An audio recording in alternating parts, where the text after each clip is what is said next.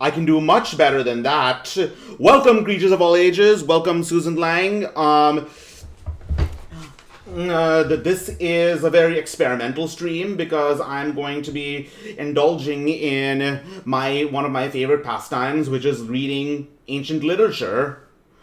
I am, as you might not know, or might I might have talked about before, I have severe ADHD, and as a result, reading is particularly difficult. So I like to read things that are difficult for everyone.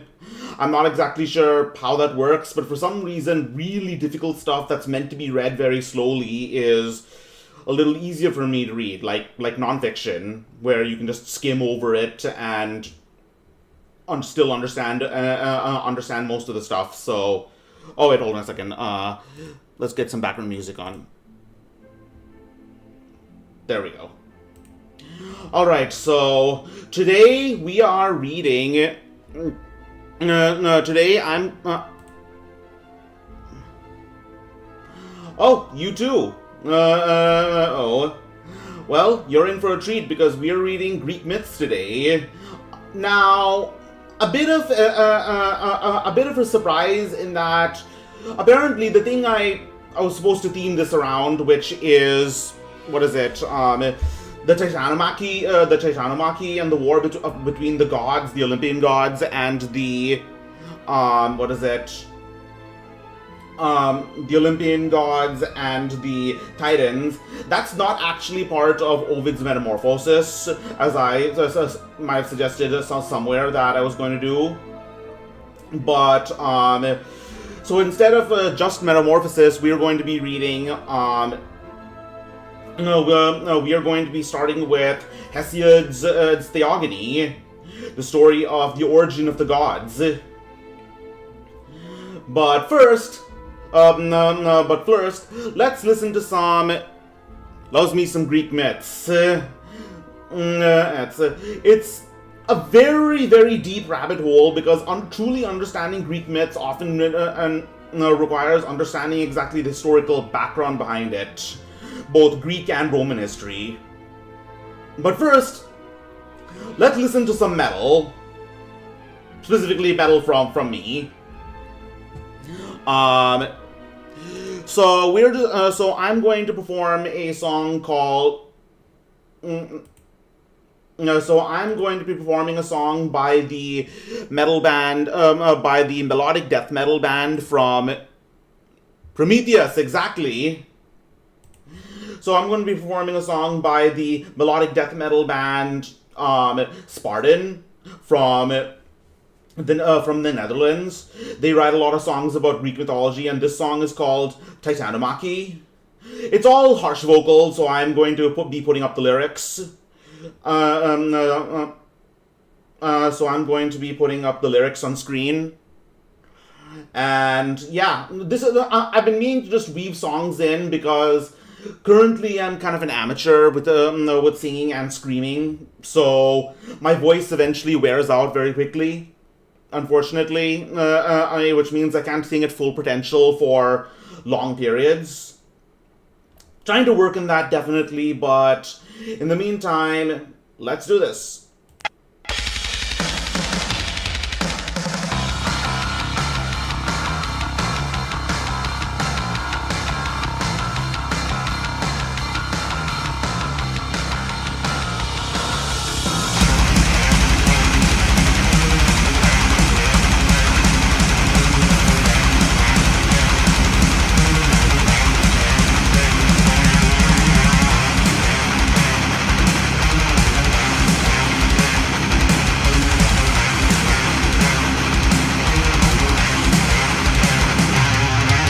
There's no tomorrow, there's no yesterday, there's no hope, no glory, there's no rest, no peace, there is no surrender, there's no victory. The son of Cronus overthrown Titanomachy.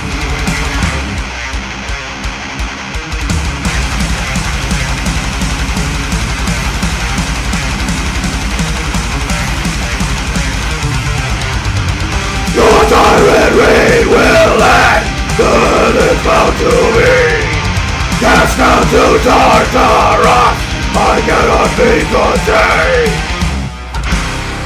Tomorrow's destiny, foreboding lunacy, all-day catastrophe. This Titanomachy.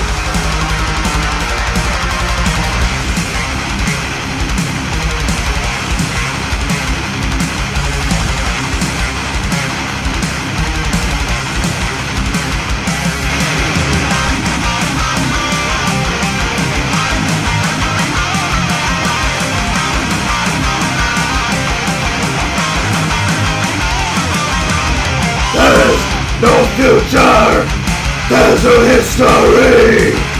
The gods and titans waging war, Titanomachy. Tomorrow's destiny, foreboding lunacy, all-day catastrophe. This Titanomachy!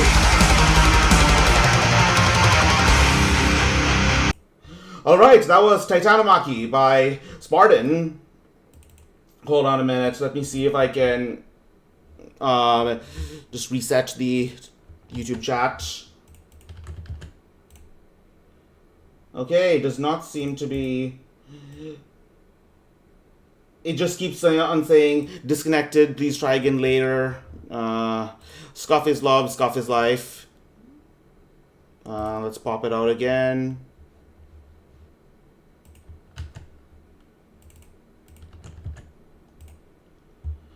Forget it. Well, I can see you clearly. But yeah, that was Titanomachy by Spartan. Anyways, I've been meaning to do literature and various other reviews for a while, so that you don't have to just constantly listen to me a talk, I'm going to use as a background a game. We are playing Total War Pharaoh Dynasties. So we're just going to play a game, and I'm just going to read my notes and the documents out of the corner of my eye. Like I said, a very experimental stream, so we're just trying this out. Is Pharaoh working?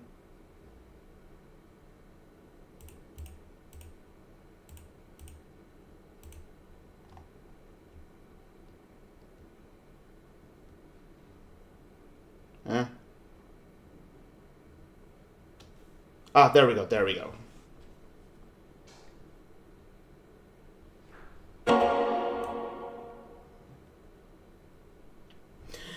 But yeah, for anyone who's watching the VOD or watching now, as you are, Susan, this is one of the most controversial games in Total War's history, largely because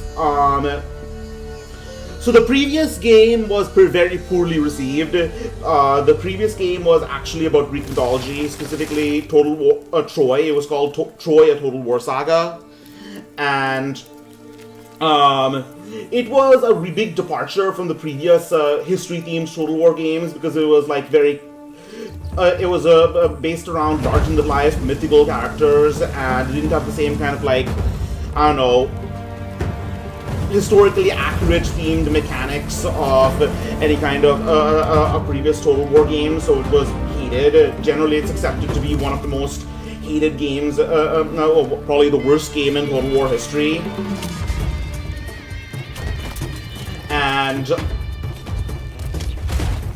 so ultimately it didn't go well. Then they released the next game, which is this game, Total War Pharaohs, and people quickly looked into the code and realized, wait a minute, this is literally the same game reskinned. But yeah, once again based around larger-than-life characters like this guy, Ramses III, instead of factions and dynasties. And ultimately, I think and this is at the same time as another big controversy controversy going on where Creative Assembly, the game that made Total War, tried to make a hero shooter called Hyenas. Cost $100 million in make, and it was a massive failure. It was a terrible failure, to the point where it didn't even get released. And ultimately, Creative Assembly realized they needed to rebuild goodwill with their base.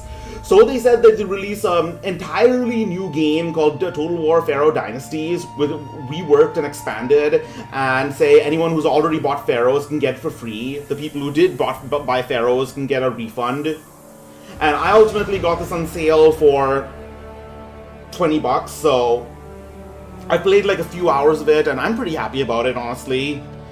So, but anyways, yeah, we are going to start with Hesiod's Theogony while playing this. So let's just, okay, the Aegean, Agamemnon, Mycenae. So a bit of background about the Mycenaean Greeks. Hold on a second. So, the Greeks of the Trojan War, per se, were referred to as Achaeans by both Homer and possibly in a modified form, Achaea, by the neighboring Hittites in Anatolia. And the Greek civilization as a whole at this time was referred to as the Mycenaean civilization, after the most prominent archaeological site in Mycenae.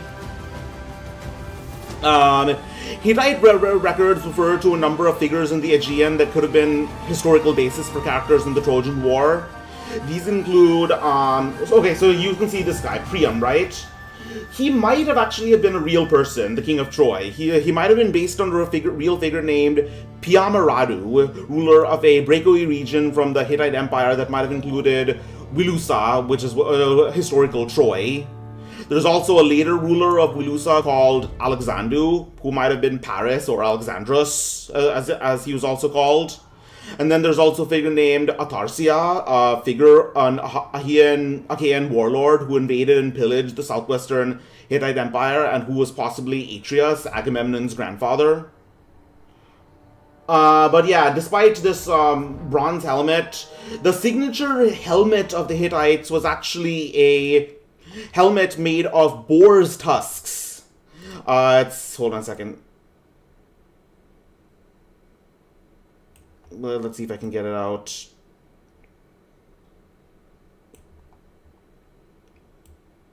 Game capture. Okay, so yeah, this is a Mycenaean boar tusk helmet. Literally made of chunks of boar tusk. Pretty valuable stuff, considering all the effort that would need to be taken to hunt large boars. And overall, though, this period of ancient Greece, despite the fact the stories of it from in the Trojan War, very little is actually known about it, because we can understand their language, but the only surviving clay tablets from the era have to do with the flow of goods and manpower. Whatever literature or history they have, they didn't write it down. They weren't really interested in passing it down in any way other than orally. But anyways, the Trojan War would have taken place during the palatial age of the Mycenaean civilization. Most of Greece at this time would have used the same language, and city-states' economic, political, and religious life would have centered around large palaces. The kings were known as Wanaxes or Wanaxai.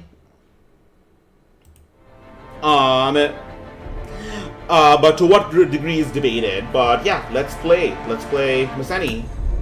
Only the strongest survive. Agamemnon wishes to see his name writ large across the Aegean and beyond, casting down his Trojan competitors. As much as he wishes to dominate the battlefields with his superior control over logistics and the capable aid of his brother Menelaus, he will also stop at nothing to establish his influence and heap glory on his name by any possible means. Alright, let's go.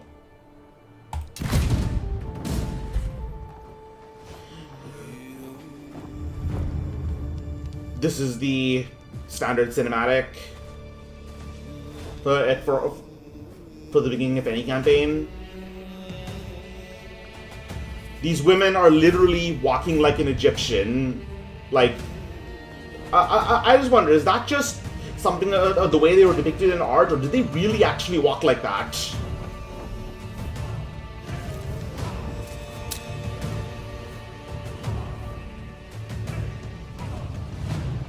But yeah, the Trojan War probably took place around the same time as I am Meneptah. the reign of Ramses II and the Third and Thutmose. No, I am the great Pharaoh Meneptah. Around the same time that supposedly, according to the Bible, the Book of Exodus happened. 10 years ago, I inherited the throne in the shadow of my father.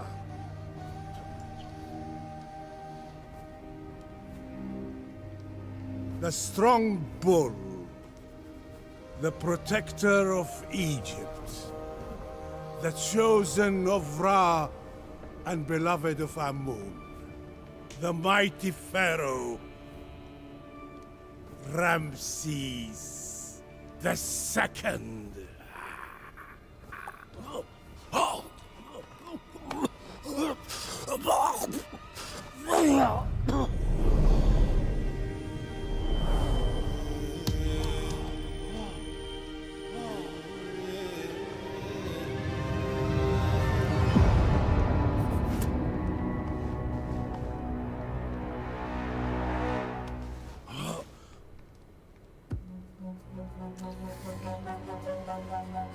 Egypt has flourished throughout my reign, but now I sense the eyes. So I guess this guy is sort of the narrator. Upon me, and dark times are coming.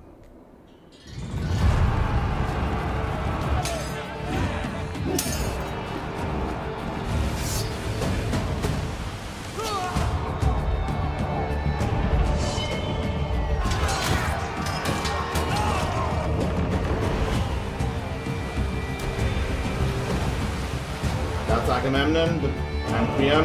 So yeah, the Trojan War is happening in one place, and war between the... So yeah, this is this what's happening over here. This is the thing, the thing that historical Total War fans are so pissed off about, which is the, I don't know, the theatric, like, Hollywood-esque look for it.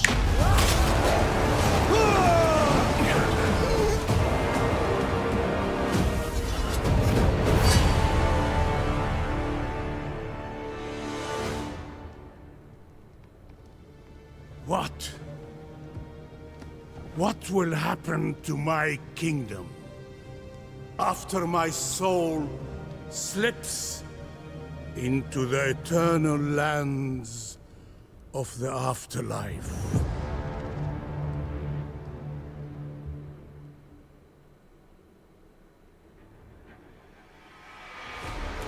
But yeah, that is the opening cinematic, and as I said, I promised you guys Greek myths, and so we are going to read that.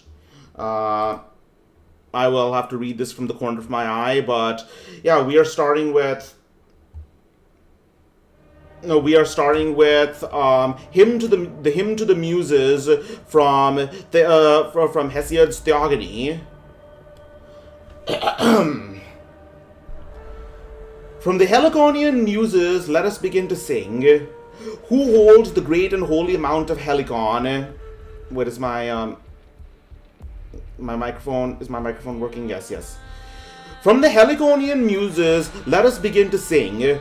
Who hold the great and holy mount of Helicon, and dance in soft feet about the deep blue spring, and the altar of the almighty son of Cronus.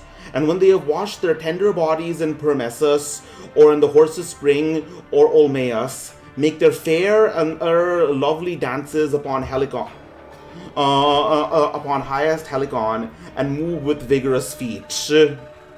These are the Muses, I guess, or honoring them. Thence they arise and go abroad by night, veiled in the thick mist, and utter the song.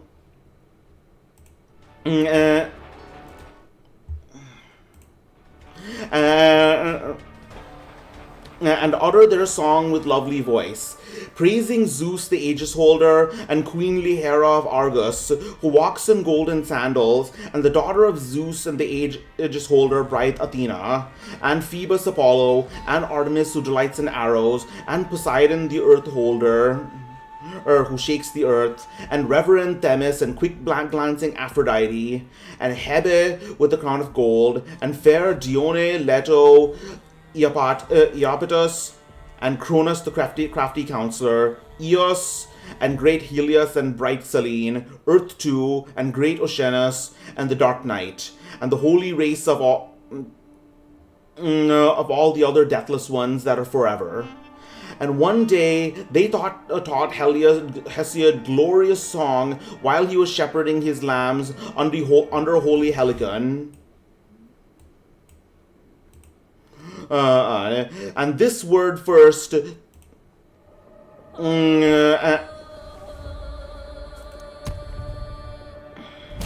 The great green cradles, once magnificent Earth, the god said to me, the Muses of Olympus is home to the great Achaeans, as they tell it anyway. But their legacy is not their own in truth. We know them as petty and prideful. Ships and warlust are the sum of their strength. At Mycenae's heart, formidable in his fortress-like palace, sits King Agamemnon. From on high, all he sees is land, his land. Yet the people below chip and tear at it. Agamemnon will not have it. He will humiliate his foes in battle, and will enforce his kingship upon them. This he welcomes, just as much as the season's crop and cattle. He will then seek to impose his peculiar sort of unity even further. Across the waters, where Mycenae has often tried to gain a foothold. Troy has bitter memories of this. It will resist by any means, but others may welcome it. Some lands, though still fractured, have yielded to Achaean advances before. Mycenae will use the opportunity to present itself as a benign, strong sovereign. Any who would serve them might be spared the tensions and misfortunes growing across the region. The sea lanes of trade and prosperity have long bound our disparate lands together. Though now, I fear Mycenaeans and others may seek to misuse them. In their rush to conquest, who knows how far they could reach? Maybe as far as the shores of my own Kemet. Agamemnon is determined to restore his people's fading luster. He would burnish the bronze of his Mycenaean domain. He would blind and buffet all who oppose his ambition. His single-mindedness is as sharp as the tip of a spear, pointing ever forward.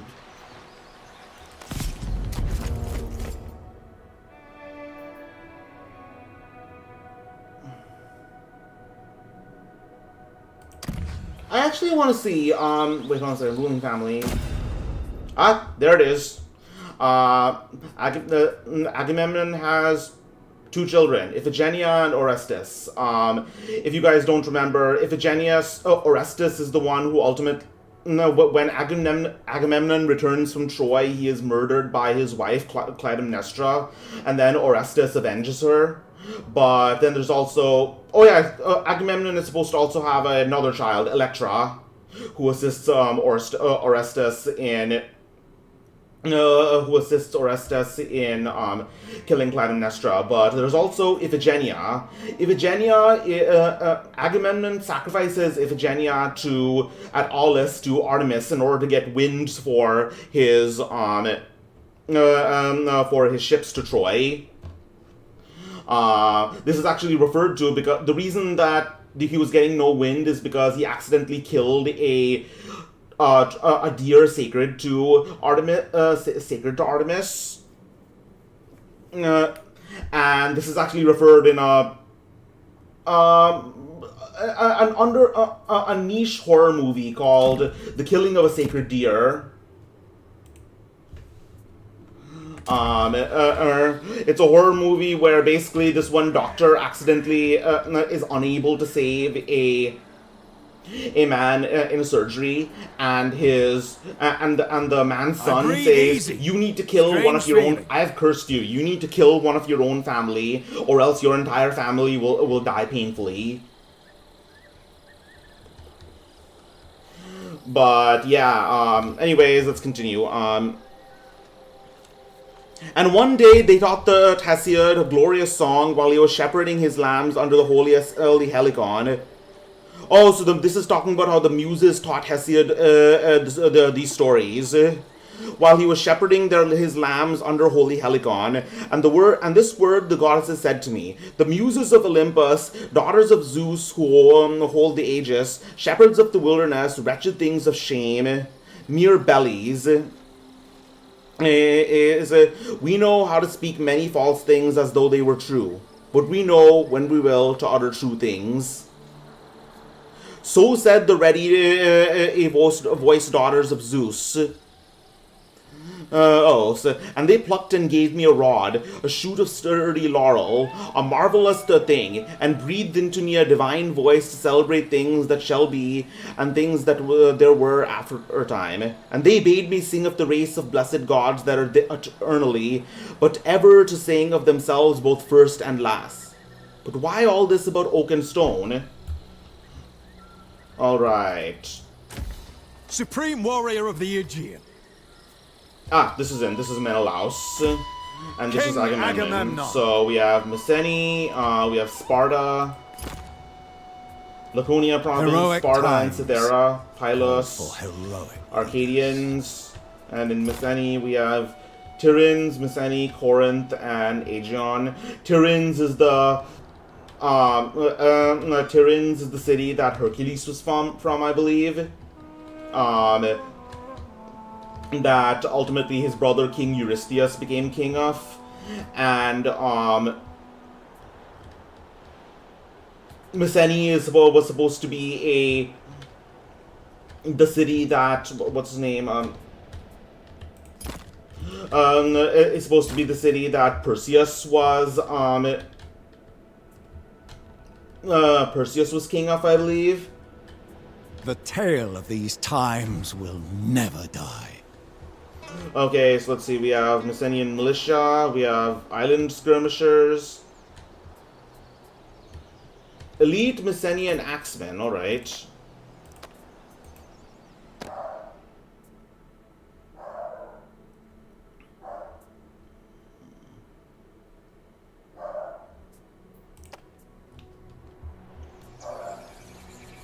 Alright.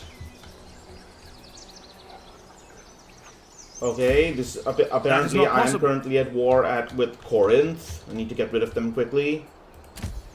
Let's look at the other diplomacy. I'm currently at war with Corinth. I have barter agreements with Ithaca and Arcadia. Ithaca is where Odysseus is. Non-aggression pacts with Ithaca and Pylos. Supreme warrior of the Aegean. Royal decree. Let's see, shielded by the gods, strength of good governance.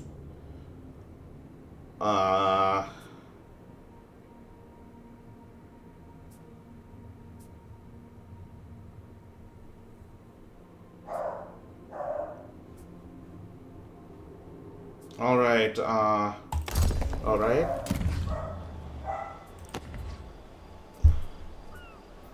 More construction available. What do I need more of right now? Oh, I need gold. What are the resources I have? Food, stone, and bronze. Okay, so basically I need to take Clear skies, Arcadian. clear minds. At last.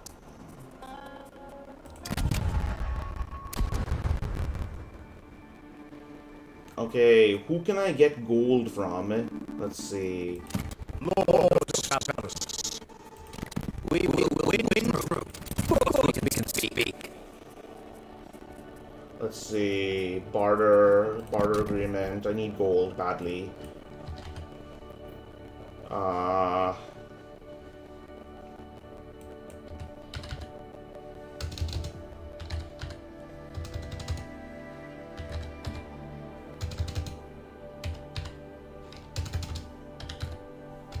$85, $83, $81. It's just a specific number.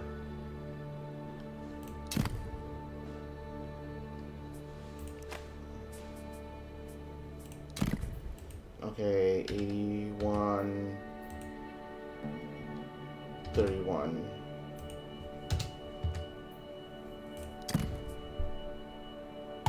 Everyone win. All right. Heed my will. Of the bloody spear. Never beaten. Okay, who's actually the stronger one here? Club and shield, bodyguard. No Spear one and shall shield, slight me. bodyguard. The mighty scepter. All right. Gold-rich Agamemnon.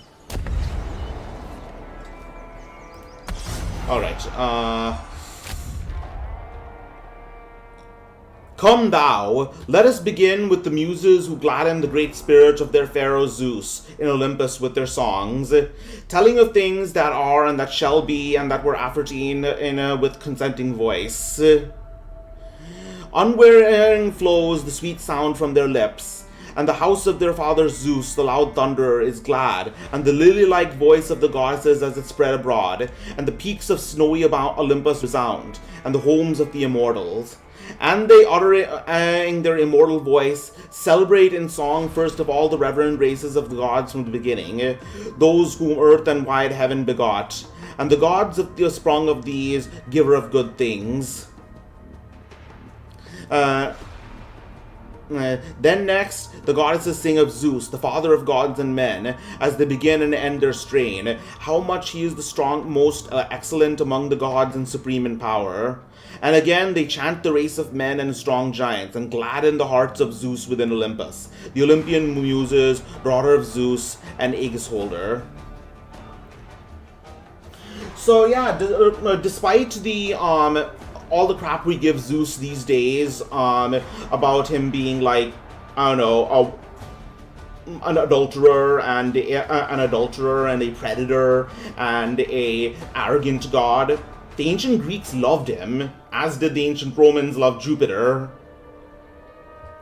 They truly respected him as the god of gods. Why do we generally see him today as a asshole little deity? To put it crudely, well, part of it is Christian propaganda, because ultimately the old gods were flawed, and were flawed beings, and while the whole appeal of Christianity was that they had a god that was perfect, that was. They basically said, if there is something that is objectively good, then there must be something that is perfect to refer to, and we call that thing God. So we're saying we're worshipping the essence of what all that is good, and the old gods are not good, so they don't deserve to be worshipped. And of course, the other reason, we think of the Greek gods. God, specifically Zeus, as assholes, is because of the guy whose poetry we're going to read soon, which is Ovid, who wrote of the gods as capricious fools who transformed mortals into animals or constellations.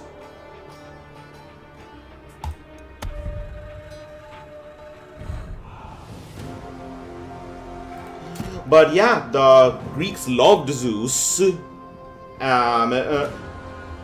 Hades will be busy today.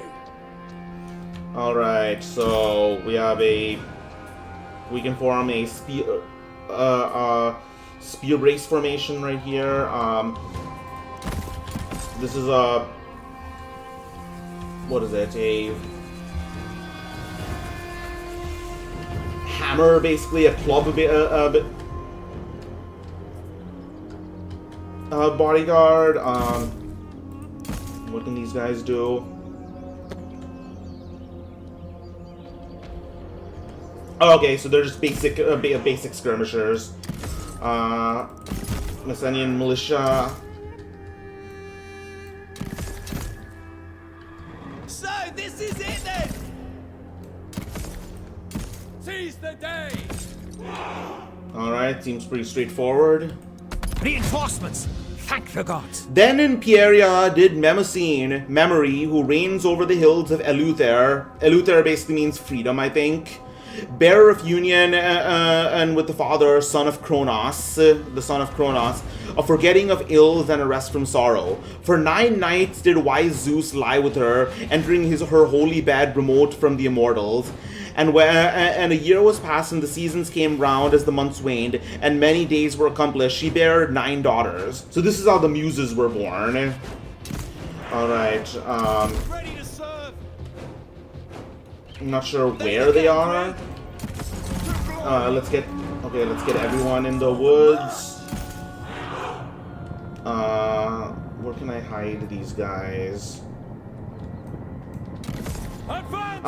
This game is overall not very not in the Bronze Age. This is the Bronze Age, so it's not very calorie heavy.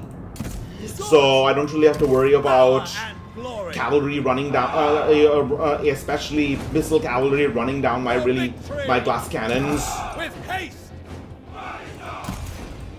Menelaus! Onwards! Move up! Let's see. 9 daughters, all in one mind, whose hearts are set upon song and their spirit free from care, a little way from the topmost peak of snowy Olympus.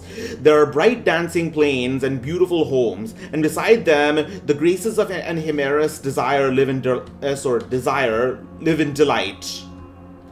And they, uttering through their lips a lovely voice, sing the laws of all and the goodly ways of the immortals, uttering their lovely voice. Yes. Then went they to Olympus, delighting in their sweet voice with heavenly song, and the dark earth resounded about them as they chanted, and a lovely sound rose up beneath their feet.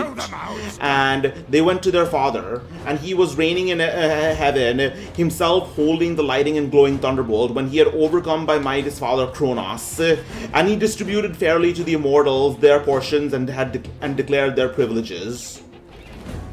So basically, Zeus right now is currently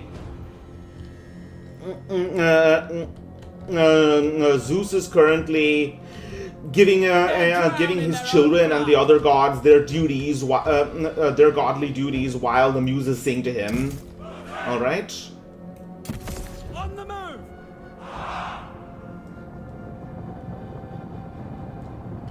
Let's see. Check your weapons! There's definitely a big reliance in this game on cannon fodder. On cannon fodder, because upkeep is very expensive for them, so upkeep tends to be very expensive for them anyways.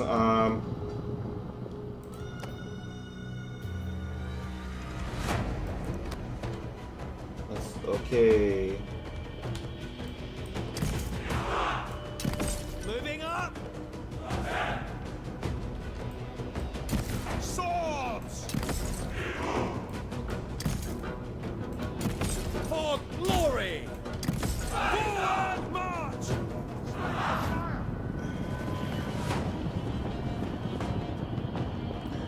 These things then the Muses sang who dwell on Olympus. 9 daughters begotten by great Zeus, Cleo, and Euterpe, Thalea, Melpomene, and Terpsichore, with Erato, Vasilis, thank you for coming. I've just started, was it Hesiod's Theogony? While playing this very, very scub-filled controversial game. We just went, because currently Hesiod is just ranting about, what is it, not ranting, no, not ranting, he's going on, gushing about the Muses and about Zeus. And I just talked about how, despite all the crap people today give Zeus about how he's a predator and a pervert, the ancient Greeks loved him. For the Achaeans. Moving up.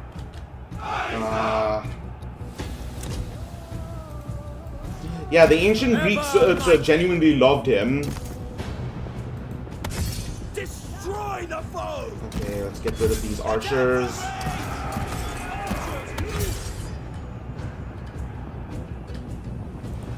Javelins ready. Swords. Lord of War. Agamemnon. Okay, so far so good. Your general is under attack. Hungry for glory. Let fly. Alright, here comes the shock charge. Yes. For the Achaeans. One of your units has depleted their ammunition. Over. Onward, warriors. Sons of Achaea. Massacre them. Slingshots. No mercy. Advance, men. Wreak havoc. Agamemnon. Go at them.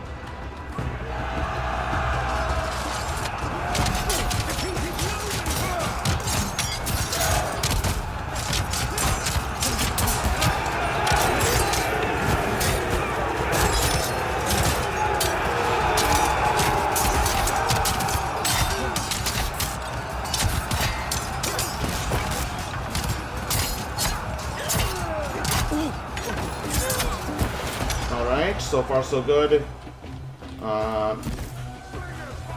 Victory is within your grasp. Warriors' pride! Sons of Achaea! Javelins, prepare! Let's see blood! Put out! To glory! All fall before me! Let's see blood! The men are fleeing battle! Sons of Achaea! And yeah, the people I just mentioned, they are, I'm guessing they're Zeus's wives. Foes beware!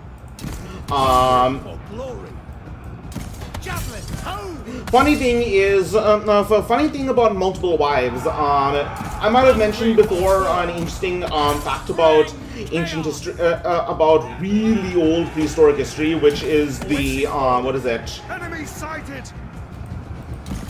Which is the Y chromosome, what is it? The 5000 BC Y chromosome bottleneck, where apparently we are actually, modern humans are actually descended from only 5% of, not only 5% of men alive at the time. Basically, only 5% of men were actually able to. No, it's not. It's not really like that. It's more like. Like 20, like 19 out. It's more like 5% of men were able to reproduce like 20 times more than the others. I don't know. I don't know. I don't feel like doing math right now. But yeah, major Y chromosome bottleneck. But I believe there's some people who actually claim that's proof of the story of Noah's Ark, because supposedly each of the Noah's sons had many wives. And that was, and the idea of, Mycenae! and the idea that only 5% of men were able to reliably pass on their offspring suggests massive polygamy. I don't know, rambling on. Anyways, let's continue. Let's see. Calliope, who was the chiefest of them all. Hold on, Calliope. Is that Hera? Oh, Calliope is queen of epic poetry. Alright. Okay, so...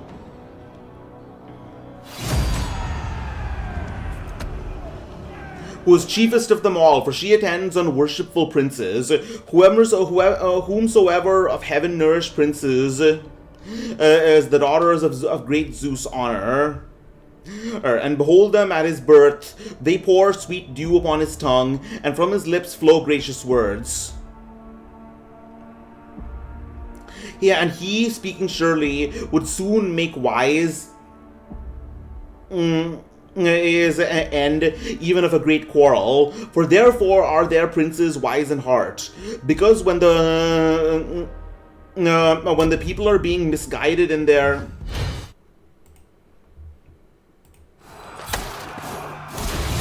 who are being misguided in their assembly, they set right the matter again with ease, persuading them with gentle words. And when he passes through a gathering, they greet him as a god with gentle reverence, and he is conspicuous among the assembled. Such is the holy gift of Muses to men. So I'm guessing he's talking about the art of storytelling and the art of wit and rhetoric. For it is through the Muses and far-shooting Apollo that there are singers and harpers upon the earth. But princes are of Zeus, and happy is he whom the Muses love.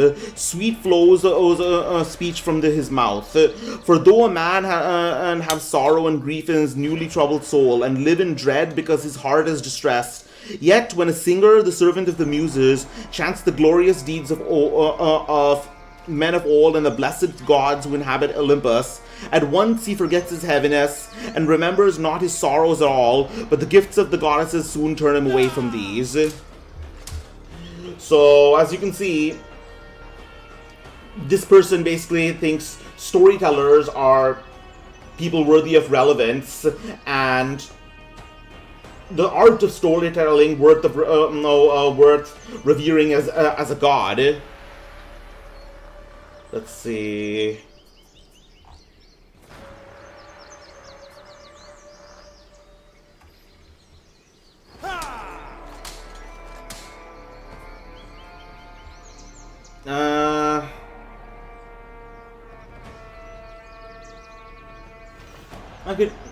My food stores are not that large. I think I could use some.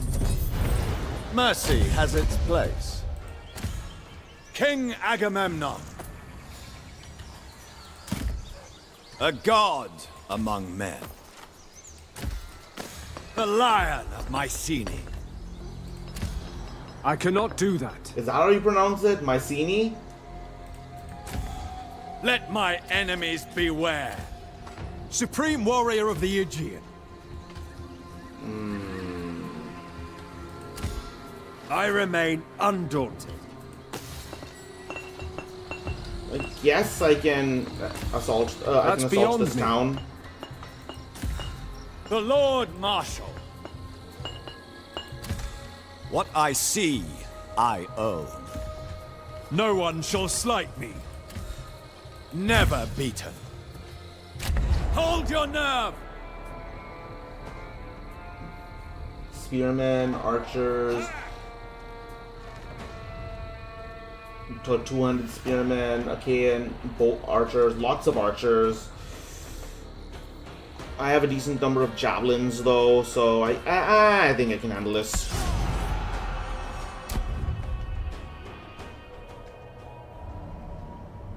Hail, children of Zeus! Grant lovely song and celebrate the holy race of the deathless gods who are forever, those that were born of earth and starry heaven and gloomy night, and them that briny sea did rear. Tell how the first gods came to earth came to be, and rivers, and the boundless sea with its raging swell, and the gleaming stars, and the wide heaven above, and the gods who were born of them, givers of good things, and how they divided their wealth, and how they shared their honors amongst them, and also how they first took many-folded Olympus. These things declare to me from the beginning, ye muses who dwell in the house of Olympus, and tell me for which of them first came to be. Yeah, that is Hymn to the Muses. Next up, we have the what is it? The Cosmogony.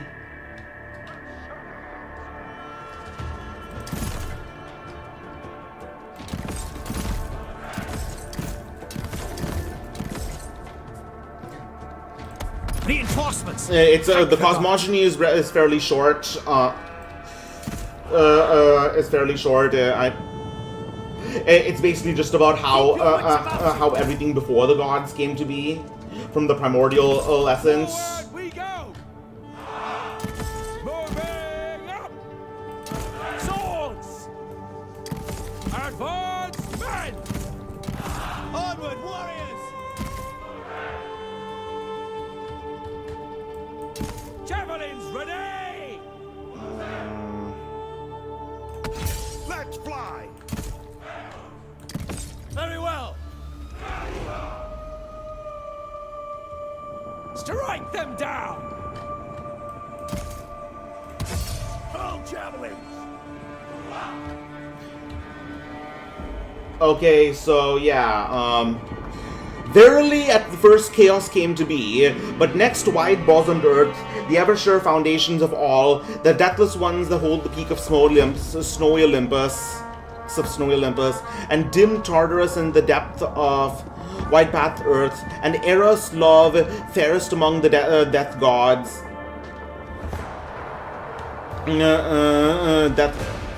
deathless gods, who unnerves the limbs and overcomes the minds and wise counsels of all gods and men within them. So yeah, according to Hesiod, Eros, or Cupid, was one of the first beings that came. The story of Cupid and Psyche, which describes Cupid as the son of Aphrodite, actually comes from a Roman source called the Golden Ass, a Roman poem. On the move!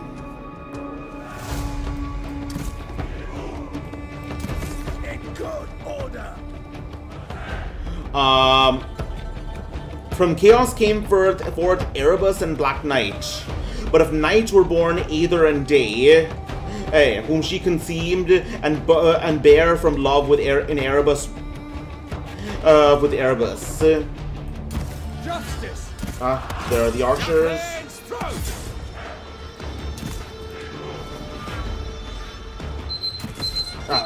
For fuck's sake.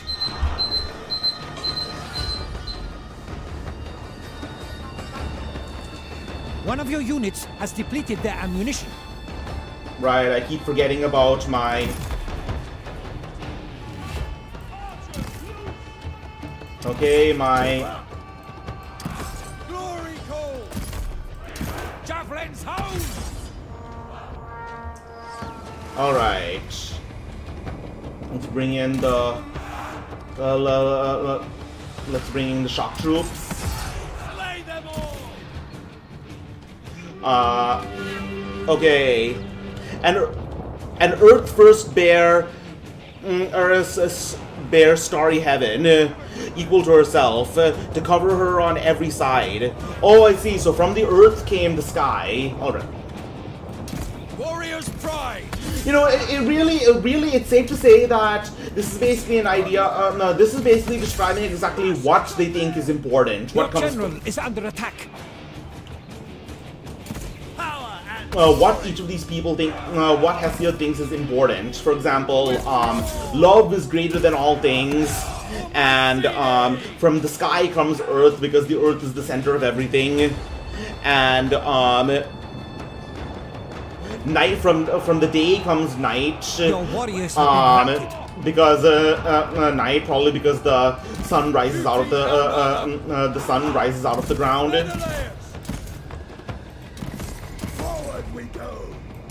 or is just their overall understanding of how the world works, a very shallow understanding. Advance, men! And she brought forth long hills, graceful haunts of the goddess nymphs who dwell upon the glens amongst the glens of the hills. She bare also the fruitless deep within his raging swell, Pontus, without sweet union of love.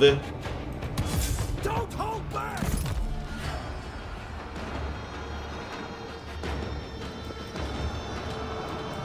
Awaiting order! Right prevails! Battle awaits! We've routed them!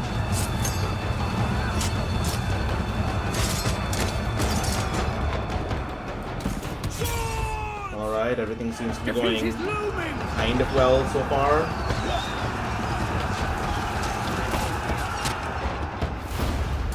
Ready for action!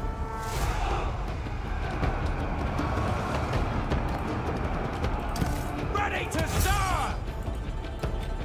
Ready! Strike hard! By the gods, your warriors are rallying. Alright, I will triumph!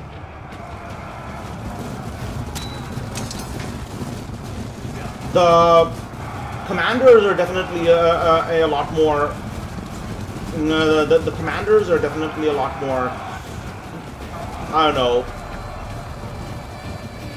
Go back to your What's the word? palaces! Recognizable than in previous games. Maybe because there isn't that much variety among the other units. Let's see. But yeah, this is clearly Agamemnon based in his helmet.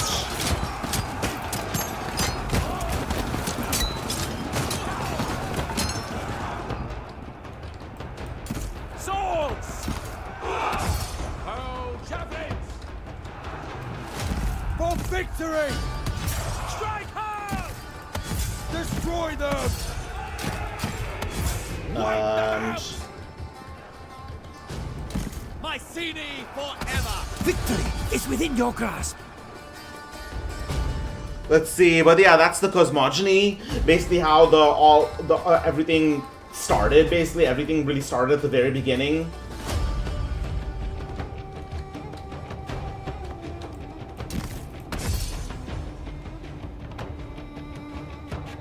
Huh? Is it not over? You will soon lay claim to the enemy's victory point. Oh, I see.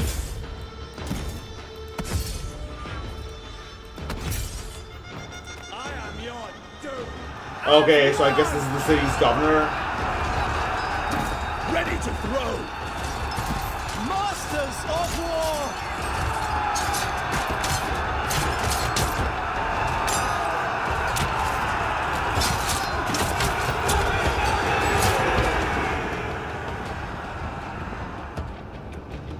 Alright, so next up we have the castration of Uranus. Can it happen? Basically the overthrow of Uranus by the Titans. But afterwards she lay with heaven and being meaning she being earth, and bears so deep swirling Oceanus, Coas, and Creus, and Hyperion and Epirus, Thea and Enemy has reached Rhea. the victory point. Themis and Mnemosyne, and gold-crowned Phoebe, and lovely Titus. And them was born Cronus, the wily youngest and most terrible of her children, and he hated his lusty sire. And again she bare the Cyclopses, overbearing in spirit, Brontes and Steropus, and stubborn-hearted Argus, who gave Zeus the thunder and made the thunderbolt. And in all else, they were like the gods, but only one eye, it was set in the midst of their foreheads. And they were surnamed Cyclopus Orbis, because one orbed eye was set in their foreheads. Strength and might and craft were their works.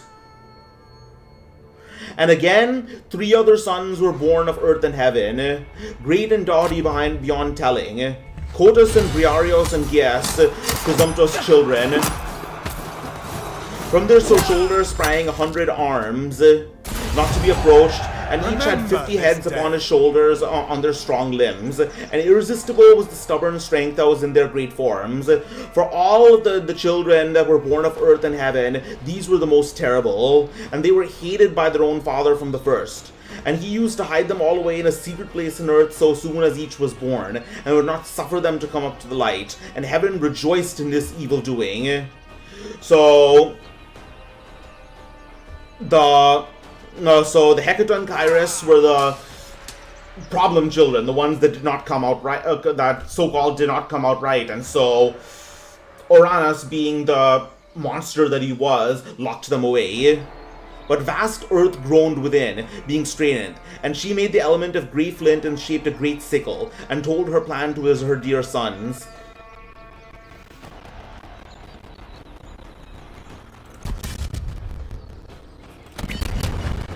Add to my territory. King Agamemnon. I cannot do that. Alright, pending actions, unassigned skill points. Everlasting glory. Let's see, what do we want to make him? Do we want to make him token of his presence, his fortitude, or his ardor? Do we want to... What was Agamemnon like originally? I think he was more of a leader, like a cunning leader than a fighter. That's more like Achilles' presence.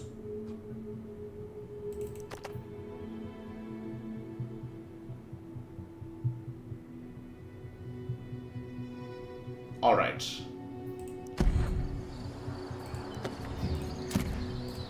And Menelaus. Supreme Oh, warrior Menelaus of the is Aegean. useless. All right.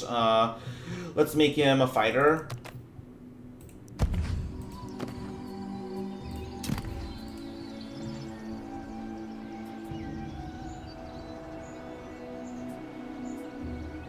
Let's see.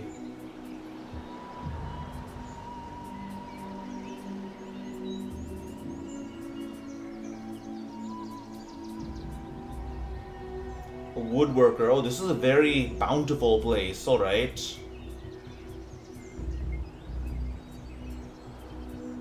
Or we could build a temple of Zeus. Yeah, let's do that.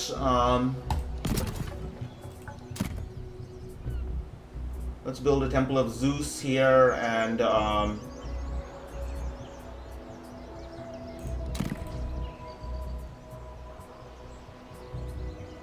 no, there's a grand temple of Zeus here.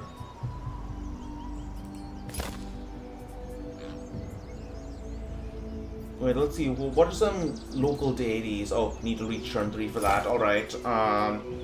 Tiryns, Corinth.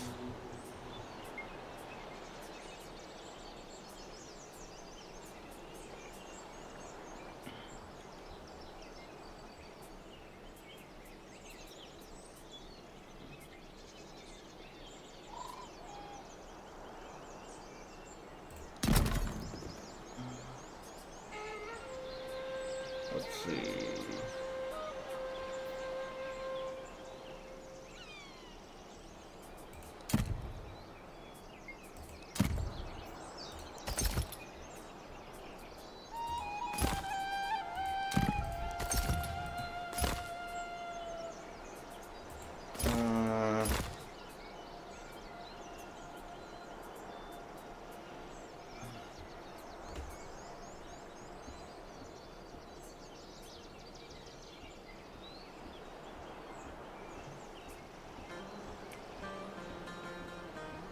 Construction costs, all records.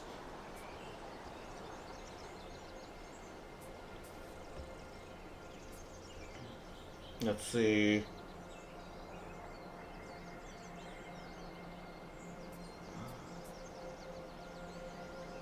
Oh, this looks interesting. Yeah, let's do this.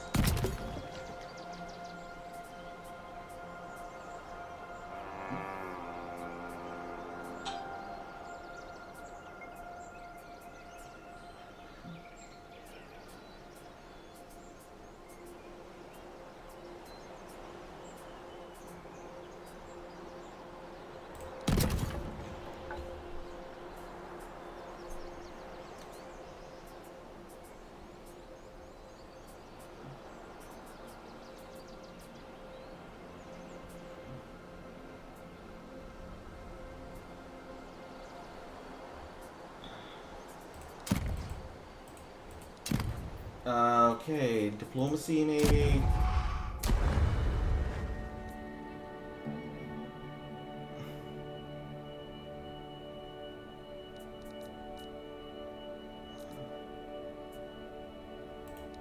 I am a I'll hear what you have to say.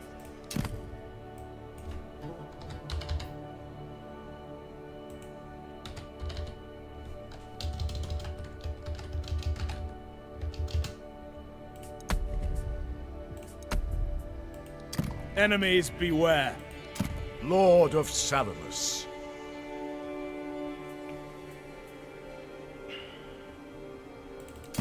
If your words are not deception, this will go well. I won't let you... I've got what it takes. Oh, I see. With This is what it Athena's is. blessing.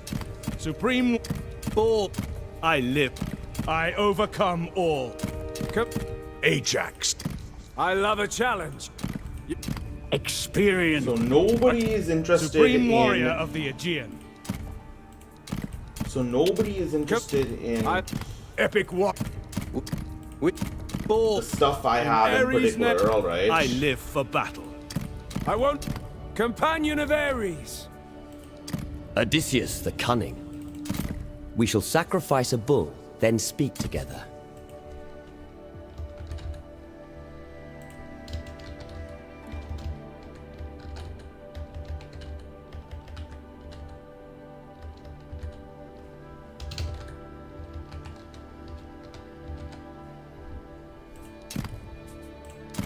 Well, Alright, what else can we build? What I see, I own.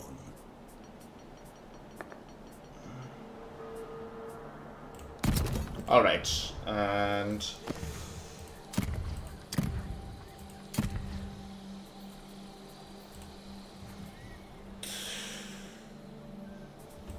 Okay, let's continue. Let's continue. So... And she spoke, cheering them, while she was vexed in her dear heart. So she was particularly upset about her husband Heaven, Uranus, casting out the Hecaton Kairos. Let's see, and then... My children, gotten of sinful father, if you will obey me, we should punish the vile outrage of your father, for he first thought of doing shameful things. So she said, but fear seized them all, and none of them uttered a word. But great Cronus the wily took courage, and answered his dear mother. Mother, I will undertake to do this deed, for I revere not our father of evil name, for he first thought of doing shameful things. And so he said, and vast earth rejoiced greatly in spirit, and set him and hid him in ambush, and put in his hands a jagged sickle, and revealed to him the whole plot. And heaven came, bringing on night and longing for love, and he lay with earth spreading himself full upon her.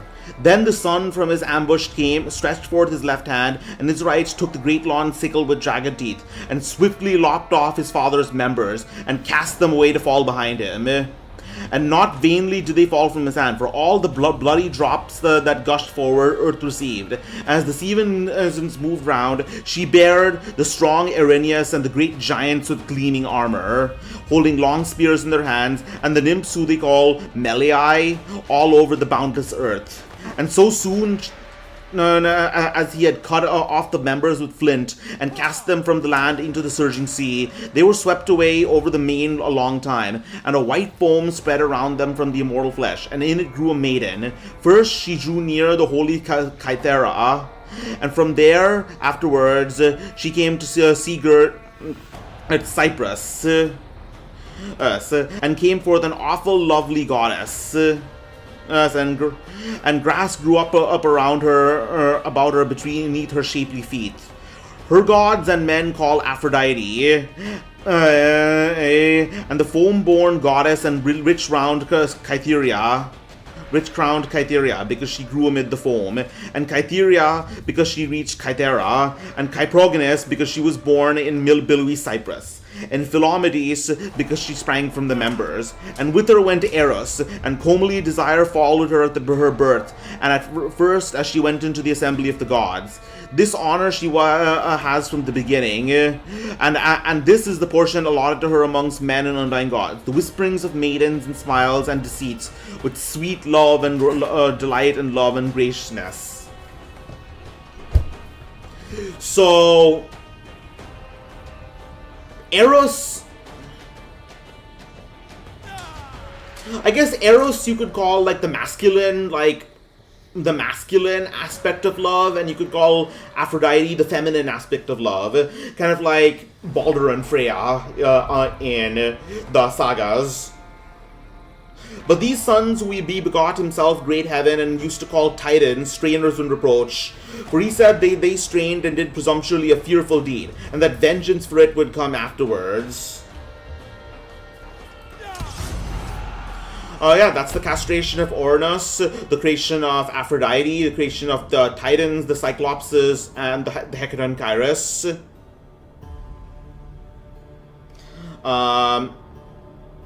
Up next is the spirits of night.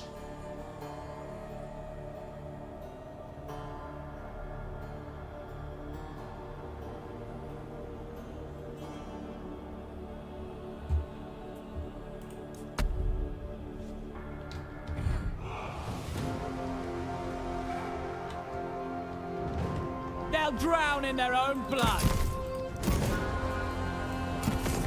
Clubs! Slings prepared.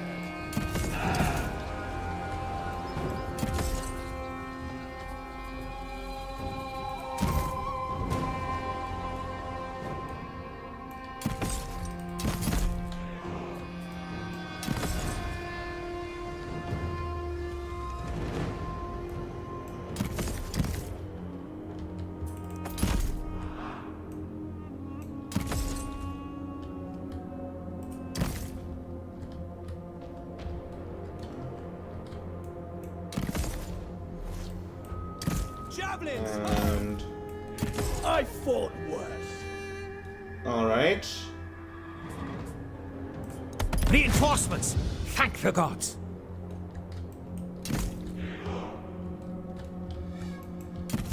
Stay tight! And night bare hateful doom and black fate and death, and she bare sleep and the tribe of dreams. And again the goddess murky night, though she lay with none bare blame and painful woe. And the Hesperides who guard the rich golden apples, and the tree-bearing fruit beyond glorious ocean.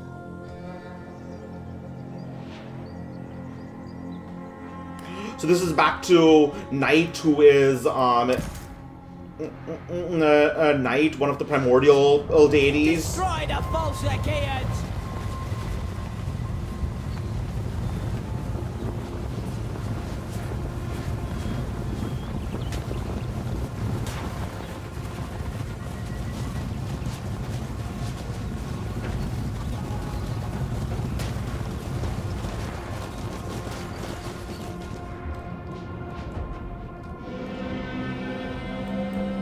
Slings prepared. Die, betrayers!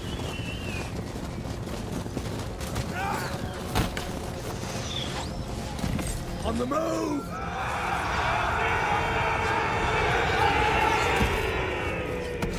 Wreak havoc! Clubs! Combat ready! They can shoot us here! Alright.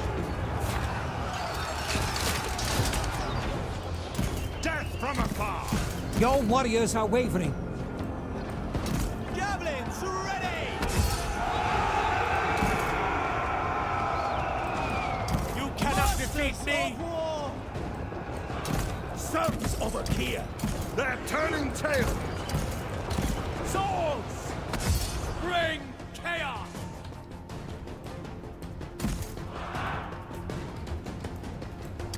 Forward we go! Your warriors have been routed. The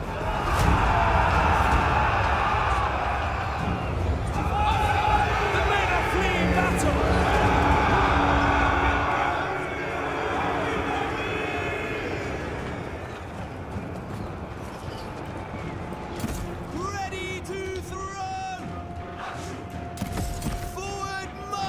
let's see what these guys can do. Heroic advance, alright. We will.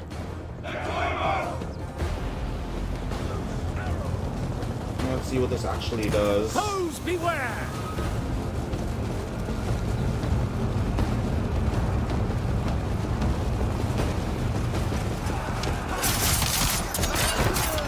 Oh, very nice. One of your units has depleted their ammunition. Slings away! Alright, reinforcements have arrived. Don't hold back! Awaiting orders. Menelaus! Our tactics are working! Right prevails! Battle awaits!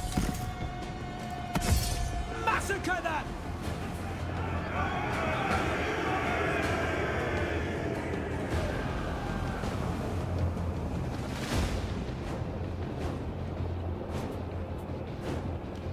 Defeat is looming!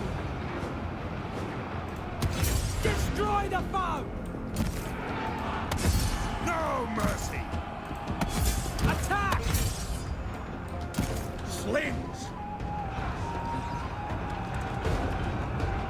And she bare the destinies and ruthless avenging fates, Clotho and Lachesis and Atropos, who gave men both both evil and good to have, and they pursue the transgressions of men and of gods, and these goddesses never cease from their dread anger until they push the sinner with a sore penalty. And also deadly night bare nemesis, indignation to afflict mortal men, and after her, deceit and friendship and a hateful age and hard-hearted strife. But abhorred strife bare painful toil and forgetfulness, famine and tearful sorrows, fighting also, battles, murders, manslaughters, quarrels, lying words, disputes, lawlessness and ruin, all of one nature, an oath who most troubles men upon earth, when anyone willfully swears a false oath.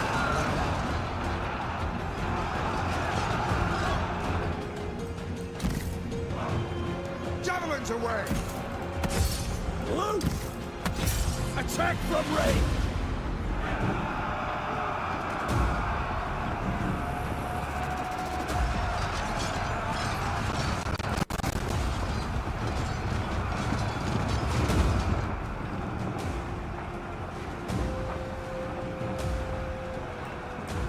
Hungry for war! Victory is within your grasp. Let the carnage begin! We've heard them! I'm not staying here to get killed! Javelins! All right? We will! Alright.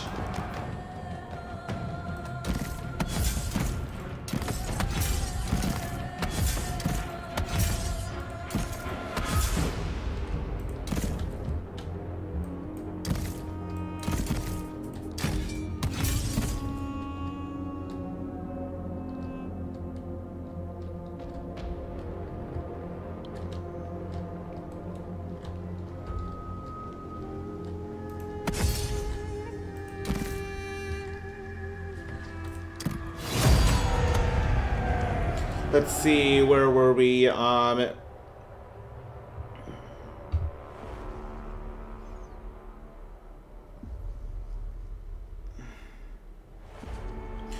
the sea gods. And the sea begat Nereus, the eldest of his children, who is true and lies not. And men call him the old man, because he is trusty and gentle, and does not forget the laws of righteousness, but thinks just and kindly thoughts. And yet again, he got a great thalamus and proud forest, being mated with earth, and fair-cheeked Ceto and Eurybia was a heart of flint within her. So I'm guessing C in this case is Poseidon.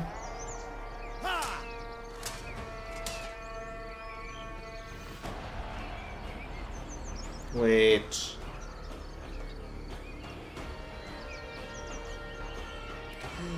No, I think C in this case is Oceanus. Poseidon isn't actually the sea. Poseidon just rules over it.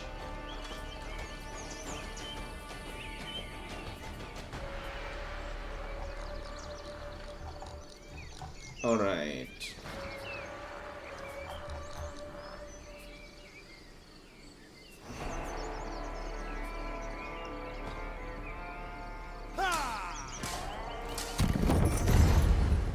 A natural progression.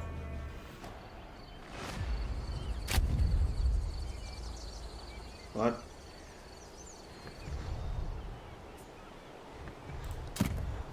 Okay, so, and C begat Nereus, the eldest of his children, who is true and lies not. And men call him the old man, because he is trusty and gentle, and does not forget the laws of righteousness, but thinks just and kindly thoughts. And yet again he got great Thaumas and proud Phoreus, being mated with earth, and fair-cheeked Ceto and Eurybia, who has the heart of flint within her. And of Nereus and rich-haired Doris, daughter of the ocean and the perfect river, who were born children, passing lovely amongst the goddesses, Ploto, Eucrante, Sao, and Amphitrite, and Eudora, and Thetis, Galaene, and Glauce, Caimotoe, Speo, Toe and lovely Hali, and Pasithia, and Erato, and rosy-armed Eunice, and gracious Melite, and Eulymene, and Agawe, Doto, Proto, Pherusa, and Dynamene, and Nisaea, and Actea, and Protomedea, Doris, Panopea, and comely Galadia, and lovely Hippotoe, and rosy-armed Hipponoe, and Caimotose, who with Matolage and Amphitrite easily calms the waves upon the misty sea and the blasts of raging winds, and Simo, and Ione, and rich-crowned Alimede, and Glauconome, fond of laughter, and Pontoporea, Leogre, Iogre, and Lomeda, and Paulinoe, and Autonoe, and Lysianassa, and Ioarne, lovely of shape and without blemish of form, and Samathe, and of charming figure, and divine Menipe, Neso, Empompe, Themisto, Pronoe, and Nemertis, who was the nature of her deathless father. These 50 daughters sprang from blameless Nereus, skilled in excellent crafts.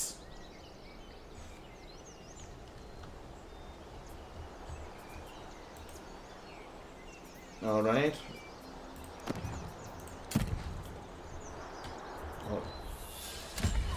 King Agamemnon.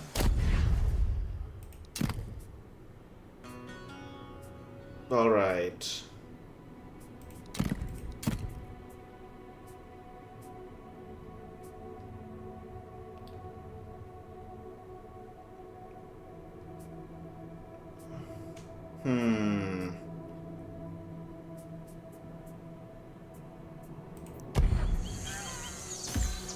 Supreme warrior of the Aegean. No, he already has heavy armor, alright. I endure.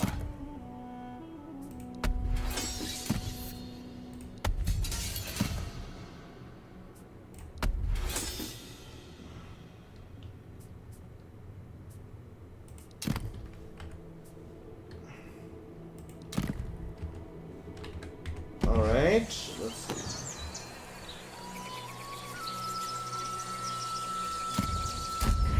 Rich beyond compare.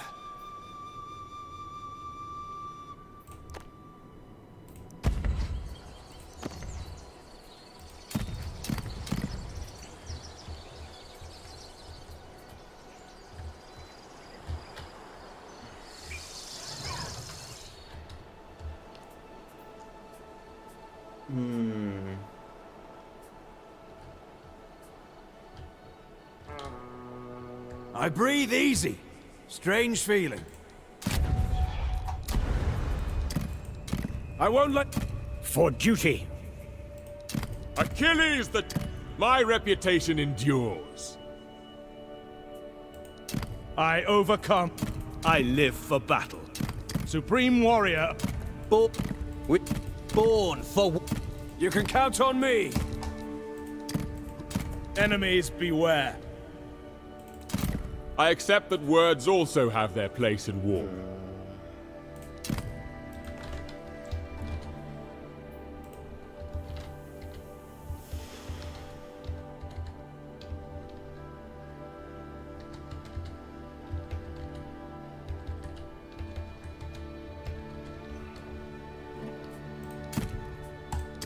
I can... Alright. There seems to be a surplus of marble in this area. Glory. No one shall slight me. What I see, I own. Onward! The mighty scepter.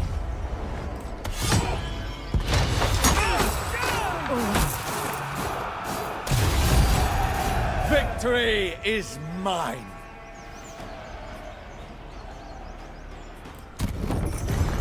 Make them our slaves. Shepherd of the people. Alright, the Corinthians have been destroyed. Hittite consort. Huh.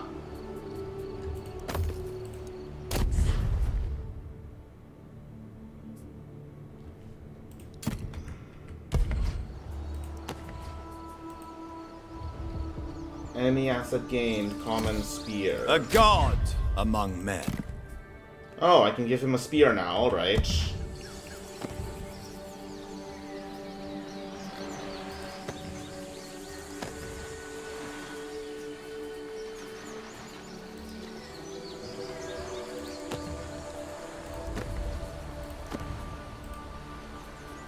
Okay.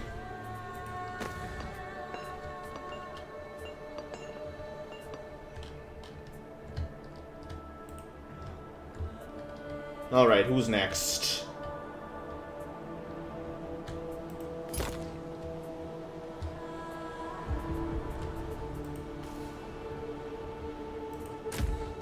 Favored by Athena.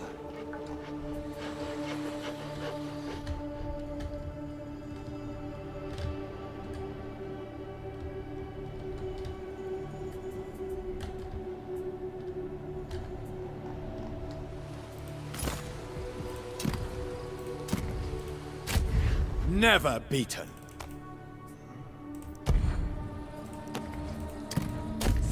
Restoring honor. Okay.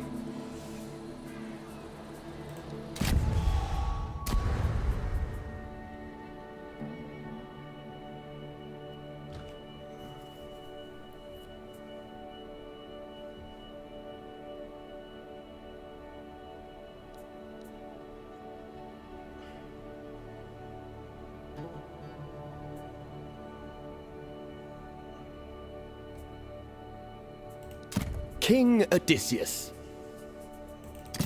We shall sacrifice a bull, then speak together.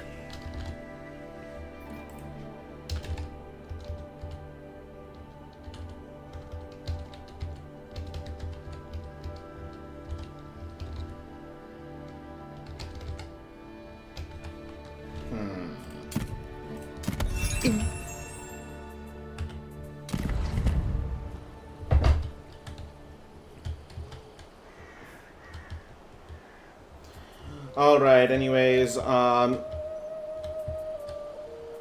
Anthaumus wedded Electra, the daughter of the deep-flowing ocean, and she bare him swift Iris and the long-haired Harpies, Iolo and Ocyptus, who on their swift wings keep pace with the blasts of winds and birds, for as quick as time they dart along. The voice of war. What are they doing again? Oh yeah, I live for battle. With Athena's blessing.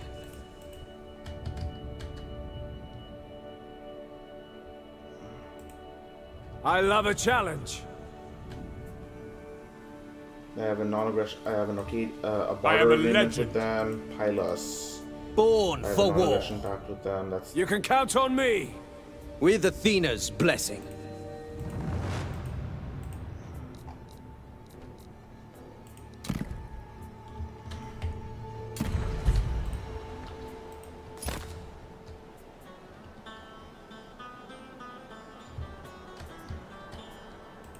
Say what you have to say. all right. I can always tell what you intend by... What about?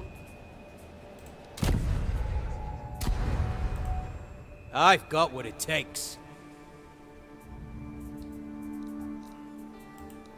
born. Companion of Ares, in Ares' name.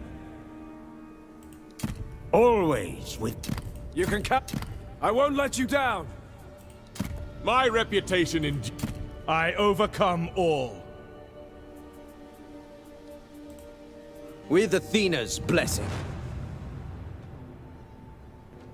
Let's see.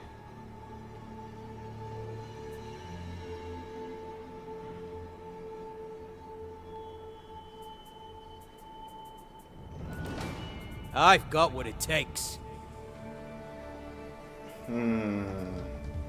What do these guys have? Bronze. Okay. I wonder, can I get these guys to give me military Break out the access? good wine and let's talk.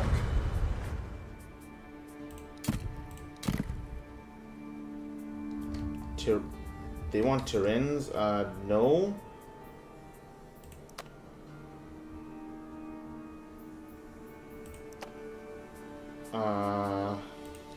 What if I gave you...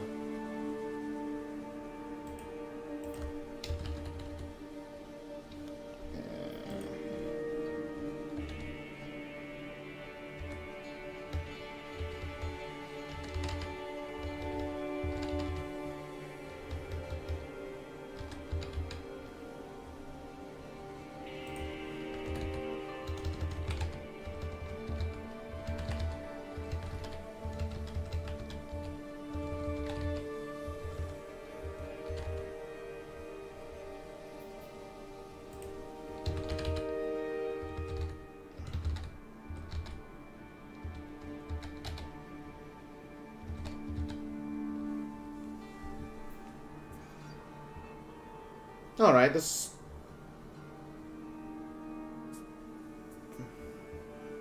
Wait.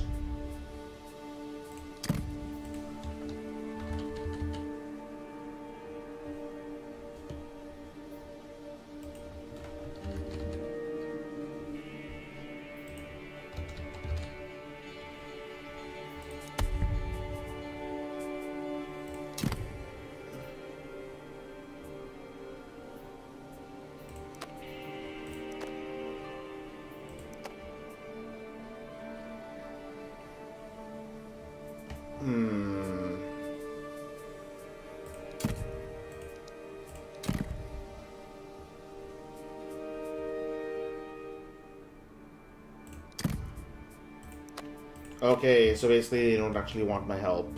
Alright.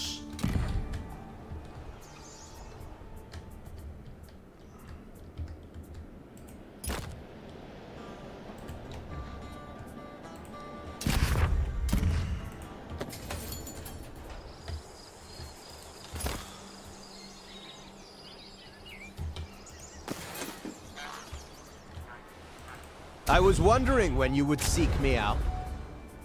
Let's see, join war.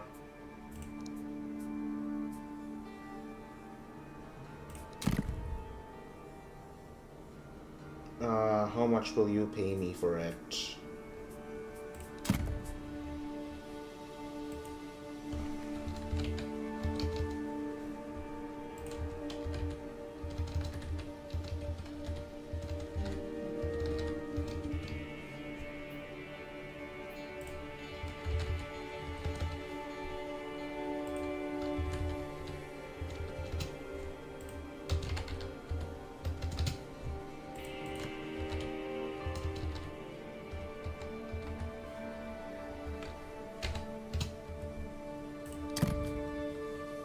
Good enough.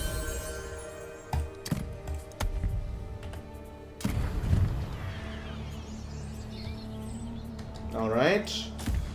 The Lion of Mycenae. Move up now. Always honorable. Move out. Heading out.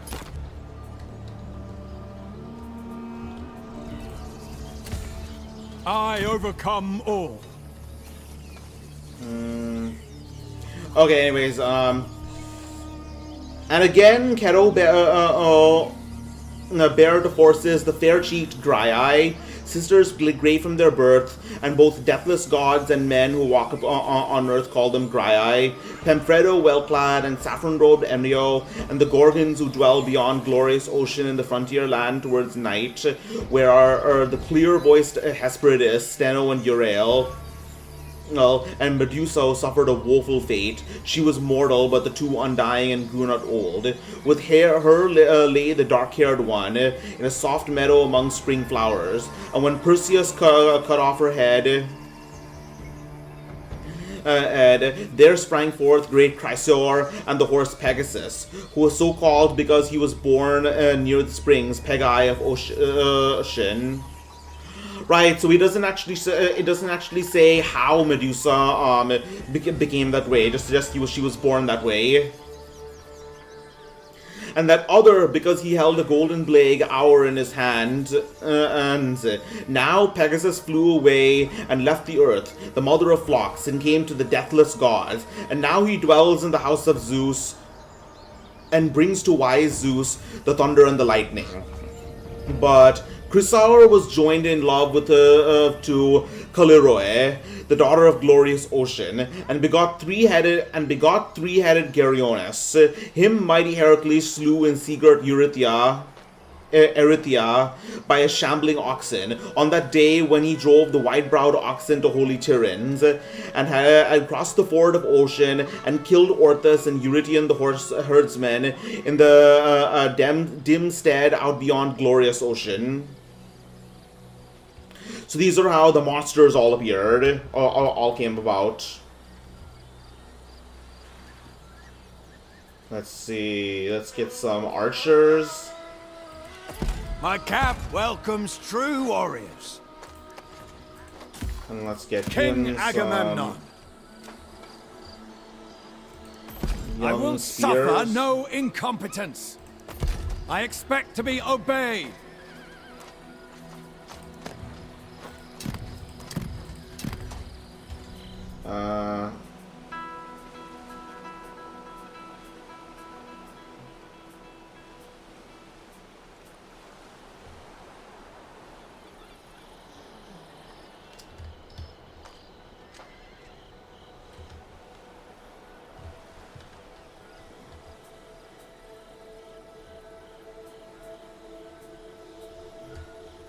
Okay, there,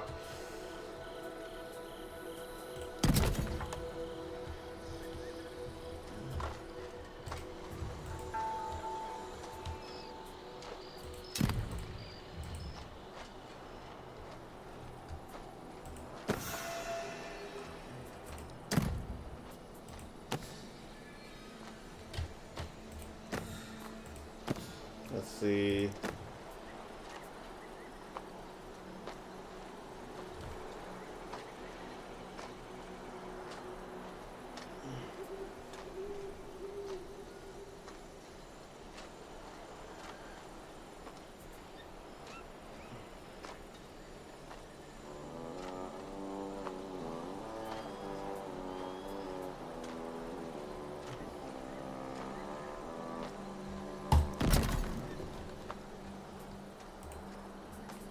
All right.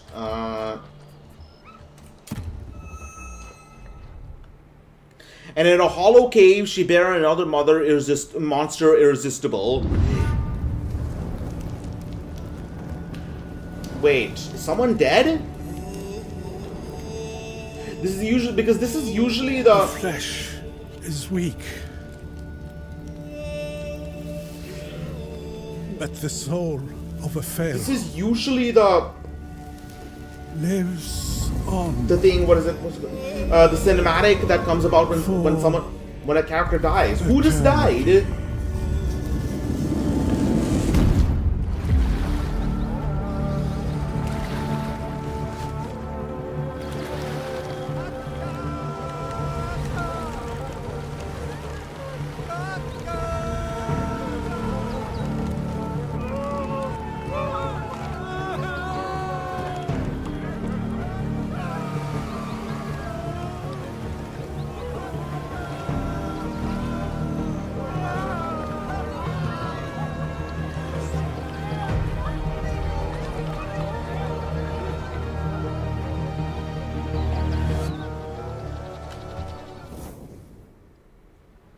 No, I genuinely want to know which of my leaders just died.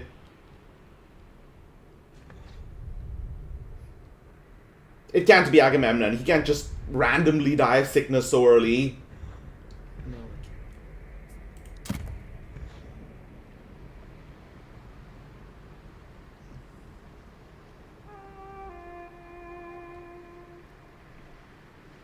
Maybe Menelaus?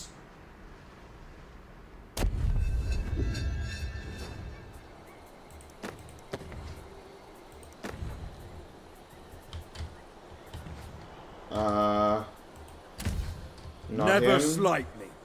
He's still there. He's still there. Let my enemies beware.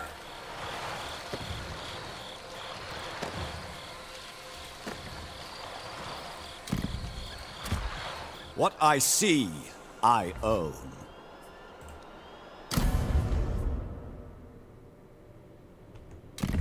That was kind of weird.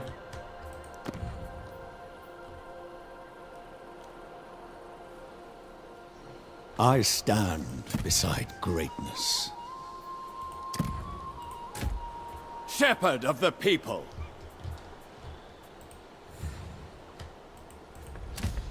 A god among men. Blood will buy us favor. Marching on. Born on the battlefield. Warriors flock to a worthy cause. I need vigilance and skill. The Lion of Mycenae.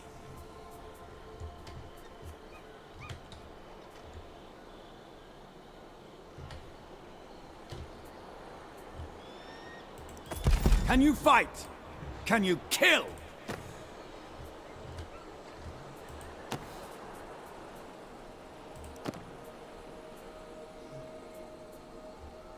Let's see.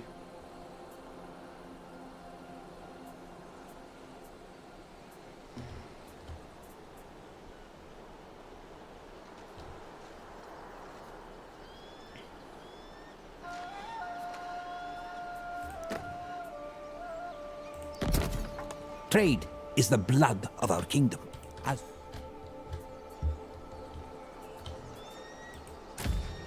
Might prevails.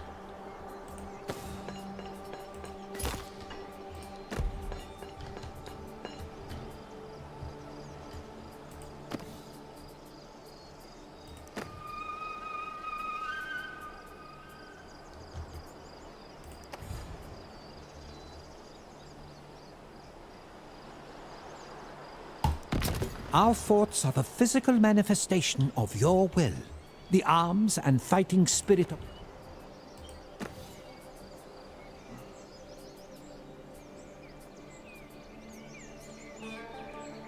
Alright.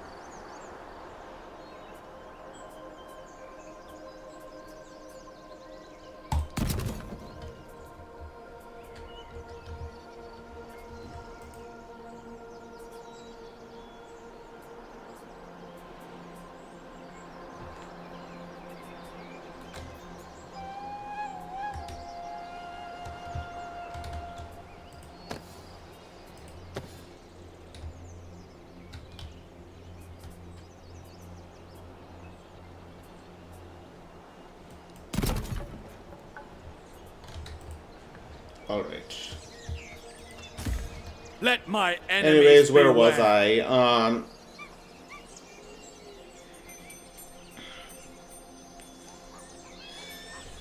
Oh yeah, in a hollow cave she bare another monster, irresistible, in no way wise like either to men or mortal men or the undying gods. Even the goddess fierce Echidna, who is half of a nymph with glancing eyes and fair cheeks, and half again a huge snake, great and awful, with speckled skin, eating raw flesh beneath the secret parts of the holy earth.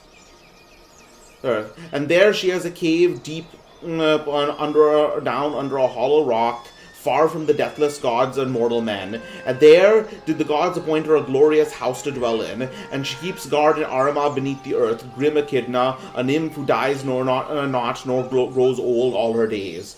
Men say that Typhon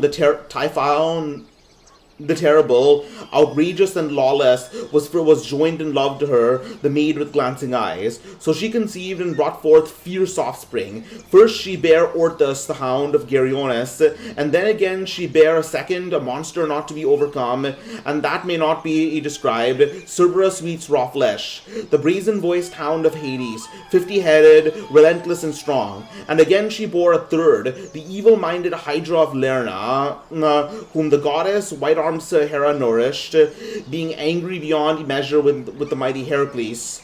And her Heracles, the son of Zeus, of the house of Amphitryon, together with warlike Iolaus, destroyed with the unpitying sword through the plans of Athena, the spoil driver. She was the mother of a chimera who breathed for raging fire, a creature fearful, great, swift-footed, and strong, who had 3 heads, one of a grim-eyed lion, in her hinder part a dragon, and in her middle a goat, breathing forth a fearful blast of blazing fire. Her did Pegasus and noble Bellerophon slay, but Echidna was subjected in love to Orthus, and brought forth the deadly Sphinx which destroyed the Cadmeans, and the Nemean lion, which Hera, the good wife of Zeus, brought up and made to haunt the hills of Nemea, a plague to men. There he preyed upon the tribes of her own people, and had the power over Tredus and Nemea and Apsus. Yet the strength of stout Heracles overcame him too. And Ceto was joined in love to Phorcys, and bare her youngest, the awful snake who guards the apples all of gold in the secret places of the dark earth and at its bounds. This is the offspring of Ceto and Phorcys. So yeah, that is how the monsters, or where the monsters originated from. What I see, I own.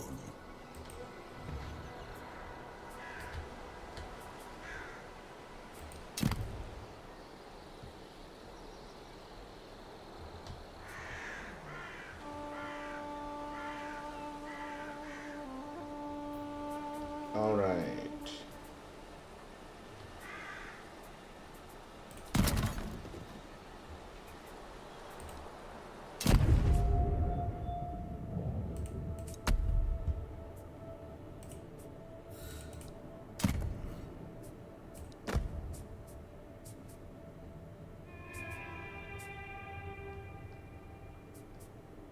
All right, Agamemnon is going to devote himself to... May you earn this divine favor.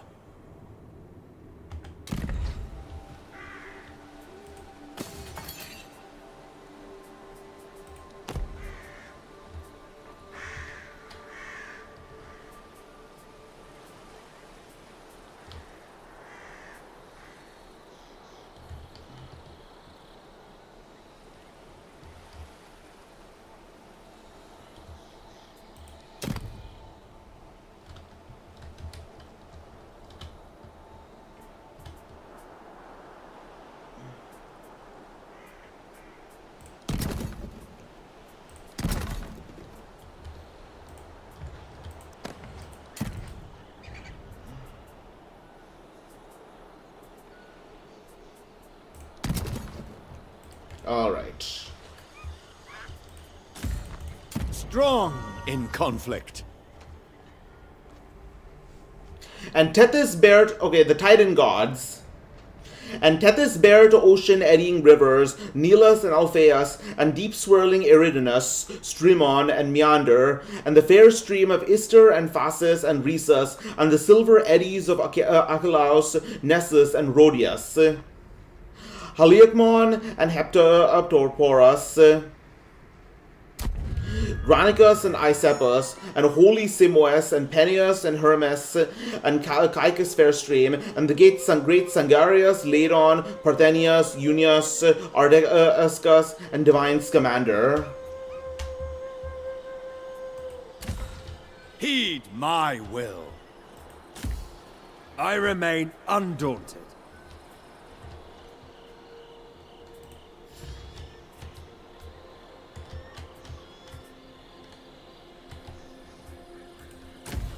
I will not give up.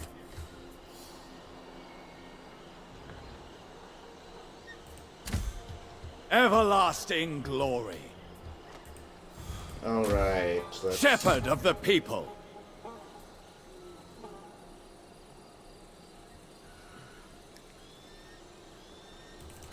Worthy warriors only. Brother to Ares.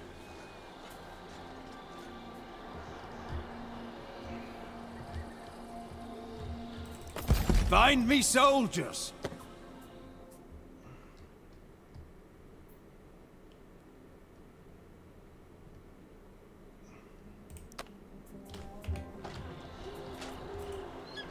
Okay, need another royal decree.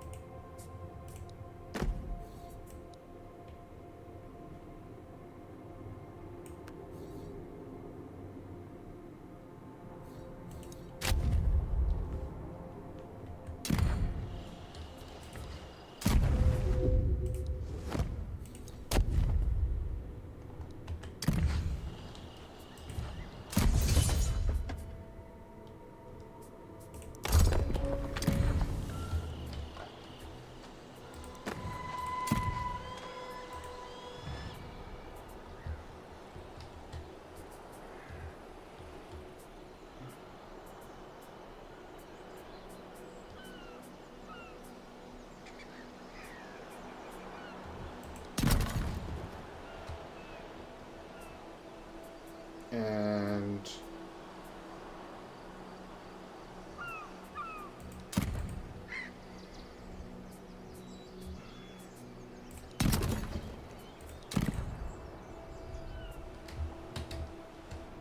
Kythera, all right.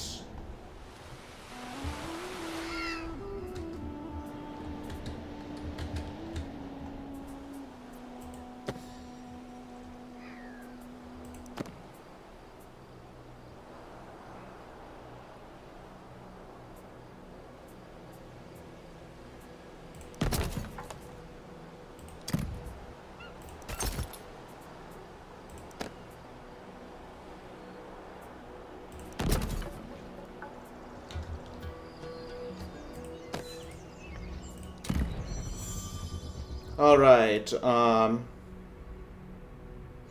Also, she brought forth the holy company of daughters, with whom the Lord Apollo and the rivers have youths in their keeping. To this charge, Zeus appointed them. Clubmen, shielded spearmen, young spears. Can I handle this? Maybe if I'm really sneaky.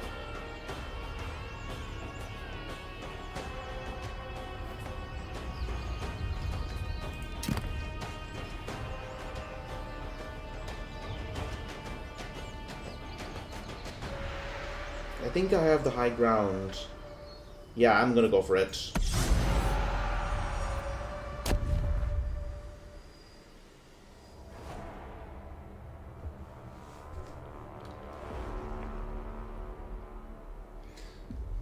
Peto and Admete and Ianthe and Electra and Doris and Primno and Urania, a divine in human form. Hippo, Clymene, Rhodea and Caliroi, Zuxo, Clytie and Idia and Pasitoe, Plexaura and Galaxara and lovely Dione, Melibosis, and Thoe and handsome Polydora. Circaeus, love of a form.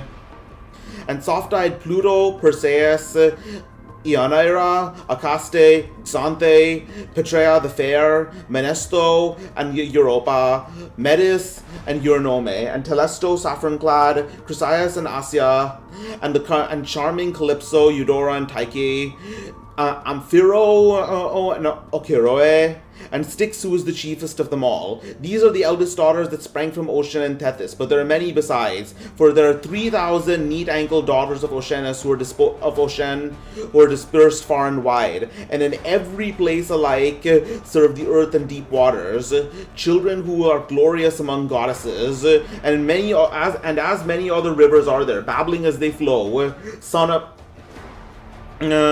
of Ocean, who queenly Tethys bear, but their names it is hard for a mortal man to tell, but people know those by which they severally dwell.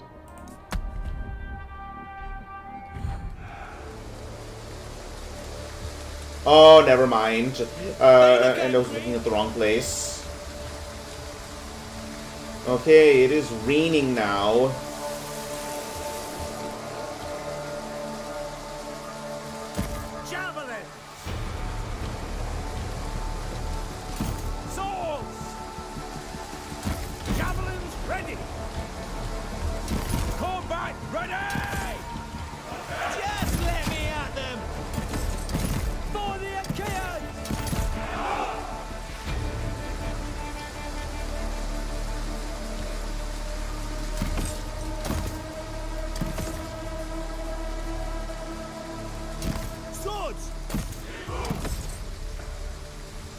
Okay, maybe I can be very sneaky about this. Swords!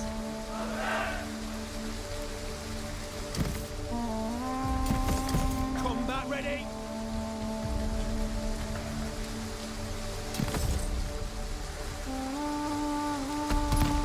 Leave their bodies for the crows!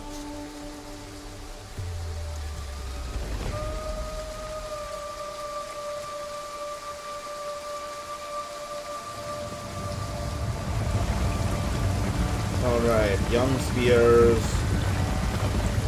Oh, they're muddy, alright. Are my guys muddy too?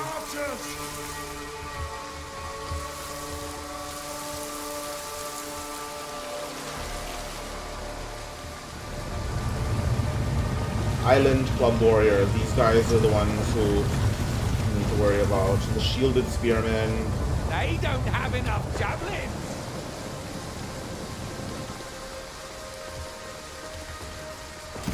Alright, I'm gonna need to run up and take out their...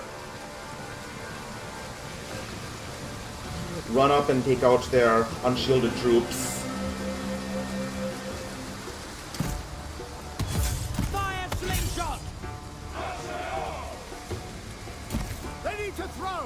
Slingers, fire! Foes beware! Foes beware! Swords! On the move! Javelins! Of course! Move up! Attack! Okay, I'm already pretty screwed. Made a mistakenly charged in my skirmisher, so that's not good.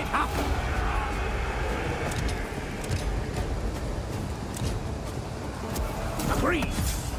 That's your command! Spears! Javelins, prepare! Your general is under attack.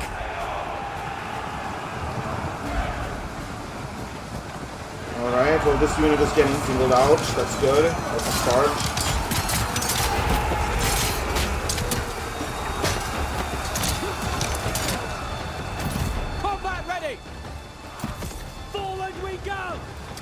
Swords! For victory! Your warriors are wavering. Wreak havoc! All will fall!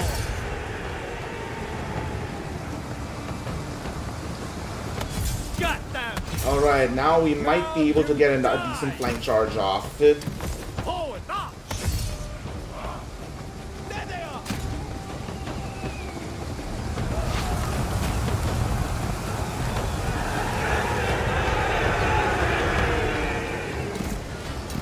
On the move! Awaiting orders!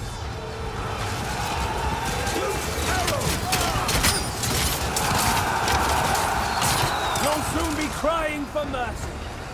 You bleat like a sacrificial goat. Javelins home!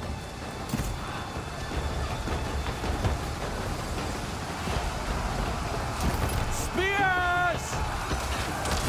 Wreak havoc!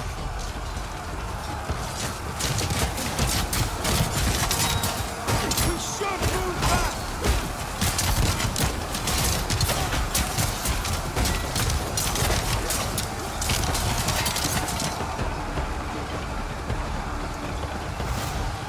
At your command!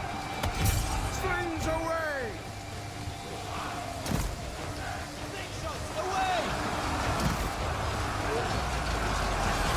I think we're doing well here, I think. Ever mighty! Your defeat is inevitable! Words are cheap!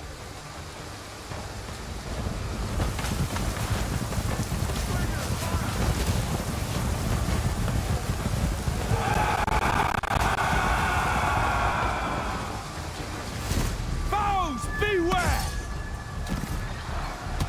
Aim and fire! Your warriors are wavering.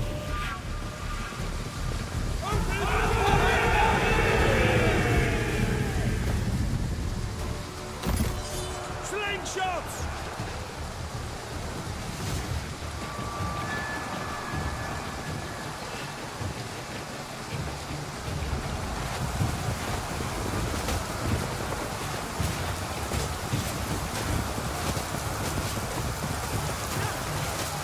One of your units has depleted their ammunition.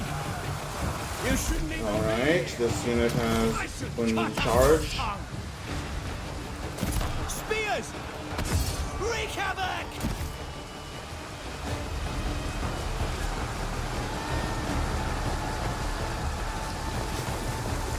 The men are fleeing battle!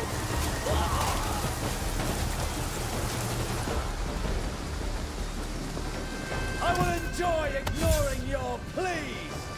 You're one cocky bastard!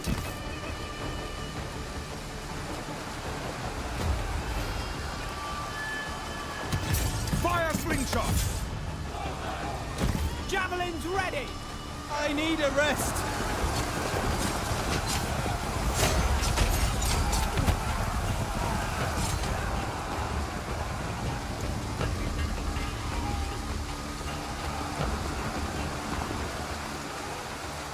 Lethal at range!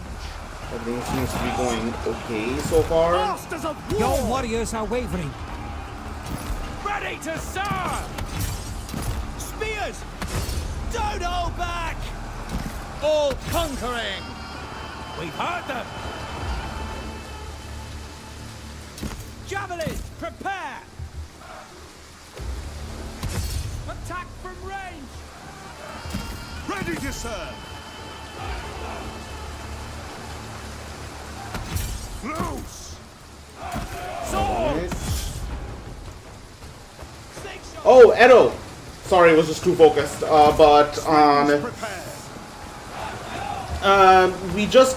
are currently working on Hesiod's, what is it? Hesiod's Theogony, the story of how the Your warriors have been routed. the story of how the Greek gods originally came to be and their war with the Titans. Hungry for war! Javelins!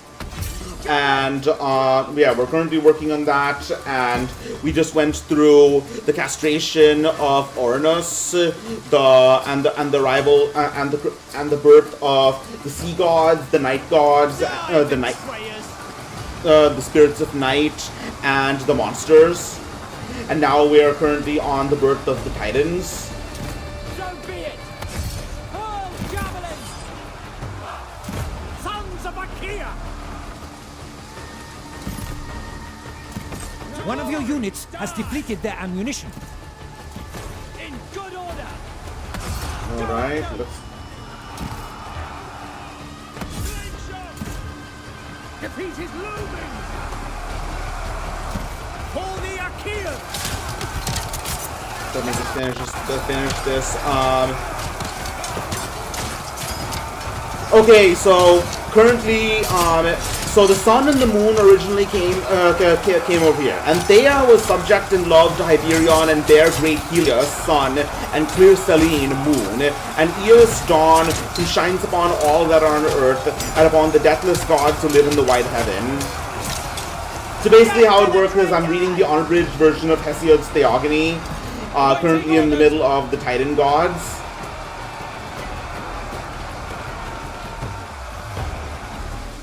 Sons of Achaean! I can smell your fear! Words are cheap!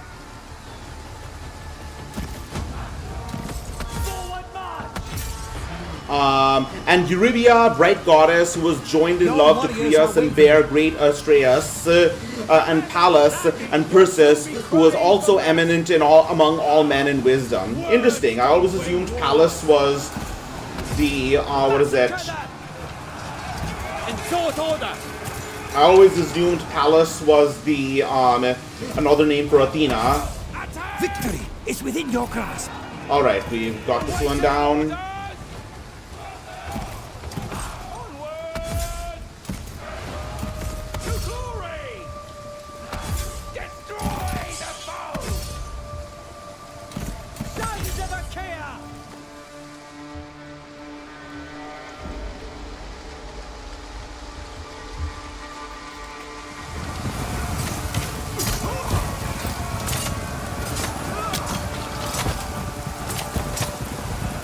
Pull yourselves together!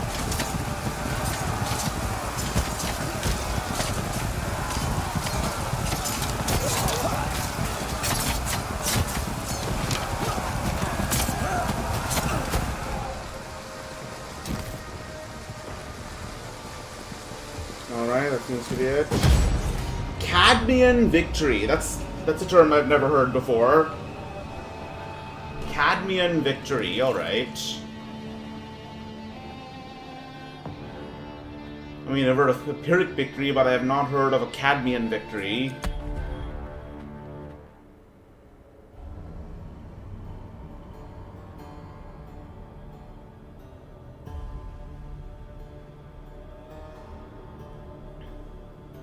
I mean, it's their fault for not breaking.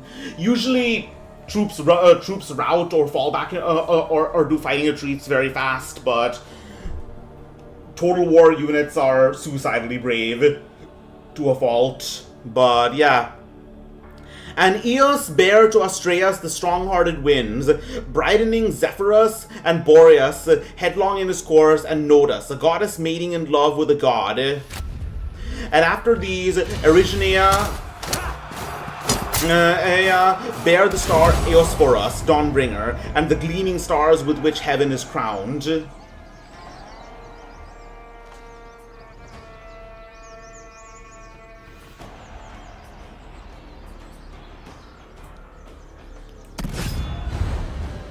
Ever more powerful.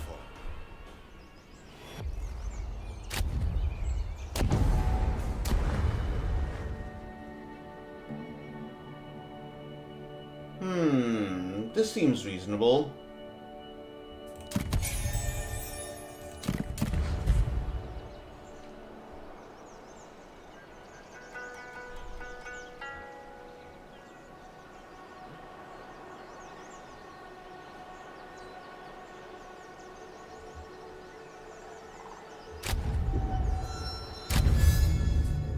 Alright, choose an ambition, a quest.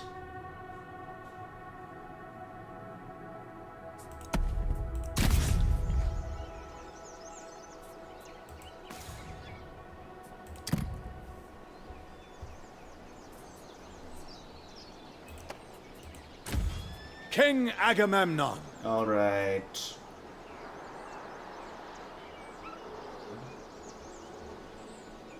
Where can I see the buffs that they've currently got?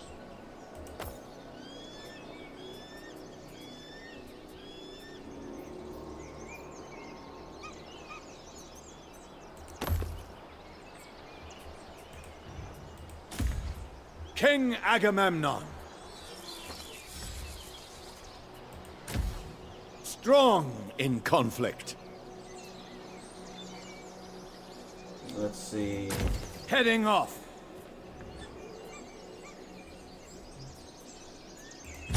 Fall upon them. Never beaten.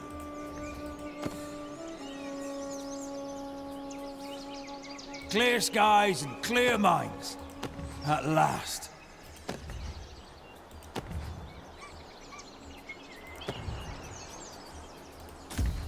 The Lion of Mycenae. Alright.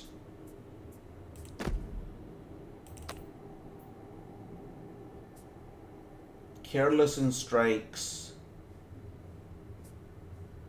Prudent in victory. Tireless in battle. Master bronze worker?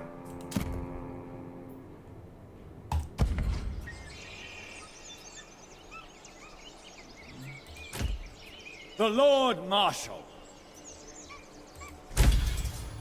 Make a sacrifice that cannot be ignored. We've no time for laggards. Expect further orders. A god among men. Form up and go. That's beyond me. What I see, I own. All right. Supreme warrior of the Aegean. No one shall slight me. Into the fray. I remain undaunted. Move out! Let's get We will be bound by oath.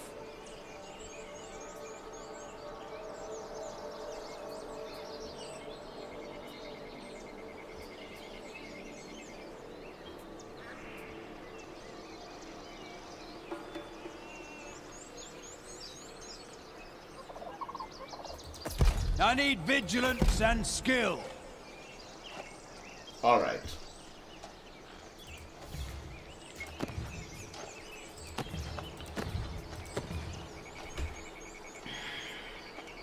Anyways, and Styx, the daughter of Ocean, was joined to Pallas and bare Zealous or emulation, and trim-ankled Nike, victory in the house. And she brought forth Kratos, strength, and Bia, force, wonderful children. They have no house apart from Zeus,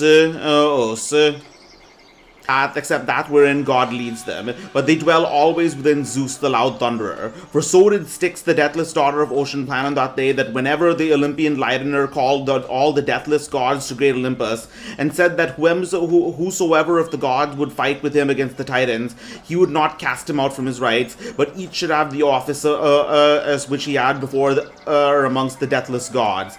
And he declared that he who was without office and his rights is just. So deathless Styx came first to Olympus with her children through the wit of her dear father, and Zeus honored her and gave her very great gifts.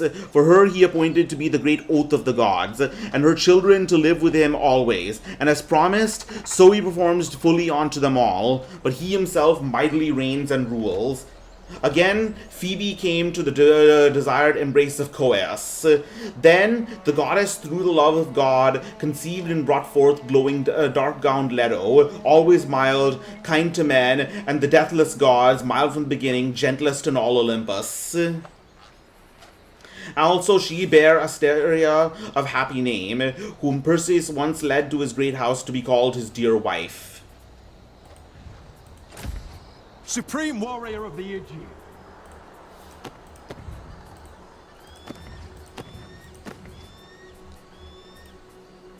All right.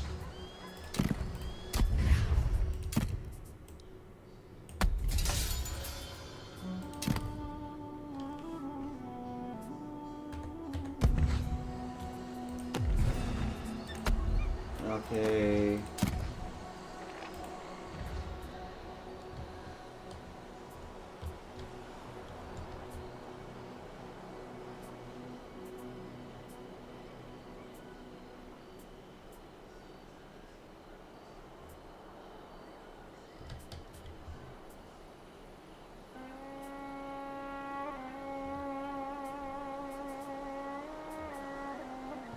Telesta's siege. Alright.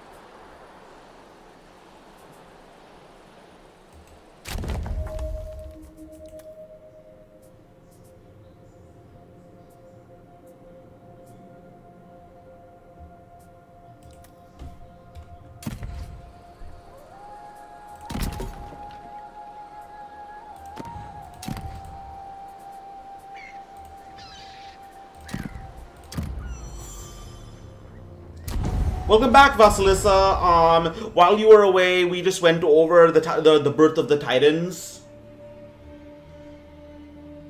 Ajax. I clearly remember him as a hero from, what's his name? What's it called?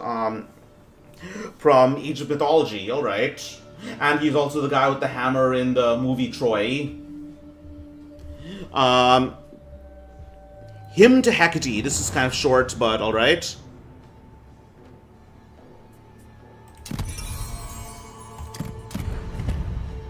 And she conceived and bare Hecate, whom Zeus, the son of Cronus, honored above all. He gave her splendid gifts, to have a share of the earth and the unfruitful sea. She received honor also in starry heaven, and is honored exceedingly by the deathless gods. For this day, whenever one of great men over on earth offers rich sacrifices and prays for favor according to custom, he calls upon Hecate. Great honor comes full easily to him, whose prayers the goddess receives favorably, and she bestows wealth upon him, for the power surely is with her. For as many as were born of the earth and ocean, among all of these, that she has her due portion. The son of Cronus did her no wrong, nor took anything away from all that was her portion among the former Titan gods. But she holds, as the division was at the first of the beginning, privileged both on earth and times will never die.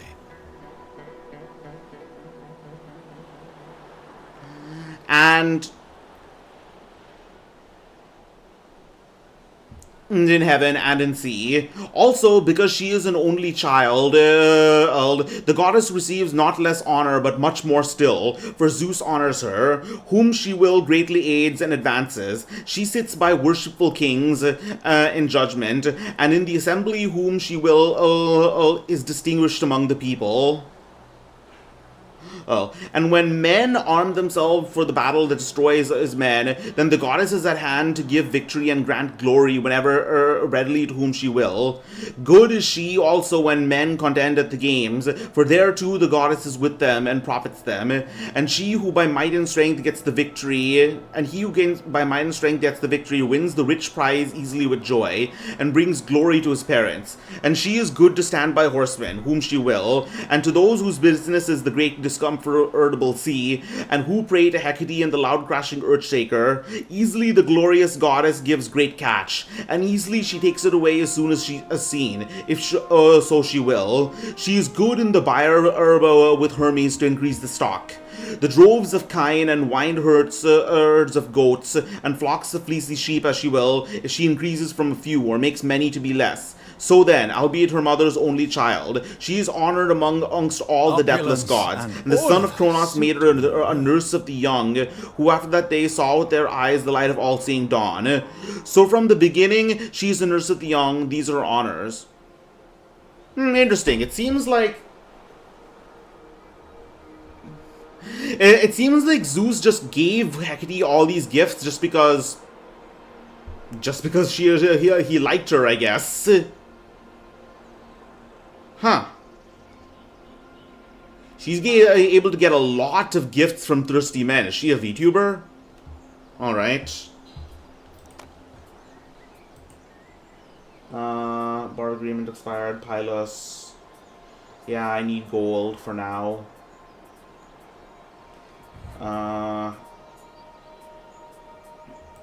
Pylus. Given the situation, I'm glad we're talking now. Okay, gold is in short supply from them. And Ithaca. King... I've got what it... I owe... in Supreme Warrior of the Achaean. Who here has a lot of gold?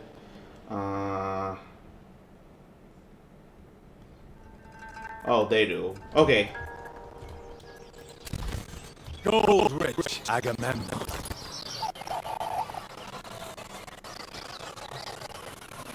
I stand. This is the grace. Stand ready. I will suffer no incompetence.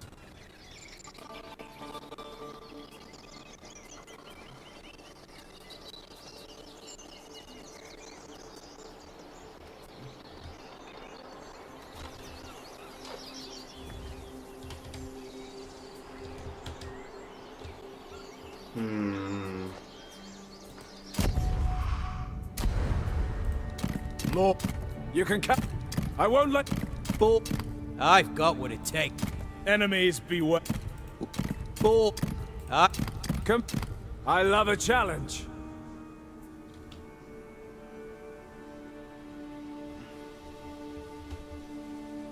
I suppose we may as well talk.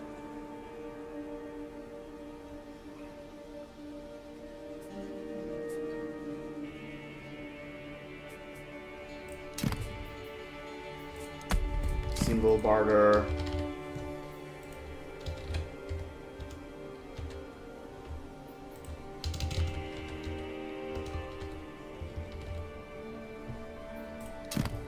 I'll make it happen.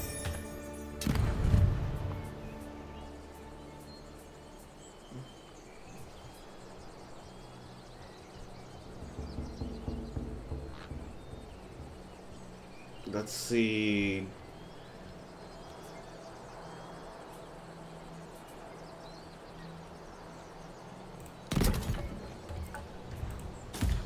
Shepherd of the people.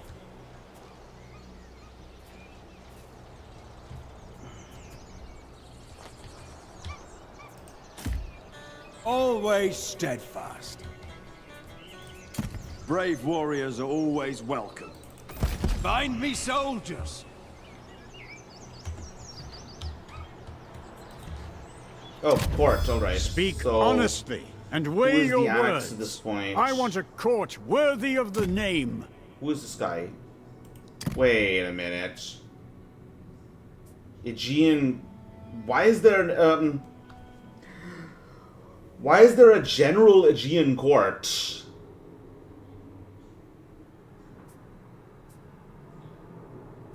Hecatus, Anatolian Hecatus. I guess he just reigns supreme. There's no general Achaean court.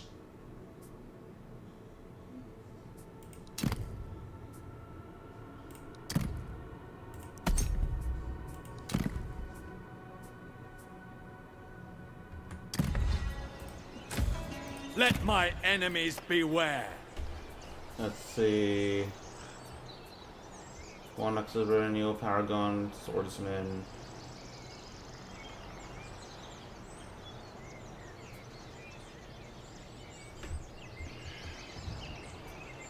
Okay, anyways, where was I? Yeah, Hecate does a lot of stuff. Does a lot of stuff. Honestly, this is never mentioned in any.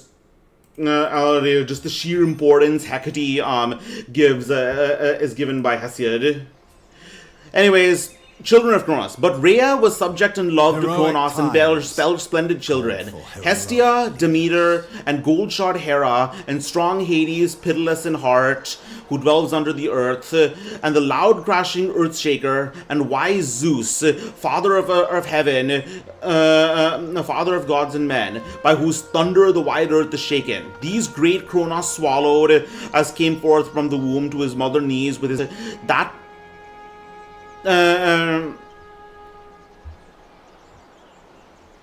and that no other of the proud sons of heaven should hold the kingly office among his the deathless gods. For he learned from earth that... Hold on.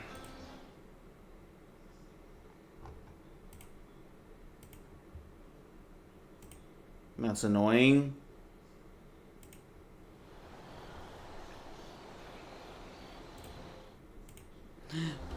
No one should stand above for he learned from earth and starry heaven that he was destined to be overcome by his own son, strong though he was, through the contriving of great Zeus. Therefore, he kept no blind outlook, but watched and swallowed down his children, seized Rhea.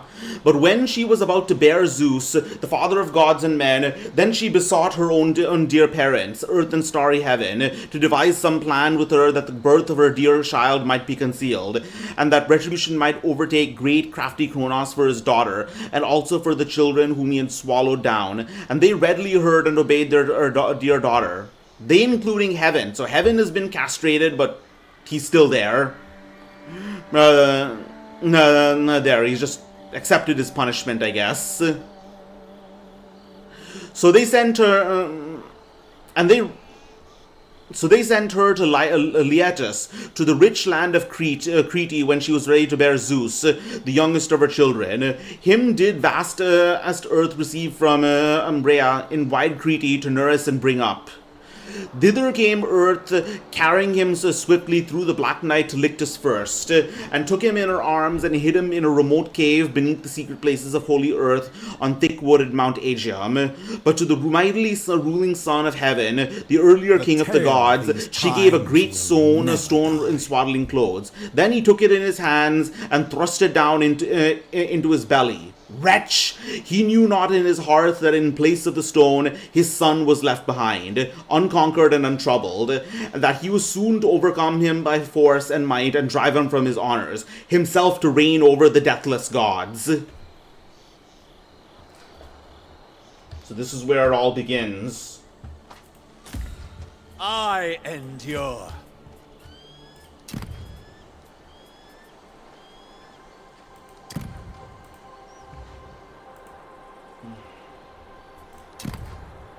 All right.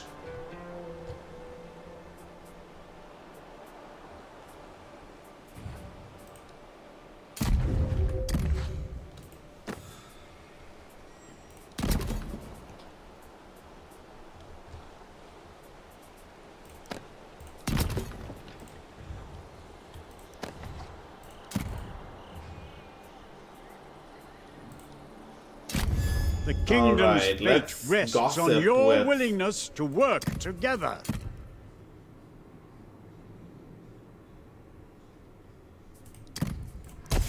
You are a good example of Mycenaean independent thought, my peer. Alright, and... Opulence suit me well. Port. Speak honestly and weigh your words. I want a court Unallocated worthy of the discount. name.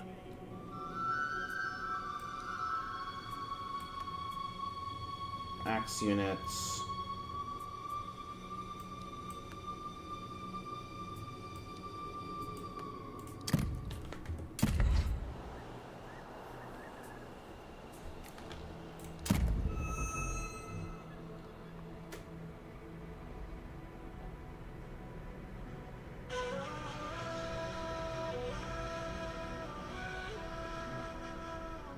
Prometheus.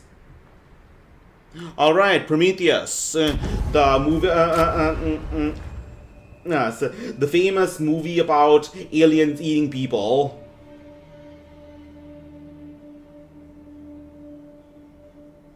All right, Skyrus. Who's this guy? Who is this guy? He's at war with Skyrus. Where is that?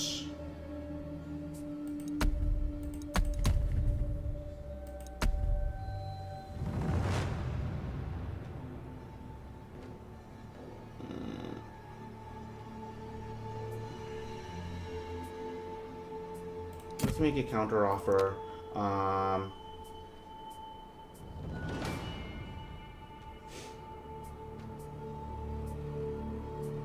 Barter agreement. How about this? He would like wood, right? Okay, let's give him some.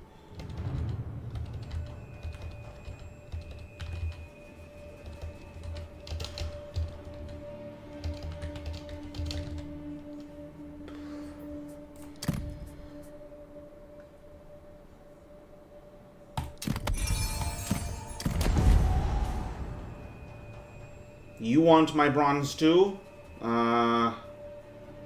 Okay, how about...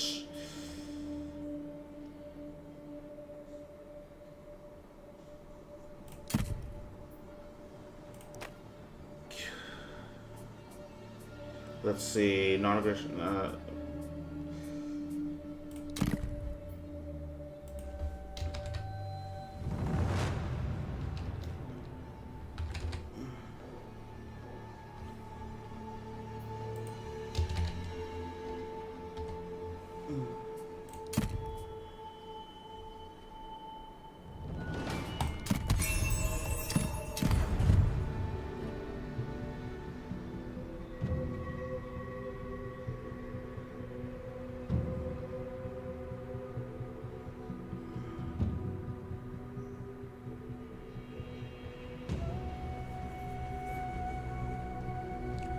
Now Iapetus took to wife the neat-ankled mad Clymene, daughter of Ocean, and went up with her into one bed.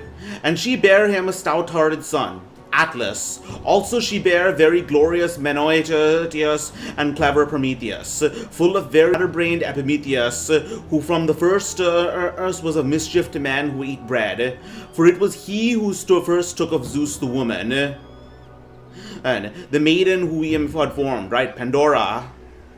But Menoetius was outrageous, and far-seeing Zeus struck him with a lurid thunderbolt, and sent him down to Erebus, because of his mad presumption and exceeding pride. I stand beside greatness.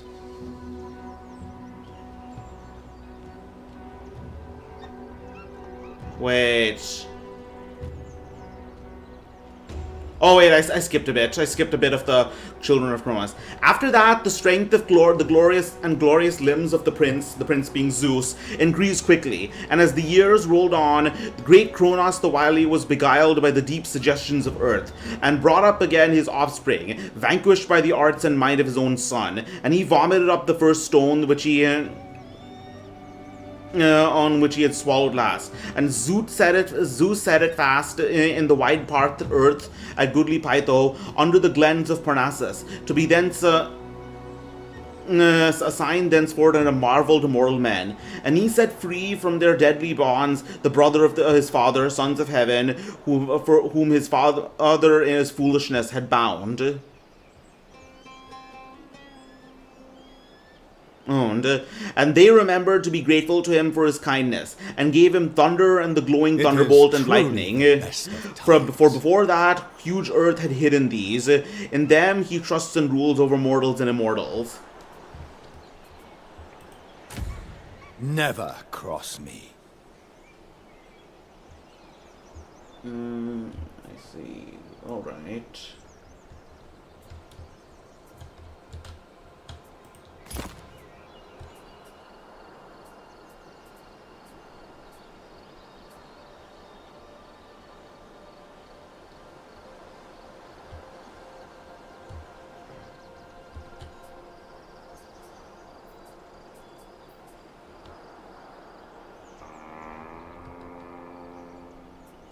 Heroic times call for heroic leaders.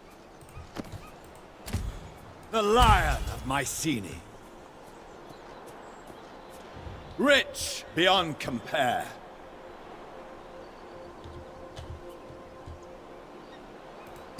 By the numbers. Marching on. Okay. Execute my will! Worthy warriors only. Restoring honor.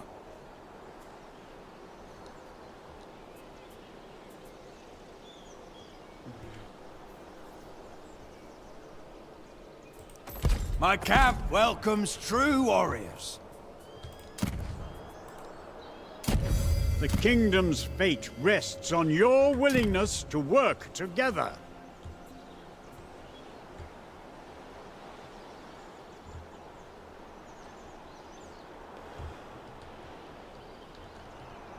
If not used in completed provinces,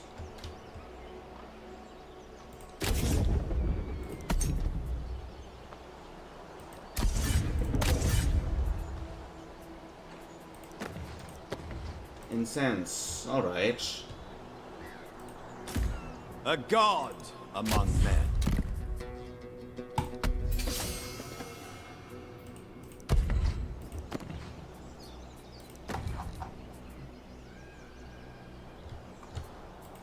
All right, wait, what did I I just see, get? I own.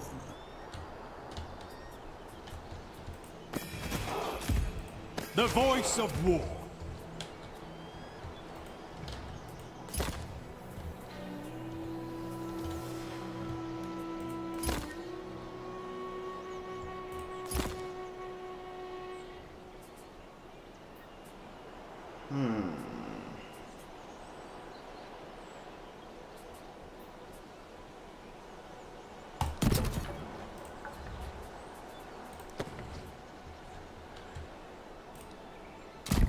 Speak honestly and weigh your words. I want a court worthy of the name. Mycenaean irreverence is a good antidote to courtly bowing and scraping. Should you insult your peers, know that you insult the dignity of my court.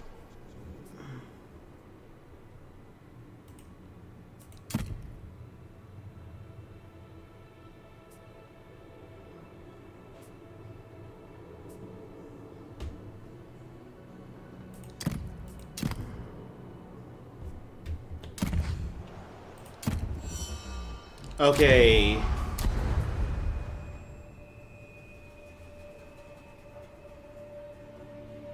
Oh! The man, the myth, the legend himself. Alright. Achilles, ruler of Aeolia.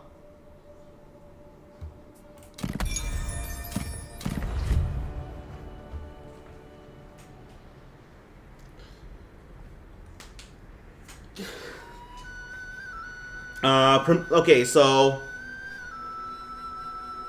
And ready-witted Prometheus, he bound with it.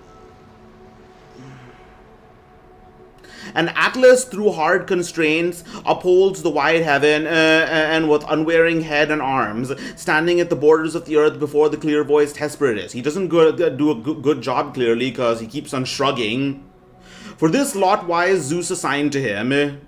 And the ready-witted Prometheus he bound with inextricable bonds, cruel chains, and drove a shaft through his middle, and sent upon him a long-winged eagle which used to eat his immortal liver. But by night the liver grew as much again every day, and the long-winged bird devoured it the whole day. That bird Heracles, the valiant son of shapely ankled Alcmene, slew, and delivered the son of Iapetus from the cruel plague, and released him from his affliction.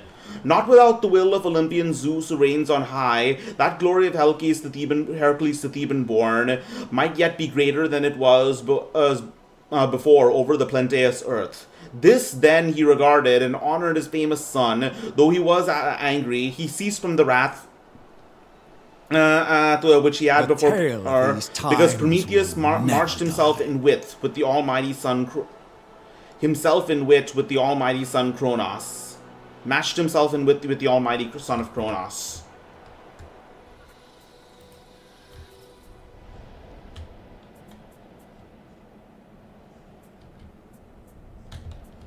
All right. Might prevails. I expect to be obeyed.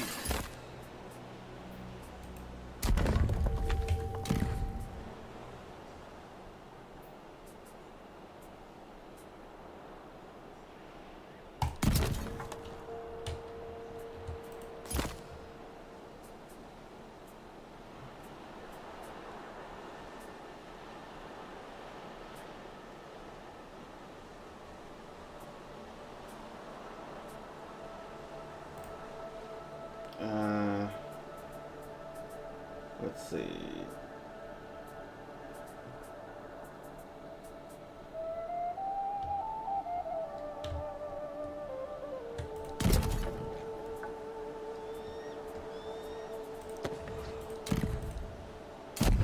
The kingdom's fate rests on your willingness to work together. Wait, so we have Menelaus over here, Agamemnon over here.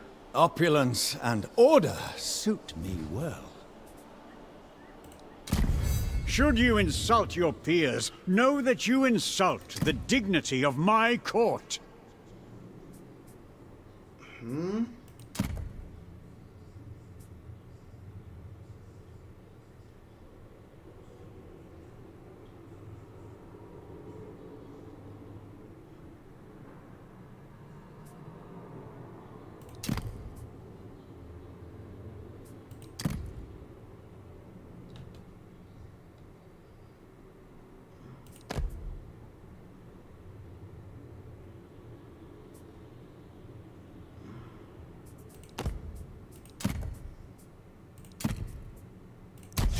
You are an exemplary gossiper, my courtly peer. Mycenae needs you!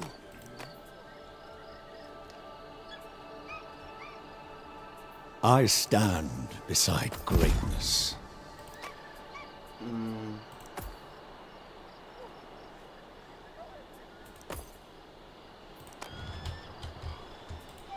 All right. I will not give up.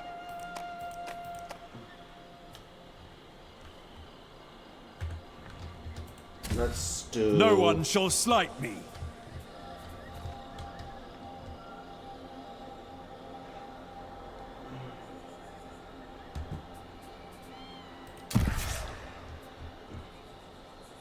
Let's just sneak over here. Together as one.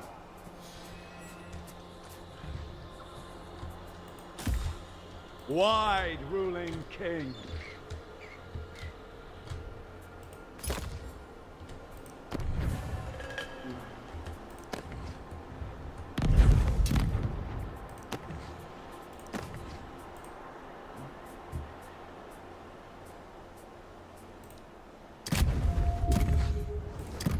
Okay. For when the gods and mortal men had a dispute with Mycenae, even then Prometheus was forward to cut up an ox and set portions before him, trying to befool the mind of Zeus. Before the rest, he had set flesh and inner parts thick with fat upon the hide, covering them with an ox paunch. But for Zeus, he put the white bones dressed up with cunning art and covered in shining fight. Dressed up with cunning art and covered with shining fat. Then the father of men and gods said to him, "Son of Iapetus, most glory of lords, good sir, how unfairly you have divided the portions." So said Zeus, with whose wisdom is everlasting, rebuking him. But wily Prometheus answered him, smiling softly and not forgetting his trick. "Zeus, most glorious and greatest of the eternal gods, take whichever of these portions as to earns your heart within you bids." So he said, thinking trickery. But Zeus, whose withering wisdom is everlasting, saw and failed not to perceive the trick. And in his heart he thought mischief against mortal men, which was also to be fulfilled. With both hands he took up the white fat, and was angry at heart, and wrath came to his spirit when he saw the white ox bones craftily tricked out. And because of this, the tribes of men upon earth burn white bones to deathless gods upon fragrant altars. But Zeus, who drives the clouds, was greatly vexed and said to him, "Son of Iapis, clever above all, so, sir, you have not yet forgotten your cunning arts." Okay, he also wants bronze. Let's see if I can offer him something else.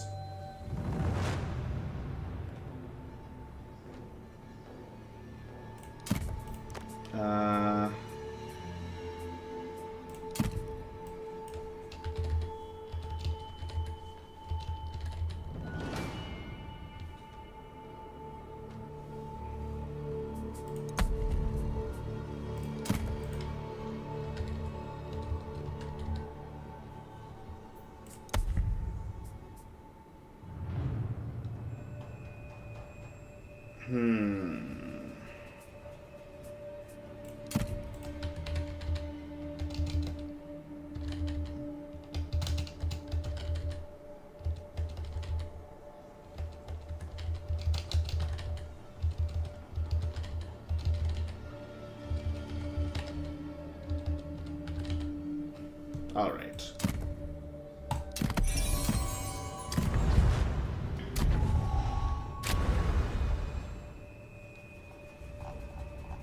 Huh?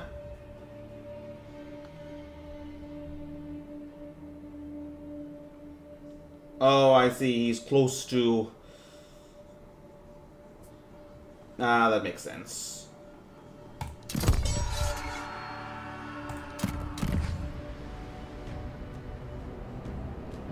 Alright, so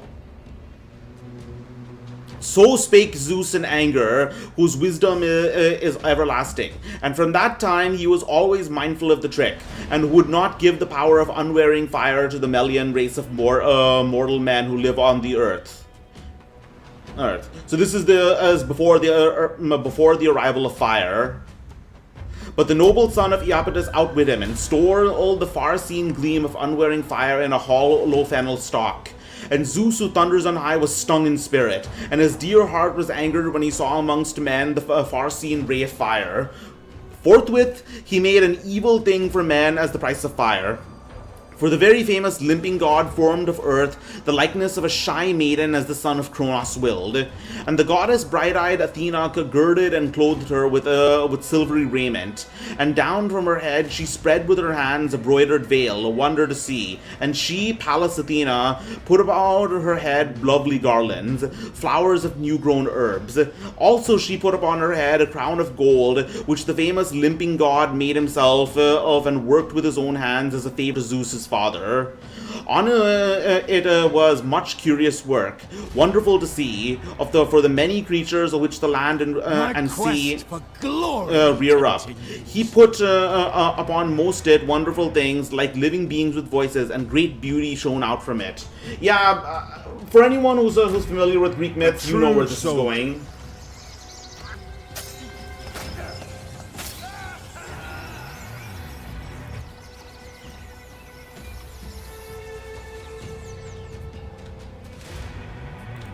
Wait, so Ithaca, Ajax, truest friend, Skyros, you can count. Arcadians, I won't let you down. I don't know who this is. Knossos, Curetes, Oenas, Pylos. With Athena's blessing. Nestor. That's the guy I'm at war with. We will win through. Menestheus. I've got what it takes. Macaria, Amphitryon. You're born for war. Bottom. I Delopia, overcome all. Lycomedes, and Achilles. I am a legend.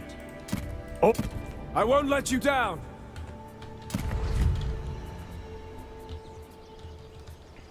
A world of unity. So can I say that it's can I say that I'm not sure how well known the story of Pandora was actually believed in ancient Greece, because we don't actually know that much about the ancient Greeks' religious beliefs, because a lot of it was constrained in very secretive mystery cults. But so many mythology, but this kind of reminds me of the story of Eve, and how nowadays people who study the Bible have all sorts of excuses for how the Bible isn't actually misogynistic, and it wasn't just and it wasn't entirely on Eve for eating the apple. Adam had Adam accepted it as well. It wasn't just he was bewildered into doing it by Eve, but people in ancient times very much thought it was Eve's fault, and that Eve manipulated Adam into eating the apple. But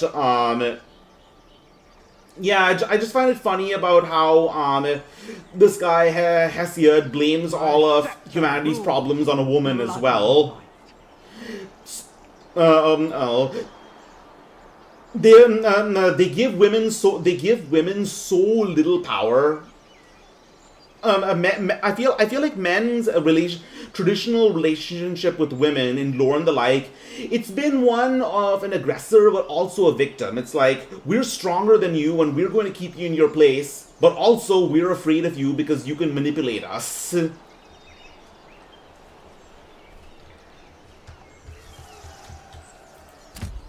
I remain undaunted. Let's see. I'll win or die trying.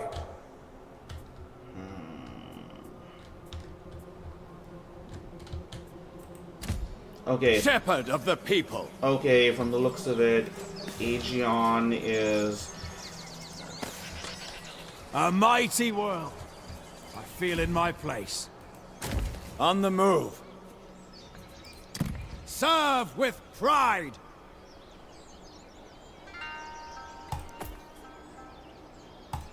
Such warriors ensure my might. Orphan their offspring. Hold your nerve.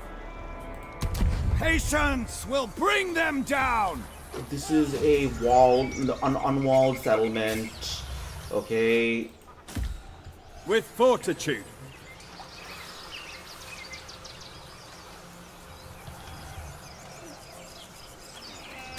Prepare.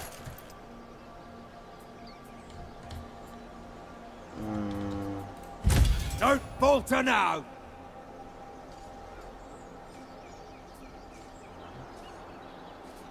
Let's see. Let's raise it. Victory awaits. Strangle their hope. Fall back. Supreme warrior of the Aegean. Prepare to march.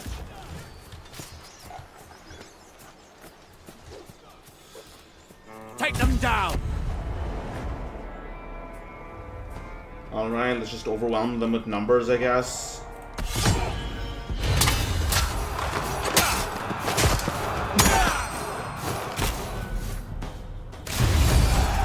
A great day for Mycenae.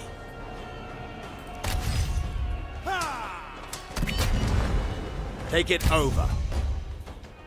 Alright. Very good.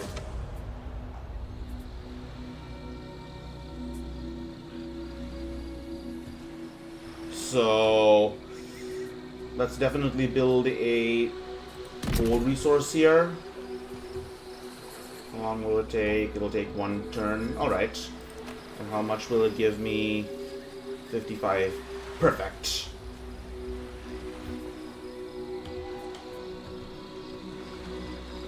Okay, and let's build over here. What can...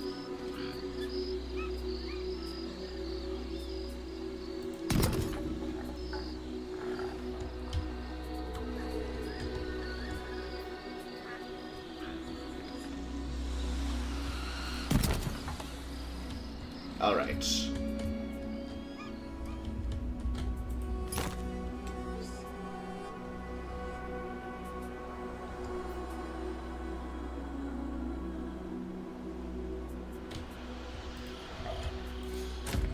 Let my enemies beware. The voice of war. Heed my will.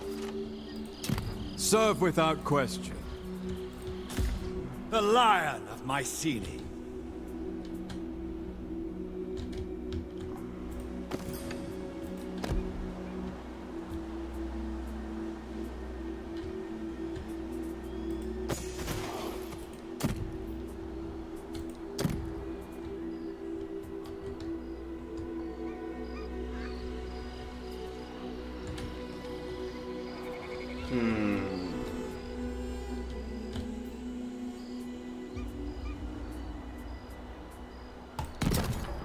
All right.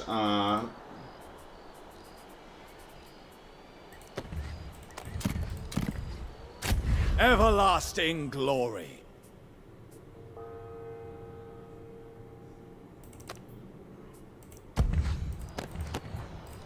And that allows... Of the bloody spear.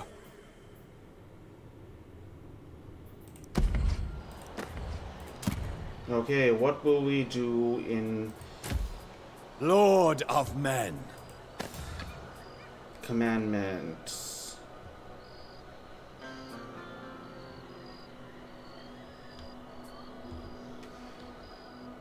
For smelting apprentices, royal gardens.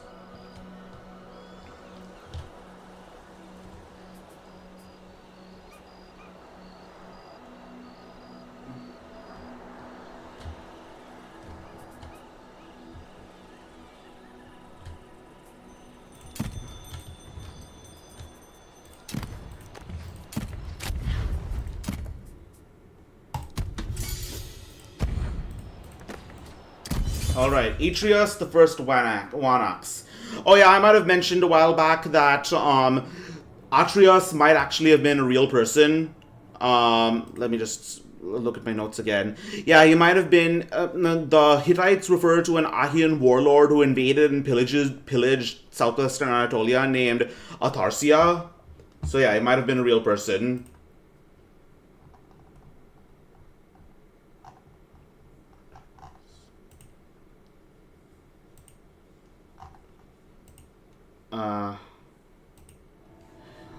Atreus, the first Wanax, or Perseus the hero.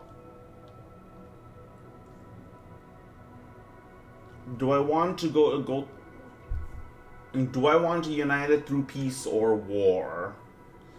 Let's go with peace for now. I want to unite the people of of Greece against...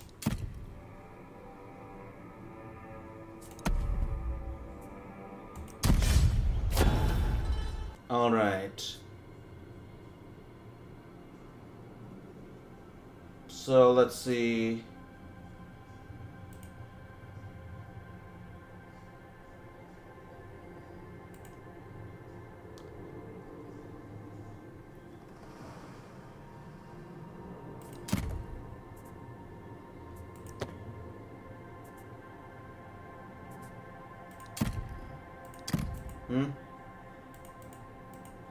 Invite factions to participate in the games.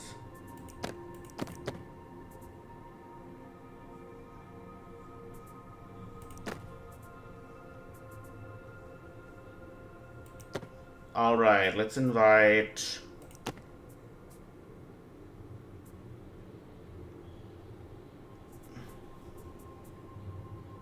Okay, first let's invite Aeolia. Let's give him a spear.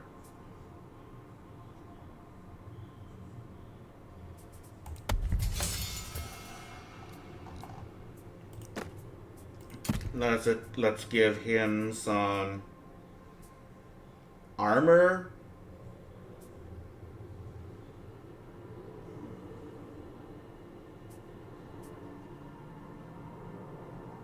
Let's give him a sash.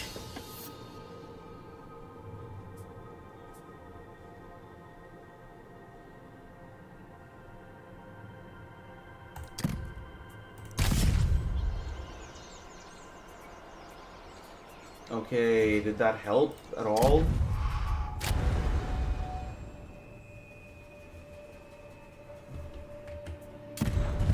Okay, ancient legacy.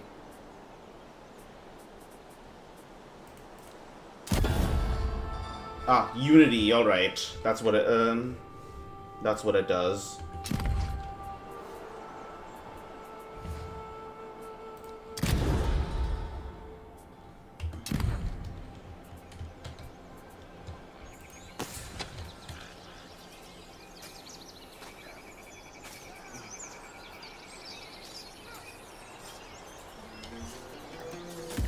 I will not give up.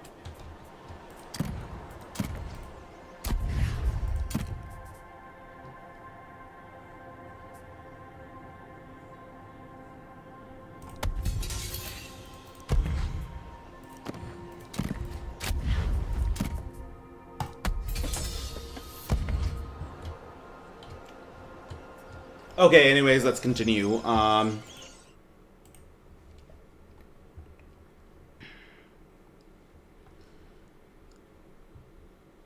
But when he had made the beautiful eye evil to be the price for the blessing, he brought her out, delighting in the finery which the bright eyed daughter of a mighty father had given her. Given to her, to the place where the other gods and men were, and wonder took hold of the deathless gods and mortal men when they saw that which was sheer guile, not to be withstood by men. For from her is the race of mortal women and female kind. Of her is the deadly race and tribe of women who live amongst mortal men to their great trouble. No help meets in hateful poverty, but only wealth. And wealth. As in thatched hives, bees feed the drones whose nature is to do mischief. By day and throughout the day until the sun goes down, the bees are busy and lays the white combs, while the drones stay at home covered in the steps and reap the toil of others and into their bellies. Even so, Zeus, who thunders on high, made women to be an evil to mortal men, with a nature to do evil, and he gave them a second evil to be the price for the good they had.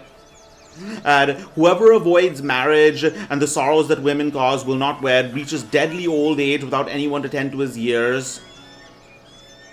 And though he at least has no lack of livelihood while he lives, yet when he is dead, his kinfolk divide his possessions among them. And as for the man who chooses the lot of marriage and takes a good wife suited to his mind, evil continually contends with good. For whoever happens to have mischievous children lives always with unceasing grief in his heart and heart within him. And this.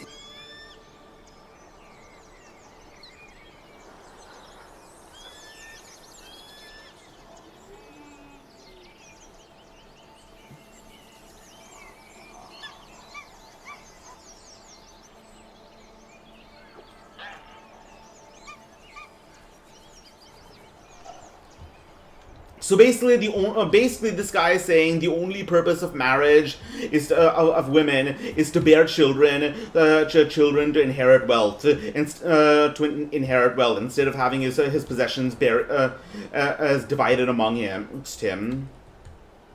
And so it is not possible to go deceive or go beyond the will of Zeus, for not even the son of Iapetus, kindly Prometheus, escaped his heavy anger, but of necessity strong bands confined him, although he knew many a while. So basically this guy is saying women is Zeus's curse upon mankind for Prometheus's insolence.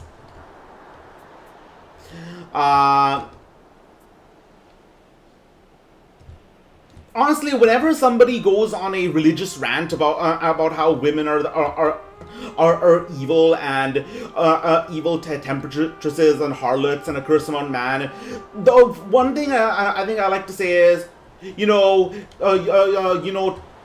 talking hating on the fairer sex won't resolve your romantic frustrations. Yeah, if someone hates women that much, it usually has something to do with insecurity. It's not coming from a place of superiority, because remember, women are the inferior race, are the inferior sex. Don't take that out of context. And are only good to be subdued by men, and yet somehow at the same time they're capable of controlling men through their wiles. So yeah, definitely projection at its finest. Power and where were glory. We?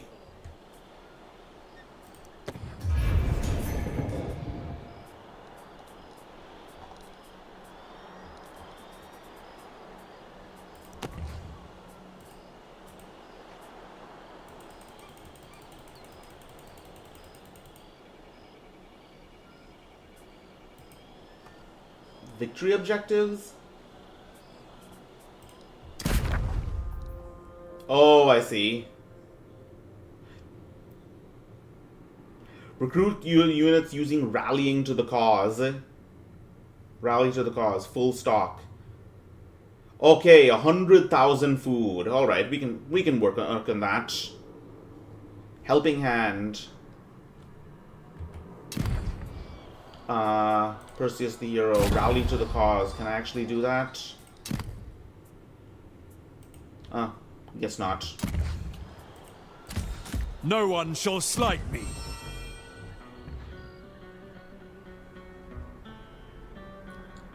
Alright, here comes the important part. The Titanomachy.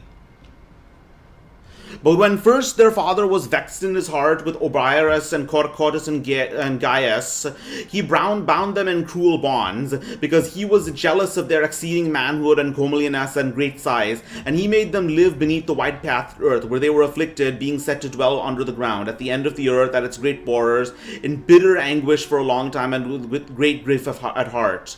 But the son of Cronus and other deathless gods with whom rich-haired Rhea bare from union with Cronus brought them up again to the light at Earth's advising. For she herself recounted all things to the gods fully, how that with these they would gain victory, and with a...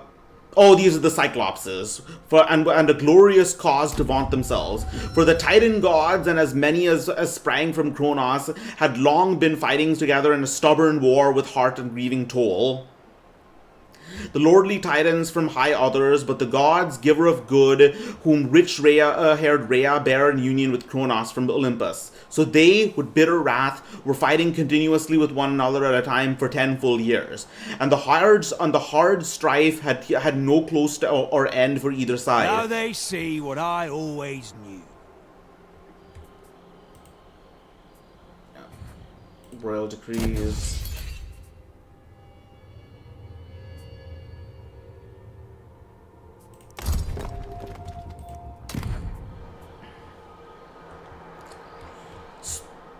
But when he had provided those three with all things fitting, nectar and ambrosia, which the gods themselves eat, and when their proud spirit revived within them after they had fed on nectar and delicious ambrosia, then it was the Father of men and gods spoke amongst them. Hear me, bright children of earth and heaven, that I may say what my heart within me bids.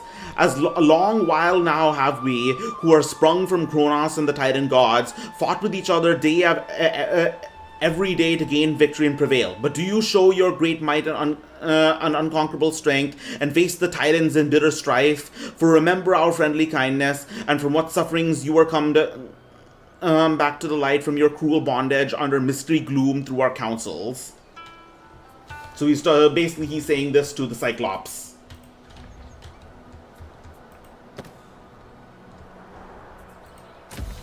Stalwart and true. I cannot do that. Alright, this is Creon. Creon is the name of the main antagonist, the selfish evil, the selfish king or the proud king who imprisons Antigone. in the play Antigone. A god among men. What I see, I own.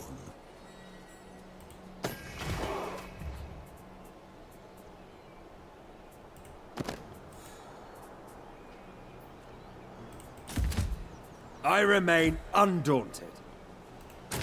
Forward march!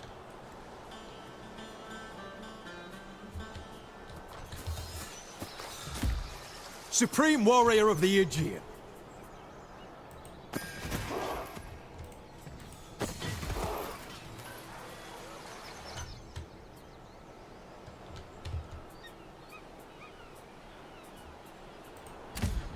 I overcome all.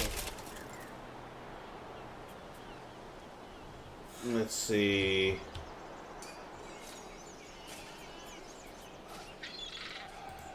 Onward! Alright, we have gold now. Perfect.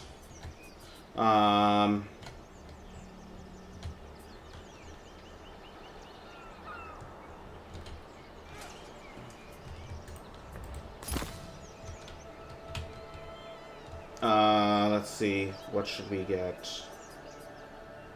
A landmark? Resource cost.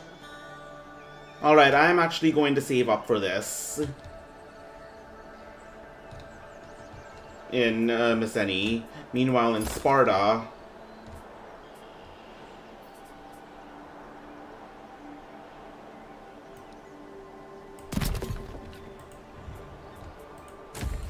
I'll not falter. The mighty scepter. Never beaten. The voice of war. Shepherd of the people. Vengeance.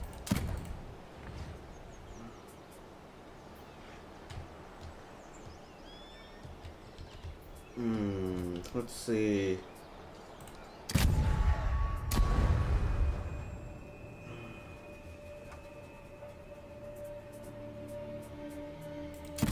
I hope no unforeseen detail thwarts your plans.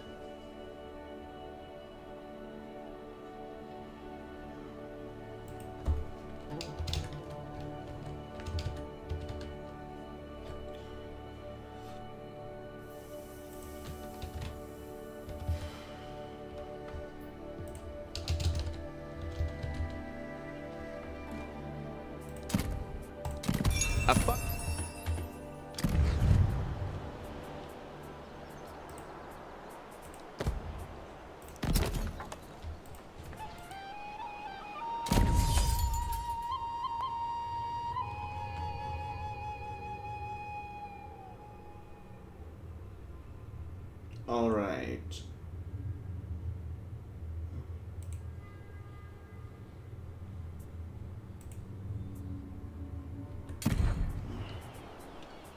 Power of the crown.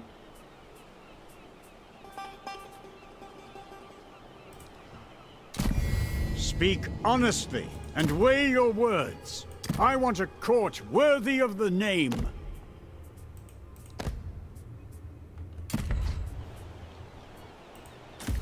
That's beyond me. All right. And so he said, and blameless Cottus answered him again, Divine One, you speak that which we know well. Nay, even of ourselves we know that your wisdom and understanding is exceeding, and that you became a defender of the deathless ones from chill doom. And through your devising we are come back again from the murky gloom and from our merciless bonds, enjoying what we looked not for, O Lord, son of Cronus. And so now, with fixed purpose and deliberate counsel, we will aid your power in dreadful strife, and will fight against the Titans in the hard battle. And so he said, and the gods giver of good things, applauded when they heard this word, and their spirit longed for war even more than before. And they all, both male and female, stirred up hated battle that day, the Titan gods, and all that were born of Cronus, together with those dread mighty ones and of overwhelming strength, whom Zeus brought up to the light from Erebus beneath the earth. And 100 arms sprang from the shoulders of all alike, and each had 50 heads growing upon his shoulders upon stout limbs. These then stood against the Titans in grim strife, holding huge rocks in their strong hands. This is the Hecate and Kairos, who were imprisoned beneath the earth by Uranus. And on the other part, the Titans eagerly strengthened their ranks, and both sides at one time showed the work of their hands and their might. The boundless sea rang terribly around, and the earth crashed loudly. Wide heaven was shaken and groaned, and high Olympus reeled from its foundation under the charge of the undying gods. And a heavy quaking reached dim Tartarus, and the deep sound of their feet in the fearful onset of their hard missiles. So then they launched in their grievous shafts one upon another, and the cry of both armies as they shouted reached to starry heaven, and they met together with a dread battle cry.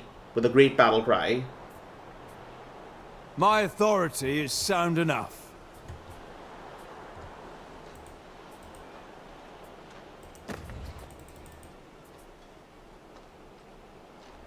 Let's see. The kingdom's fate rests on your willingness to work together.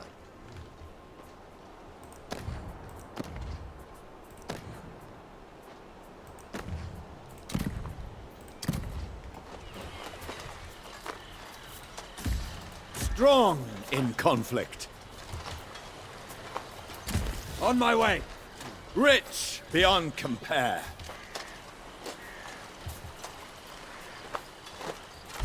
Prove your worth.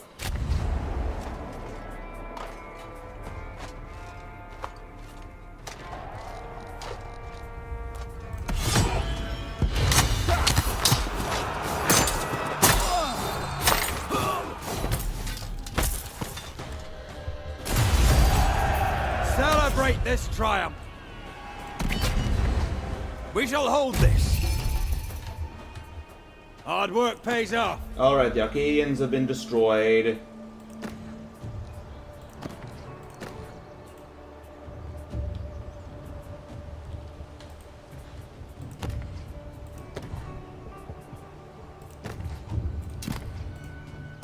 Let my enemies beware.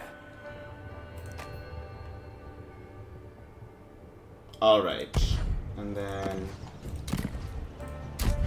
I will not give up.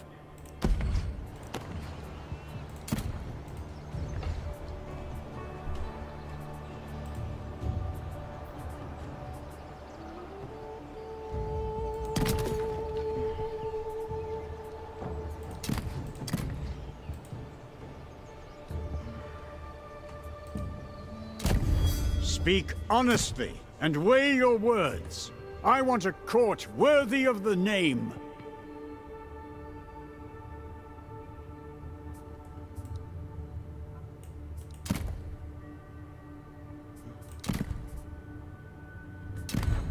Well, an active dilemma. What is going on?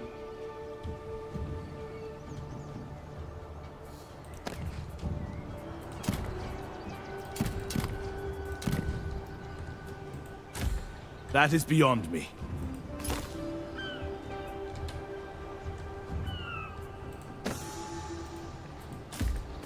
I'm afraid I cannot.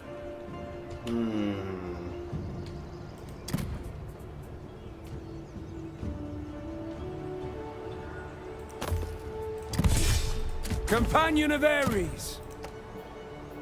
Special recruitment. What do I need for this? Gold. I need a lot of gold. Alright. Alright, time to sell my soul. Companion of Ares. This is going to be so fucking annoying. I love a challenge.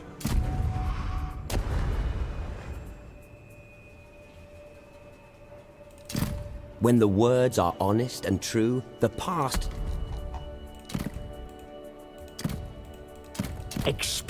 Great! I love a challenge. I hope this won't take too long. Barter.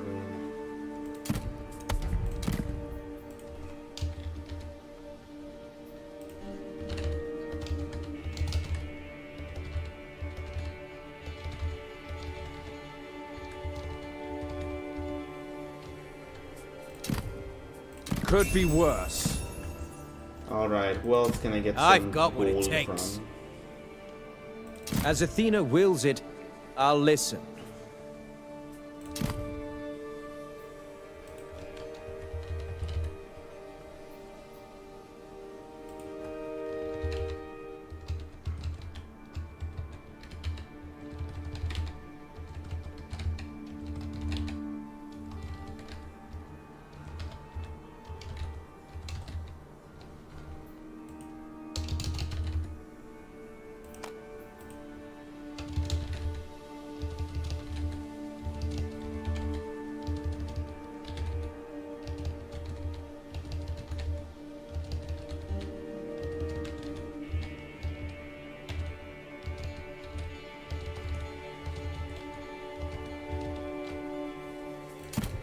I can do that. I lead with courage. You are my chosen. Fighting fit!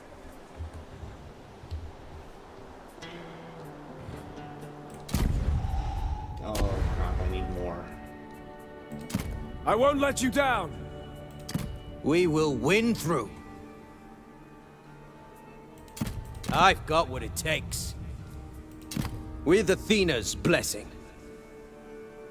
We can both behave like reasonable people.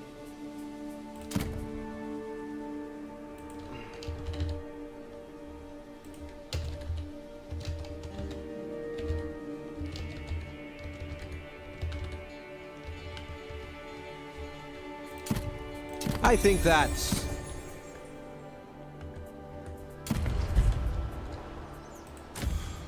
righteous and true. All right.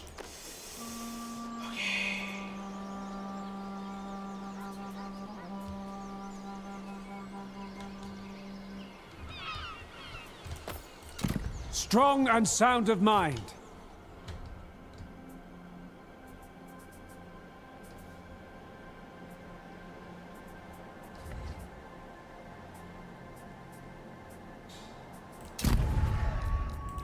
Son of a goddess and I... Companion! I love a challenge. Born for war. I've got what it takes. As Athena wills it, I'll listen.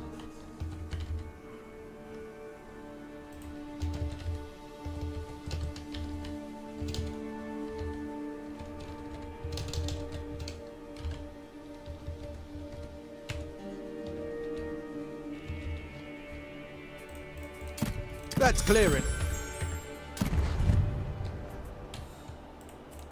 You stand with me now. I rely on your strength. All right.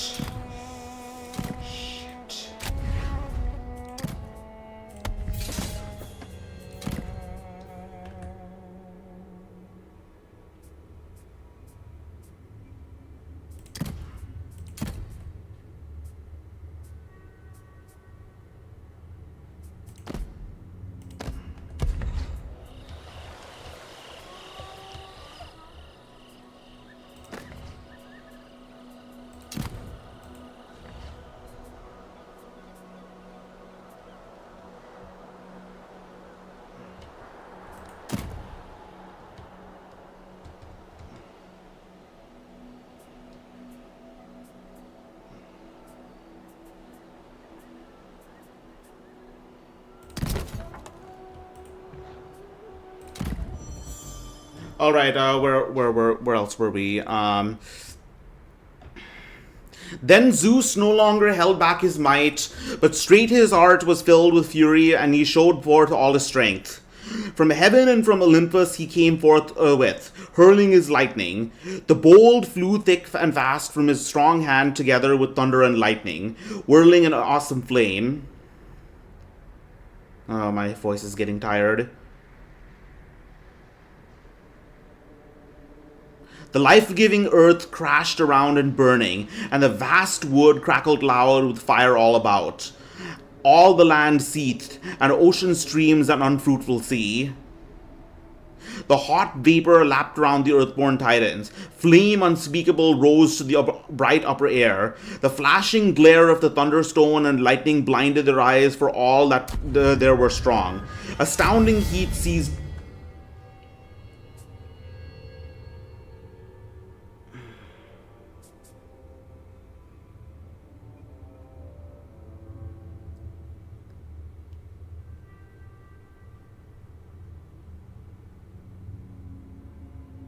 All right. My name will live through the ages.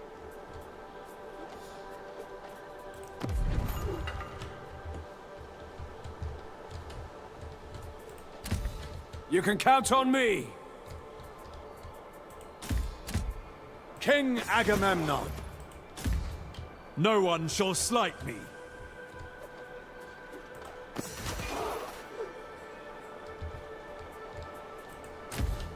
The Lion of Mycenae. On my way.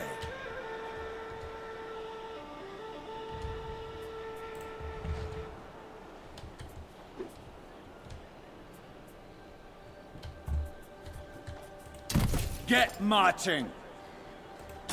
Move up now. I cannot do it. Foes beware.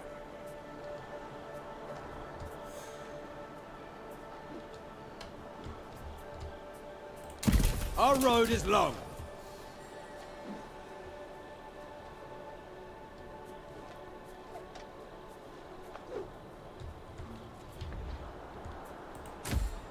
Armed and ready.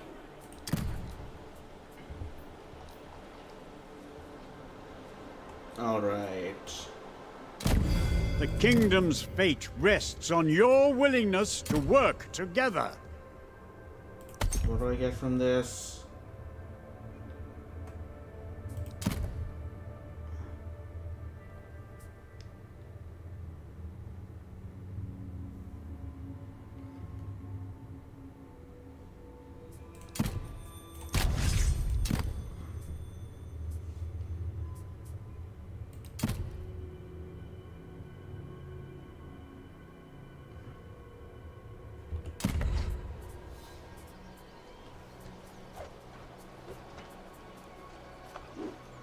Wait.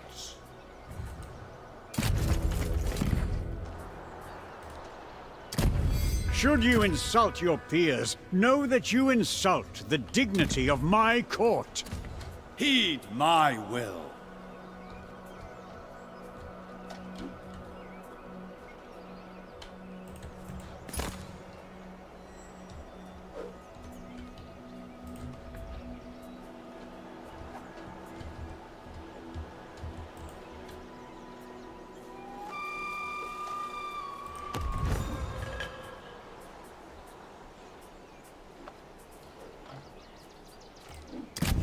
The kingdom's fate rests on your willingness to work together. All right. I think we're good with that. Might prevails. Astounding heat seized chaos, and to see with eyes and to hear the sound with ears, it seemed that even as if earth and wide heaven above came together. For such a mighty crash would have arisen earth if earth were being hurled to ruin, and heaven from on high were hurling her down. So great a crash was there while the gods were meeting together in strife. Also the winds brought rumbling earthquake and dust storm, thunder and lightning, and the lurid thunderbolt, which are the shafts of great Zeus, and carried the clangor and the war cry into the midst of the two hosts. An horrible uproar of terrible strife arose. Mighty deeds were shown and the battle inclined, but until then they kept at one another and fought continually in cruel war.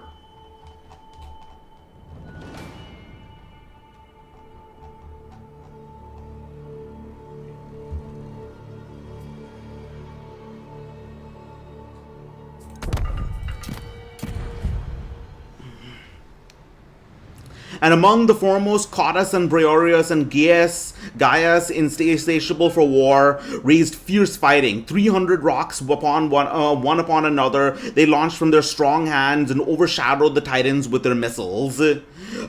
And buried them beneath the wide-pathed earth, and bound them in bitter chains when they had conquered them by the strength for all their great spirit, as far beneath the earth to Tartarus. For a brazen anvil falling down from heaven 9 nights and days would reach the earth upon the 10th. And again, a brazen anvil falling from earth 9 nights and days would reach Tartarus upon the 10th. Round it runs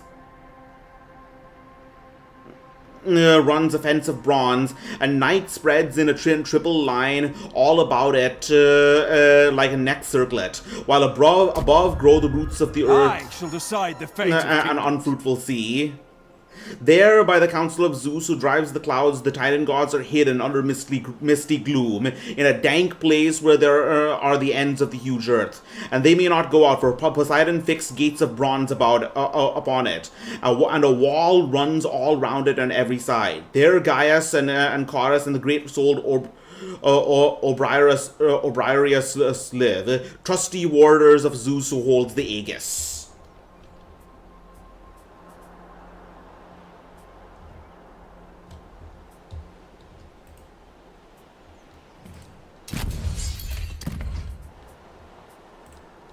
All right.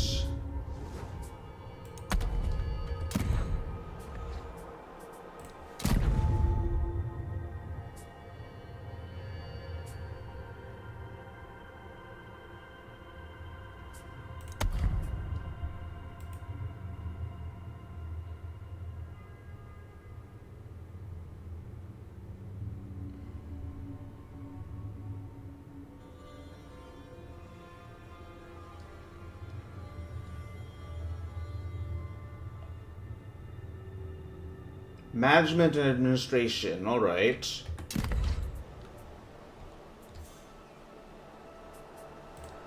I hope.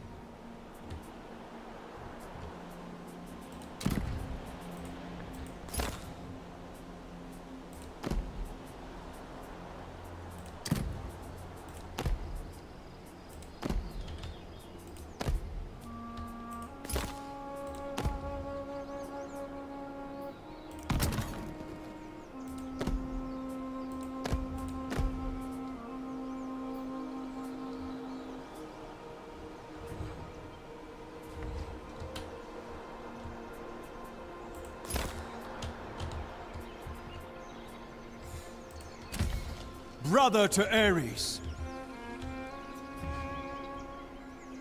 Let's see. A god among men. Where'd he go? Oh, there he is. Cracks in order. Bonds in chaos. Born on the battlefield. I remain undaunted. Wide-ruling king.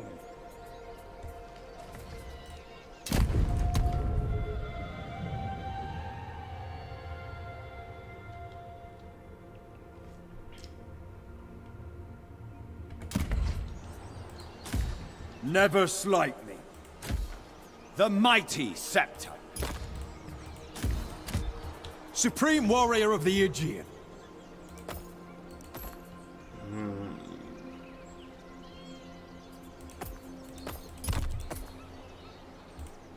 Great deeds await.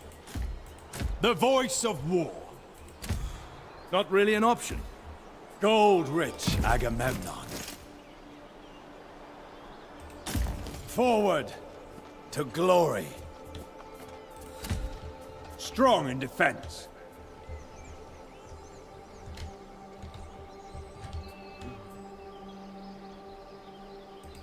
Impossible.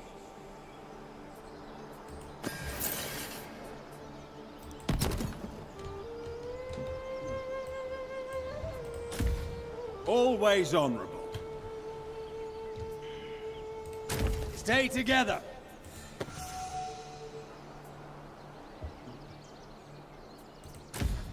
Hero material.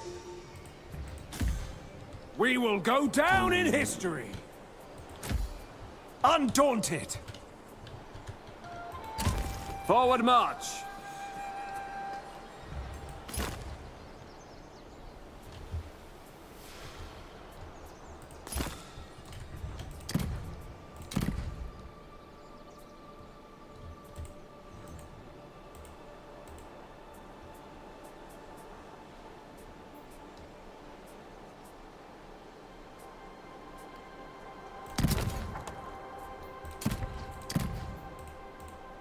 Let's see.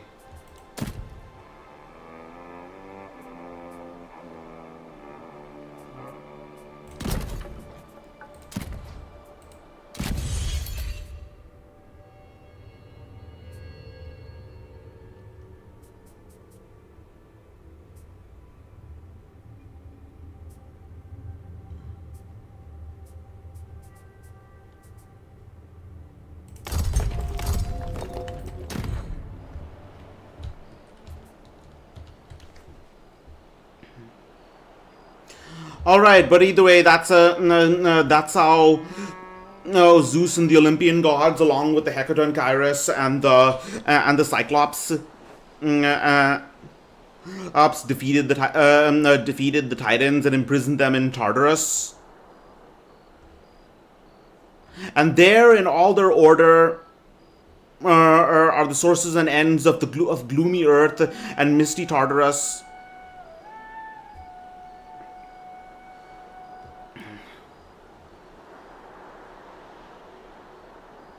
Tartarus, an unfruitful sea and starry heaven, loathsome and dank, which even the gods abhor. It is a great gulf, and if once a man were within the gates, he would not reach the floor until a whole year had reached its end. But a cruel blast upon blast would carry him away, carry him this way and that.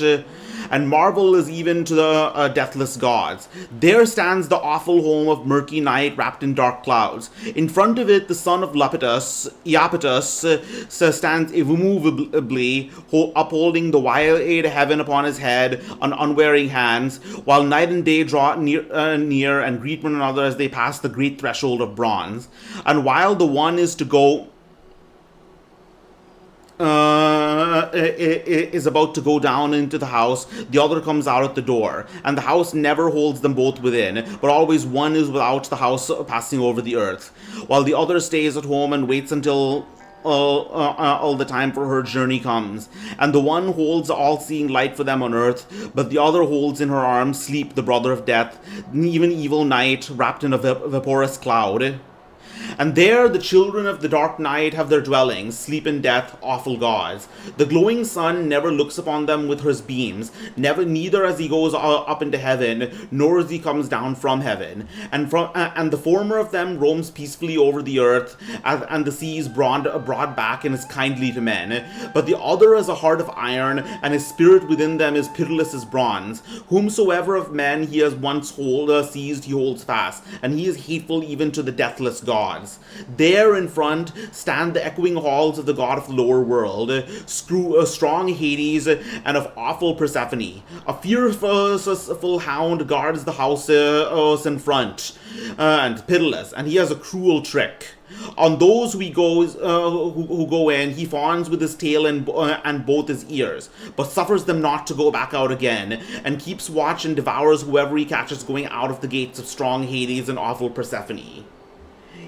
Interesting. So Hades is a good boy to people who are going in, and a bad boy to those who are going out.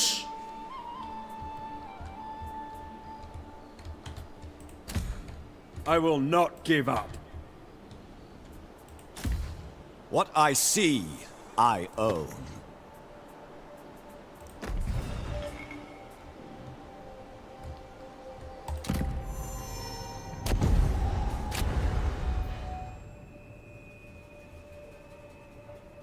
Military access. Alright, a token of friendship.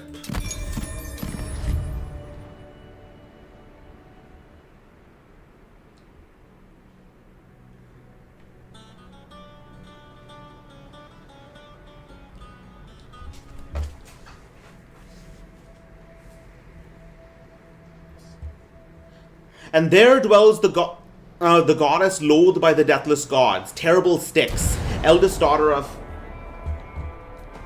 Huh?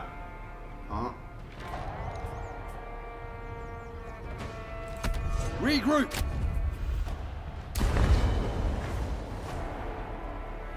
Wow, what an asshole!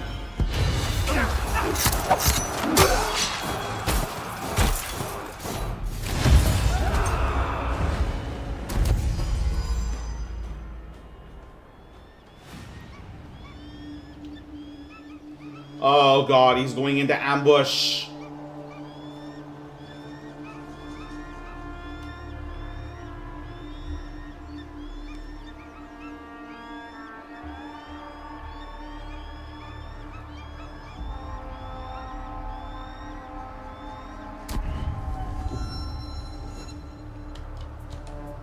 Okay, so... My deeds will shape this land. No one shall slight me. Stalwart and true. Shepherd of the people.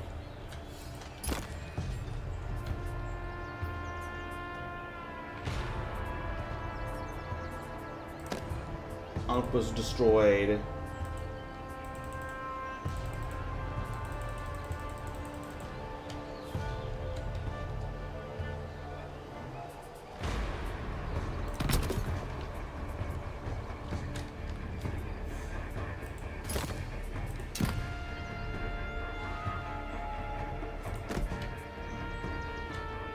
Everywhere the same.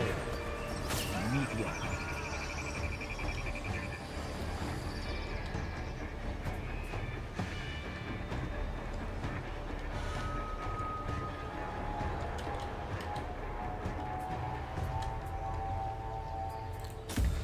I remain undaunted.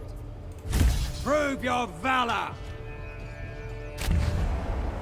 Oh, alright. Thinks he can take me on. Alright.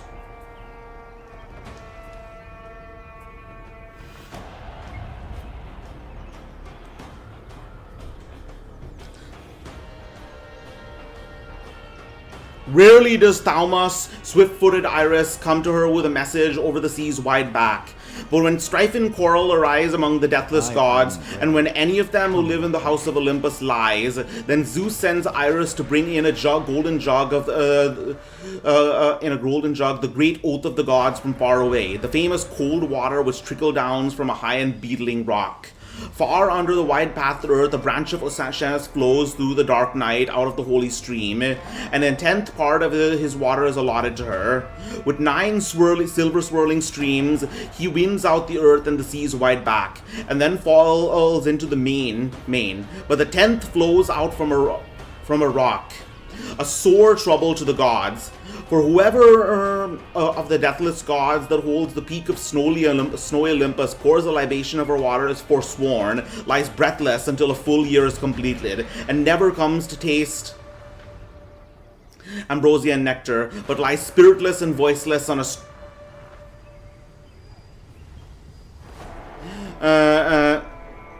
strewed bed, and a heavy trance overshadows him. But when he has spent a long year in his sickness, another penance and a harder follows after the first. For 9 years he is cut off from the eternal gods and never joins their council of feasts 9 full years. But in the 10th year he comes back again to join the assemblies of the deathless gods who live in the house of Olympus. Such an oath then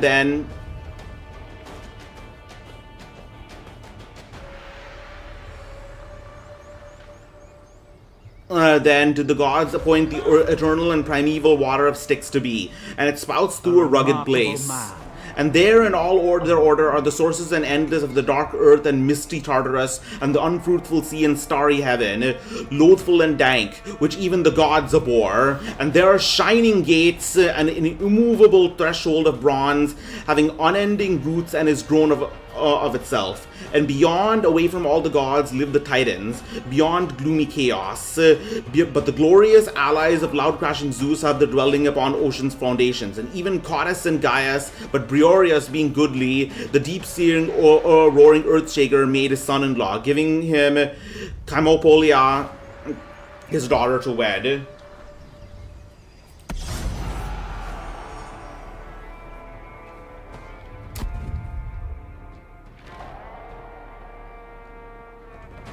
Alright, next up we have Typhoeus, or Typhon, I think.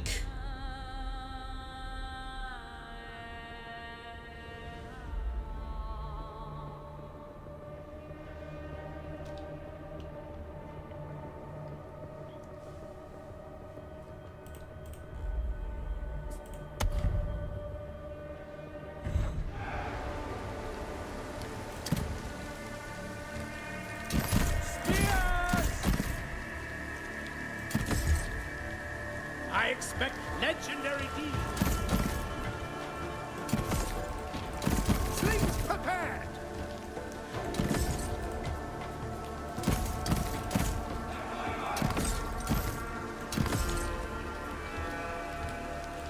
Awaiting orders. Spears.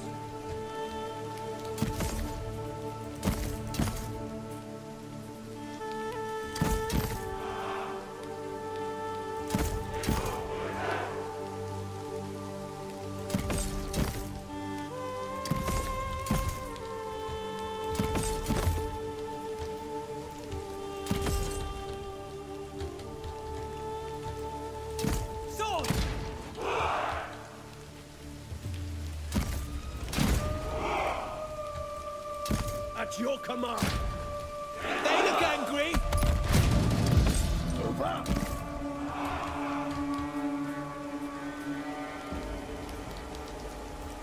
Keep ranks. Faster, men. Forge ahead.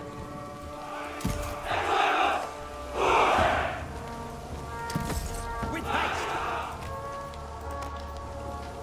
But when Zeus had driven the Titans from heaven, huge earth bare her youngest child, Typhoeus of the love of Tartarus, by the aid of golden Aphrodite. Strength was with his hands in all that he did, and the feet of the strong god were untiring. From his shoulders grew 100 heads of a snake, a fearful dragon with dark flickering tongues, and from under the brows of his eyes, in his marvelous heads flashed fire, and fire burned from his heads as he glared. Okay, this isn't Typhon, never mind. At once.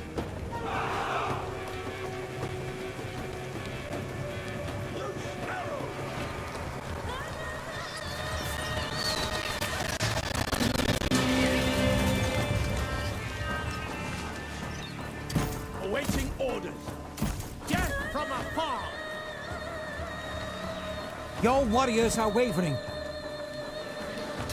Withdraw! Slingshots! Pull out! Swords! Quick march! Onward! I'm not staying here to get killed.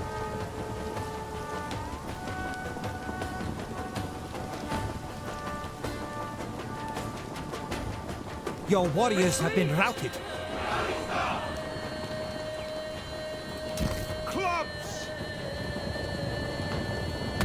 Massacre them! Swords! For the Achaeans! At your command! Clubs! Attack! Destroy the foe!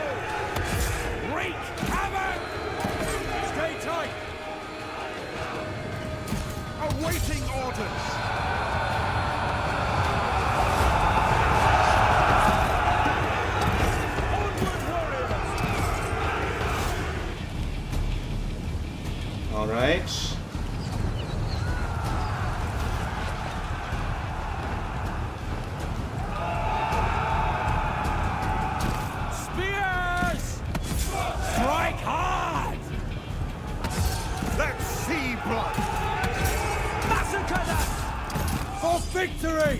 Slingshots! Clubs! Destroy the foe! Wreak havoc! Spears!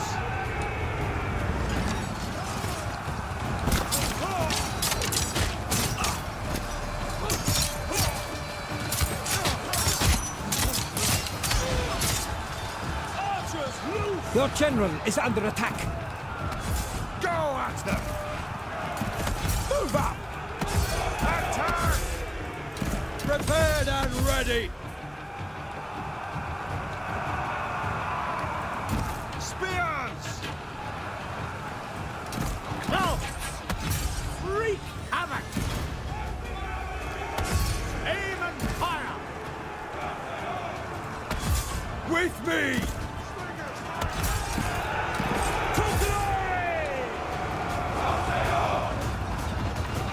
Masters of war!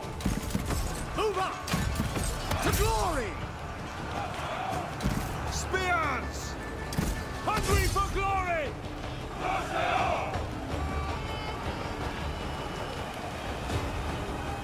Yes, my on-screen chat is slain too, and thank you so much for coming, Amanda, but you are a bit late because I'm about to finish my stream and about to finish, and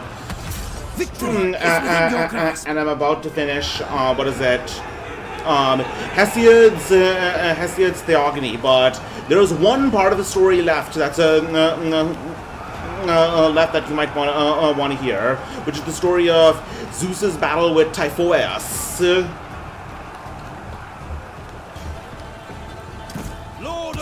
So let's start from the beginning. But when Zeus had driven the Titans from heaven, the huge earth bare her youngest child, Typhoeus, of the love of Cardarus. By the aid of golden Aphrodite, strength was with his hands and all that he did, and the feet of the strong god were untiring. Ready! A good, honest fight!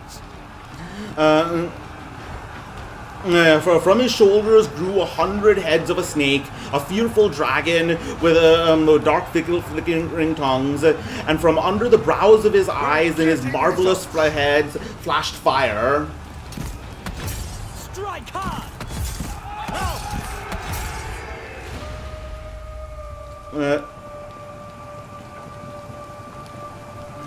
Flashed fire from his heads as he glared, and there were voices in his marvelous heads his dreadful heads, which uttered every kind of sound unspeakable. For at one point they made sounds such that the gods understood, but at another the noise of a bull bellowing aloud in proud, ungovernable fury.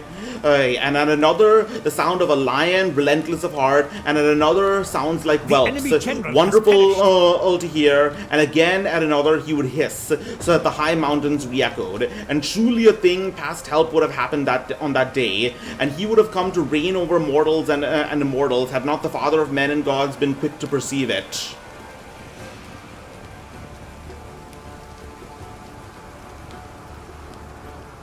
But he thundered hard and mightily, and the earth all around resounded terribly in the wide heaven above, and the sea and ocean streams and the nether parts of earth. Great Olympus reeled beneath the divine feet of the king as he rose, and earth groaned thereat. And through the two of them he took a hold on the dark blue sea, through the thunder and lightning, and through the fire from the monster, and the scorching winds and blazing thunderbolt.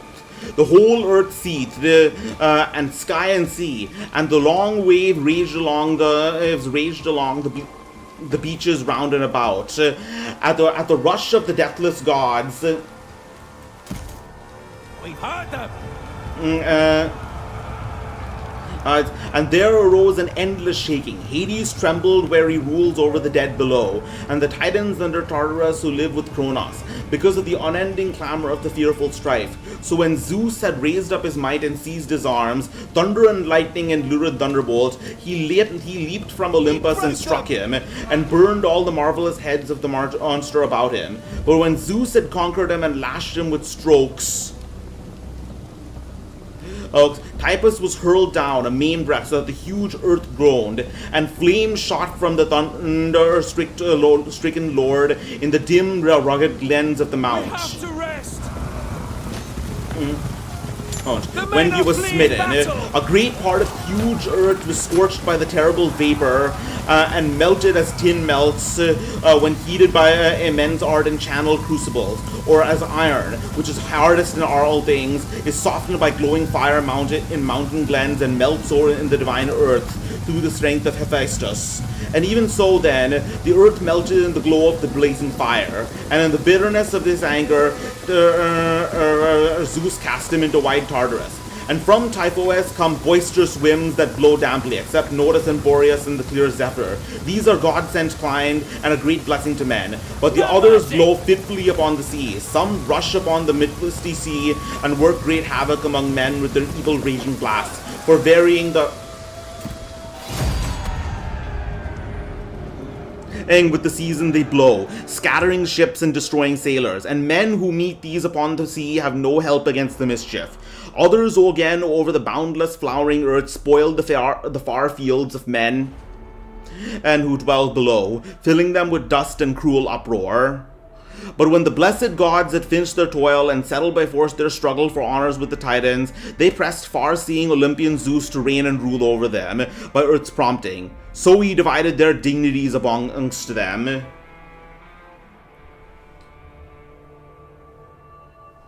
Now Zeus, king of the gods, made Metis his wife first. She was wisest amongst gods and mortal men. But when she was about to bring forth the goddess bright-eyed Athena, Zeus craftily deceived her with cunning words and put her in his own belly, as starry earth and starry heaven advised. For they advised him so to the end that no other should hold royal sway over the eternal gods in place of Zeus. For very wise children were destined to be born of her. First, the maiden bright-eyed Tritogenia, equal to her father in strength and in wise understanding. But afterwards she was to bear a son of overbearing spirit, king of gods and men. But Zeus put her into his own belly first, that the goddess might devise him for both good and evil.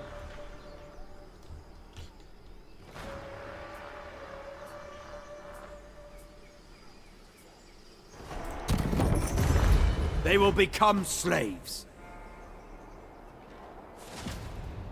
Great deeds await.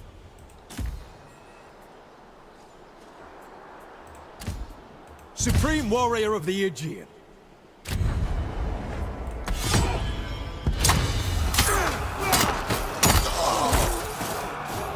Now, next he married bright Themis, who bare the Horai, Hours, and Eunomia, Order, Dike, Justice, and blooming Irene, Peace, who mind the works of mortal men, and the Moirai, Fates, to whom wise Zeus gave the greatest honor, Clotho, and Lachesis, and Atropos, who give mortal men evil and good to have. And Eurynome, the daughter of Ocean, beautiful in form, bare him 3 fair-cheeked charities, Graces, Aglaea and Euphrosyne, and lovely Thaleia, from whom eyes as they glanced flowed love that unnerves the limbs. And beautiful is their glance beneath their brows. Enslave them. Supreme warrior.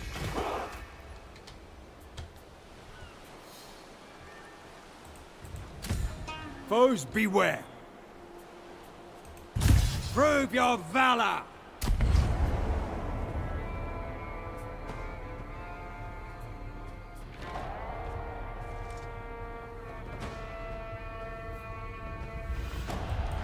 Fight on. Companion of Ares. I offer honey and oil for your favor. Kill the lot!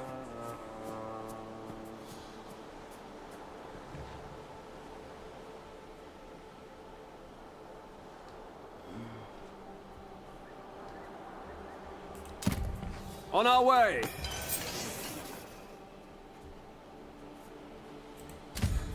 Undaunted!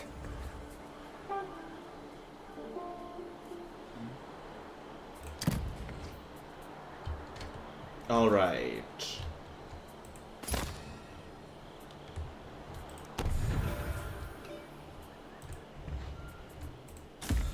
King Agamemnon. And Eurynome, daughter of... Also he came to the bed of all-nourishing Demeter, and she bare her white-armed Persephone, who Idoneus carried off from her mother. But wise Zeus gave her to him. Oh, so in this version of the So in this version, in Hesiod's version of the myths, Persephone was married to Idoneus and not Hades.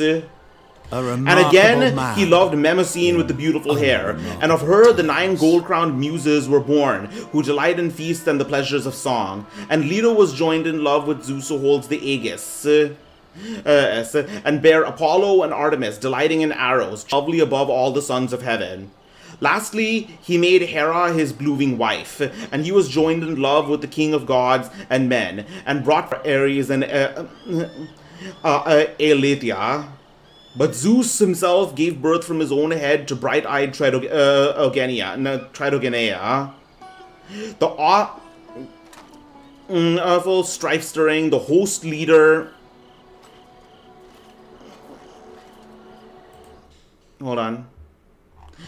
This is Tritogeneia is another name for Athena.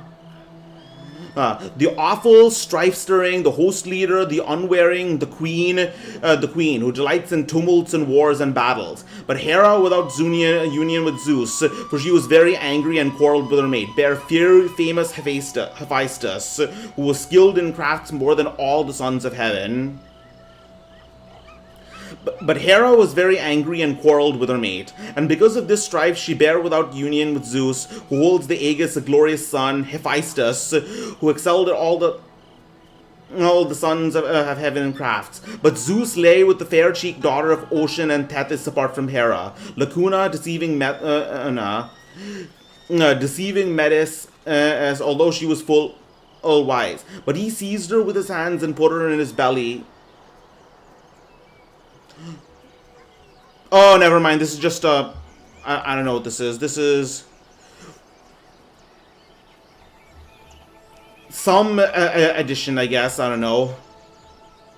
And of Amphitrite and the loud-roaring Earthshaker was born, great, wide, ruling Triton, and he owns the depths of the sea, living with his dear mother and lord, his father, and their golden house, an awful god.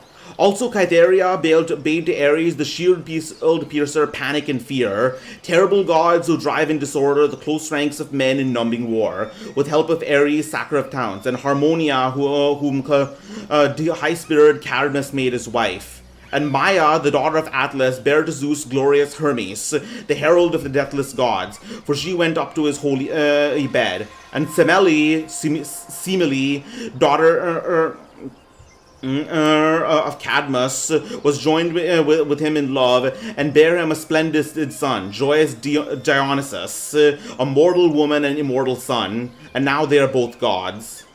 And Alemina was joined in love with Zeus, who drives the clouds, and bare mighty Heracles.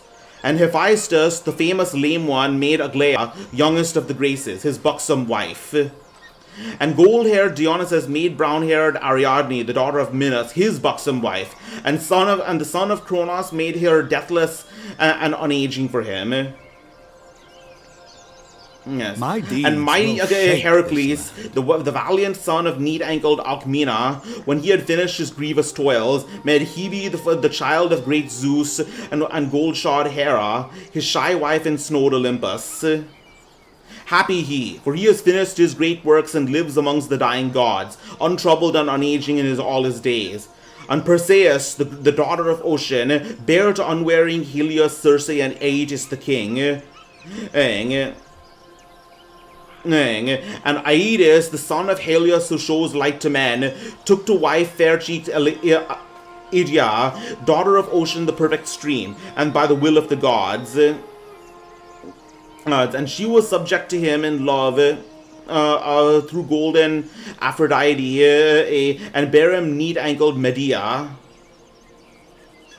Yes, this is basically... I am ready. This is basically one long family tree, most of which Zeus has somehow gotten into.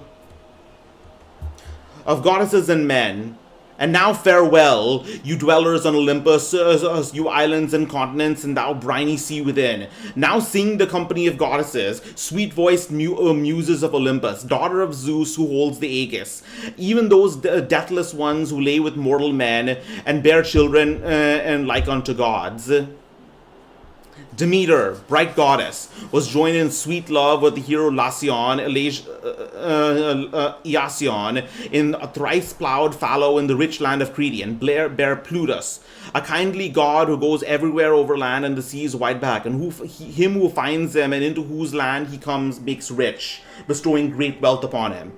And Harmonia, the daughter of golden Aphrodite, bare unto Cadmus, Ino, and Semele, the fair Urshite, Agave, an Autonoe, whom long-haired Aristeus wedded, and Polydorus, also in rich-crowned Thebe.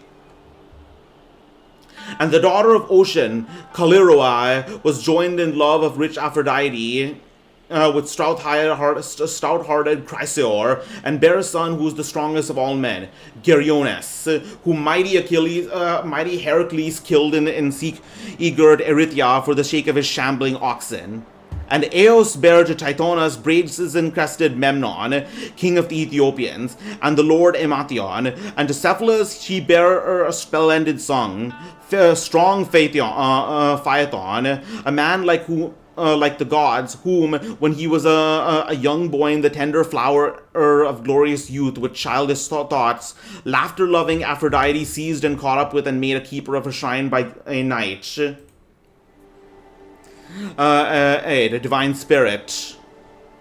And Jason, the son of Aeson, by the will of the gods, is led away from Aedes, Medea, the daughter of Aedes, the heaven-nurtured king.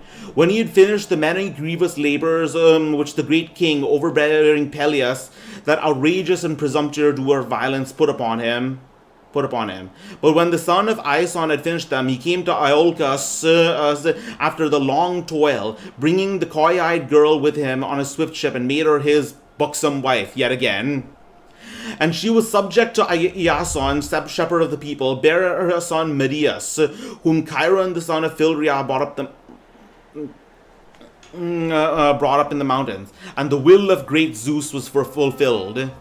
But of the daughters of Nereus, the old men of the sea, Psamathes, a fair goddess, was loved by Aeacus through a golden Aphrodite, and bare Focus. And the silver-shod goddess Thetis was subject to Peleus, and brought forth lion-hearted Achilles, the destroyer of men. And Cytherea, with the beautiful crown, was joined in sweet love with the hero Anchises, and bare Aeneas on the peak of Ida, with his many wooden glens, from whom, of course, Caesar would be descended from. And Circe, the daughter of Helios, Hyperion's son, loved steadfast Odysseus, and bare Agrias and Latinus, who faultless and strong. Also she brought forth Telegonus by the will of golden Aphrodite, and they ruled over the famous Tyrrhenians, very far off in a recess of the Holy Islands. And the bright goddess Calypso was joined to Odysseus in sweet love, and bare him Nausithous and Nausinous. These are the immortal goddesses who lay with mortal men, and bear them children like unto gods. But now, sweet-voiced muses of Olympus, daughter of Zeus who holds the Aegis, sing of the company of women. The end. Well, that was a mouthful, wasn't it?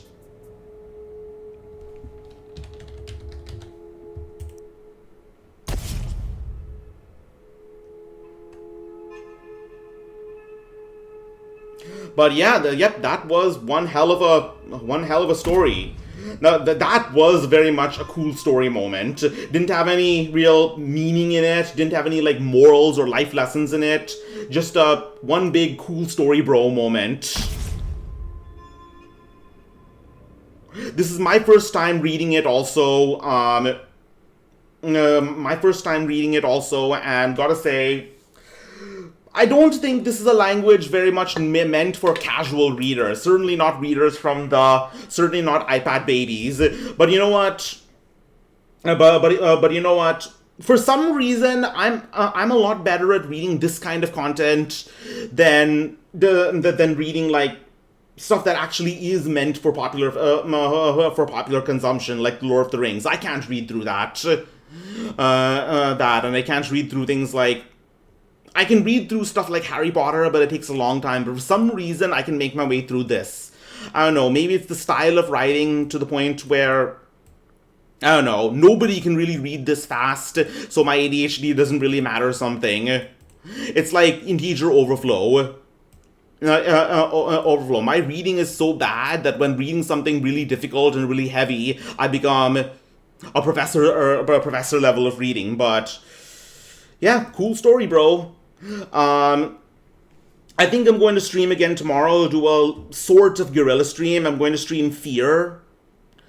And next week we're going to review Adventure Conquer Kings in the RPG system and play Far Cry 2. And then the week after that, maybe if things go well enough, a new model debut.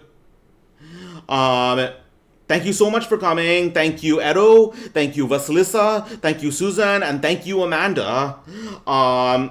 It is a great pleasure to have you all here and enjoy with you the wonders of the ancient world. So, thanks for coming, and expect more to come.